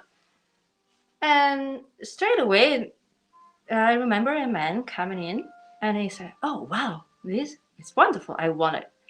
And that's the start of my gondolas. This that particular series. Yeah, that I change in other ways, you know, and I call it my signature. So when you see that, you see very nice my gondola. Yes, yes. That's Monica, you can say. Monica. Yeah. And about other things I did. There are the mugs as well with my views. Yes. And here. And your signature. And I have bags, shoulder bags, and other things. You can look at these things in my Facebook page or Instagram page. Not yet in my website, but soon. Cool. My website, by the way, is called ithacaartstudio.com. Perfect. For anything. Thank you. No, that's in great. Case. Yes. If I forgot to do it, I'm glad you did. In case some people are curious and Yes, we just did have a question. Is it possible to find your works just in your shop, or do you sell them to others selling points? For instance, do you have a website or a Facebook page? So you just answered. Yeah, really. Yes, Yeah. And I also read on your page that you send all over. Of course. Yes. Yeah. In my website, you can choose the things you prefer, and with a click, just have it home. So I do the packaging very well for you, and in a few days you will have it home. So I ship all over the world. Yes, of course. Perfect. And if you don't find something in my website, you can just write me an email, info at ithacaartstudio.com. Nice. Yes. Nice. So we've seen bits and pieces of your pottery, your watercolors. I know you do also, and forgive me if I'm saying it the wrong technique, but etchings. Right, I do. Very well said. And these glorious pieces behind us that you told us something very interesting the other day. Okay. Yes, as you see, and some people was curious about the They were, canvases. yes. So we can go there. I'm working right now on landscapes of this is not a real place, but is like an impression, you know. Of course. And it's a combination of the sea and the sky. Okay. By the way, yes, you may be remembering something you said. Special really because it really impressed I me. told you I have problems with my shoulder. I'm a left-hander, and since painting with the left hand now for me is too hard, it makes me too much pain. Yes. I started to paint with the right hand. Because that's a brain rewiring you have to do. It's very interesting. Yeah. I use my right hand sometimes as well. I'm not both hands. How do you say in English? Ambidextrous. Ambidextrous, come in italiano, ambidestro. Okay. Very easy. Not a false friend. Right. But I use sometimes as well the right hand, Mhm. but not in that way. So I never did it. Yeah. So it's interesting to me, you know. So the bigger pieces are harder for you to do with your hurt shoulder. Nowadays, what about right? the smaller pieces? The Can smaller you still- piece is better because I can leave my hand and my Let it rest. Yeah, and- and so I don't have to stay. Yes. You know. Yes. In the air. Yeah. So Yeah. I can stay like that and. Okay. Yeah. I was gonna say, oh, how are Uh, you managing the beautiful smaller pieces? Yeah, no. The small Yeah. things is much better. Cool. I mean, I can still use them my left hand. By the way, I want to tell people that if they are interested in having something personal, I can do special orders. Yes. Oh, So, nice. because Nice. there are people that ask me to make a special place for them in Venice. Nice. That I do not have yet Mhm, painted, mhm. and I can do express for them. Yes. Oh, that's lovely. You can just ask her and. Well, that's great to know. Yeah. She's helping a lot. Send me the picture of the place you want. like to Mhm. that I fix it Mhm. with my style, of course, and I can do that. There's a question that's come in. Do you have a favorite medium that you do? I was going to ask that at some Oh point. wow! Yeah. But in painting or in Well, in all the things here in your studio, is there something that you're drawn to more often than the others? okay, not in particular, because I like there are periods that I like something that I like to concentrate in something better than in other things, and then in another period I like to concentrate and I feel I need to maybe work with the clay in certain moments of my life, and other periods that I want to focus in painting or in engraving, because it's very, very distant as well. In the engraving that now we can speak about it. Yes, please. It's something as well very, very different. So, and I have to change the organization of the place as well to make the engravings. So, I like to be free to do it, the change when I need to do the change. Exactly. So one thing, just back to the pottery, just briefly before we do that, is that she also has a kiln here. Oh, of course. Because as she said, showed me her wonderful little wheel. Yeah. She also has the kiln, so she really does do everything here. It's amazing. So the etching. Yeah, the kiln. It's beautiful. Yeah. It's one of my companions. But the second or first companion, because it's bigger. Yeah. So we can say maybe. Can we move here and not be too? It's all right here. Yes. Yes. Great.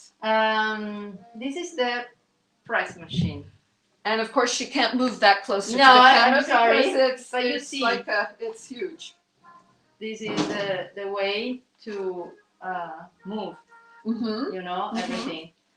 And this is a piece that I use to make my engravings, to press the plates when it's ready on the paper. So we are talking about different techniques. We need first a plate. These are, yes, I show you these two. This is xylography. What is it called again? Xylography. Xylography? That is woodcut. Okay. Woodcut. There are two plates that Cecilia is showing you. These are the woodcuts. I love this cut. Oh, that's beautiful. That's great. So, how did I do that? So it was a plain piece of wood, as you see, and then with these tools, tiny, you see, and sharp. There are different edges. Yes. Okay, to make the hole larger and deeper, whatever you need, and you can carve the plate with these tools. Okay. So you do all the carving by hand. Yes. It's so when the wonderful. plate is more or less ready, you can try to do a print. So with the roll, you take the ink and you roll the ink on the plate. On the plate. Okay. Uh-huh. In this case, it's black here. Mhm. You can make more and more artist proofs before catching and saying, okay, that's the good thing. That's the way I want it is for the. You do several examples, several Yeah, tries. yeah, because then, you know, I don't want that. This is a mistake. I have to make more white or whatever, you know. And then, after when all that it's trouble. ready, sorry? After all that trouble and you decide, oh no. Anyway, I Wow, show you so how amazing. it can come out. Oh, wow.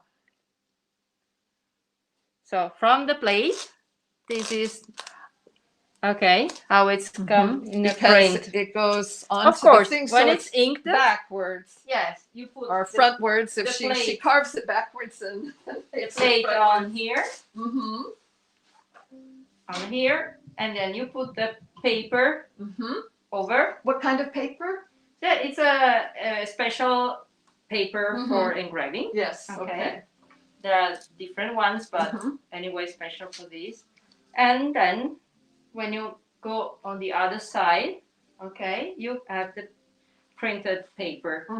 Okay, and as you I see, love those colors. for instance, that is the opposite, right here. And then we have another one. Since I showed you two plates, I show you the other with a kitty cat going on the bridge. That's so. Oh, You that's see? so lovely. Oh, and I love the way the colors came out. The very autumnal. Yes. Colors. So this is one technique, but we can have other techniques and other plates. Here. This is lino cut. Ah. Oh, okay. You see. Something for you? Oh, it's okay. Okay. Thank you. Let me know. This is a plain plate, okay, all gray. And then still of wood, or no, this is lino. Lino cut. Okay, what? Linoleum. Linoleum. Plastic. Okay. Sorry. Okay. No, because I've heard that before, and you know, Linoleum. I don't necessarily know exactly what that means. So how cool. Okay. And so with the same tools, Mhm. yes, I remove the parts to get the whites. Nice. And then these are some samples how the things can when you put the ink in a certain way. I mean, it's every time you can do in a different way as well. The ink on the plate. This is just the black way. So this is in black. This is the same plate but in a different way with really nice other colors. You see. And here, different work again with the same. Love those. But I use pieces of paper and a collage. You know? Wow. Oh, that's so cool. So these are the same. Yes. Coming from this plate, but with the collage. That's so incredible. you can see just Nice. in this case how many things you can get from just one plate. Many effects, many way of printing. And working on the and that must be so satisfying, you know, to be able to do that and then have all those different results. Right. Cool. It's really, really, really nice and interesting. Then I want to show you another kind of plate. I don't have the print of this. I'm sorry, but to show you just another material. That's a copper plate. Yes. So this is an old technique that is called aquatint. Okay. And etching. And maybe up a little higher. Tilt it a bit. Like that? Top back. Così. To get the light. More? More. There. Keep going. There. Perfect. That's good. Oh, wow. That can be seen. Okay. That's great. Yeah, I can see why that would be difficult because it's very shadowy. Reflection, maybe. I don't know. And anyway, this is the oldest technique, and to work the plates in this way, you need acids. So I started with the traditional techniques at the beginning, and I felt they were not very healthy for me. I mean, for anybody, Right, everybody. right. Yeah, it's not that good. To work very carefully. Yeah, and you can get cancer. You know, Yeah. it's not good. Okay. So Yeah. I changed way of making the engraving. So Okay. and I use as well non-toxic.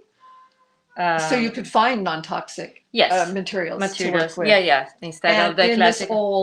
in this old style. Yes. But with new materials. Yeah, I That's tried very as cool. well the non-toxic way, but since I'm very delicate, it was a little bit still bothered. Yes, Yeah. for me. So Yeah. I used to now I prefer to work with plexiglass and other things, or with dry points on metal. Dry points. Yes, you can etch the metal. Yes. And not using the acid. Okay. So you can get anyway engravings and everything, but without acid.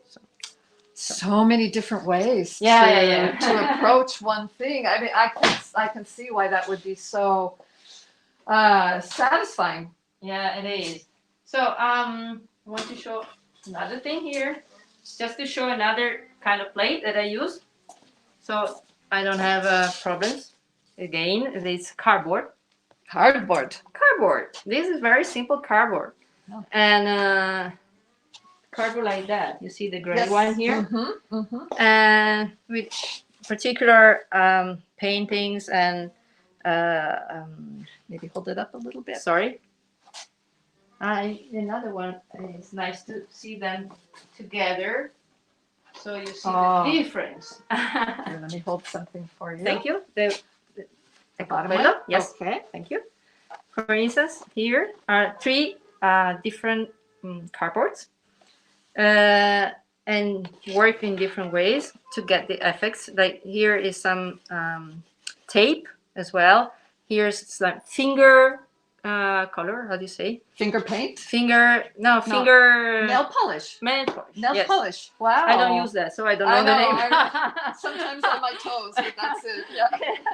And so with these things, you can get effects when you put the ink and then you press. Wow. Yeah, it is very easy. You see this as well? Very much. It's like more three-dimensional. Three-dimensional. Was no, perfect. You're perfect. And here you get other effects as well. And it's over there. I cannot show you because we cannot move the camera. The piece is over there. Yes. You see that. No, these are great. Those wonderful examples. And it's nice to the variety is is totally just mind blowing. Seriously. This is the Leone in Moeca. You know? Oh yeah. You know that Leone in Moeca is the shape. So this is the round. The Moeca is the soft shell crab. Yes, right. Okay. You know, did you ever try that? Yes. Yeah, it's a very special. It is. It's the season for it now too, isn't I think it? so. I think it's in season now. Yeah. And but the lion of Venice. The lion is the symbol of Venice. Yes. And you know the open book. Yes. When it was pace, so peace, and it was the story, peace. There were days of peace, and when it was closed, it was war. Did you know that? Oh no, I didn't know that. The open book means peace. Yes. The closed book meant war. Yeah. Wow. So something new for you. I have to show you my tattoo, but we'll do that later. Oh, interesting. It's related to the it's the Lion of Venice. Oh, really? Yes, wow. Yes. So you are in love with the Venice. I guess. Obsessed, you think? Yes. So, and the other side, you see the other way. I love those colors, the way that came out. So you can see everything is hand done, completely hand done, from the plate that was just a plain plate. I carved it, I colored it, and I pressed myself with the press machine there. So everything in this place is handmade. Very much. So, Very much. No, it's just has been such a treat. Question Yes, that has please. come in, if you don't mind. No, before we this is great. Get to an end. It's making my job easier. The question is, hi Monica, your works are so lovely. Oh, thank you. Do you have next in the future, let me reread that. Do you have in next future agenda? Okay.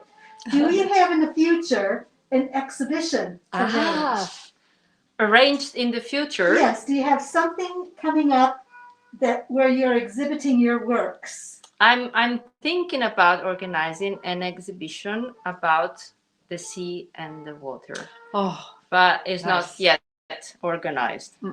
But it's in my plans. And you'll see on her website also she's has a list of exhibitions that she has already done. Yeah, and so, I don't put them. I forgot to to write everything, you know. Of course. So there are old many ones. More. Okay. Yes, there are many more. Yeah. Because I'm not very good on refreshing my website. I'm sorry. That's a typical artist, I think. Yeah, it's a hard work. You're busy doing everything. Your beautiful work. Yes. I mean, you know, this whole event with all the technology, I totally get it. You know, and you have to work in Instagram and Facebook, and so it's. But I will let you know. Everybody will know when I will do my next exhibition. Nice. Yeah.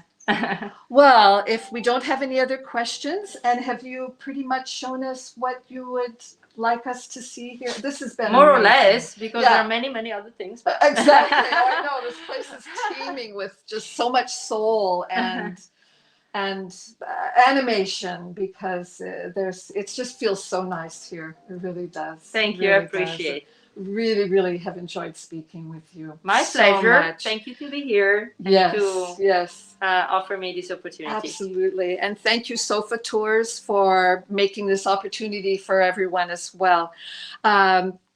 We'll see you again soon. Take care. Ciao, ciao. Ciao. Thank you. Bye.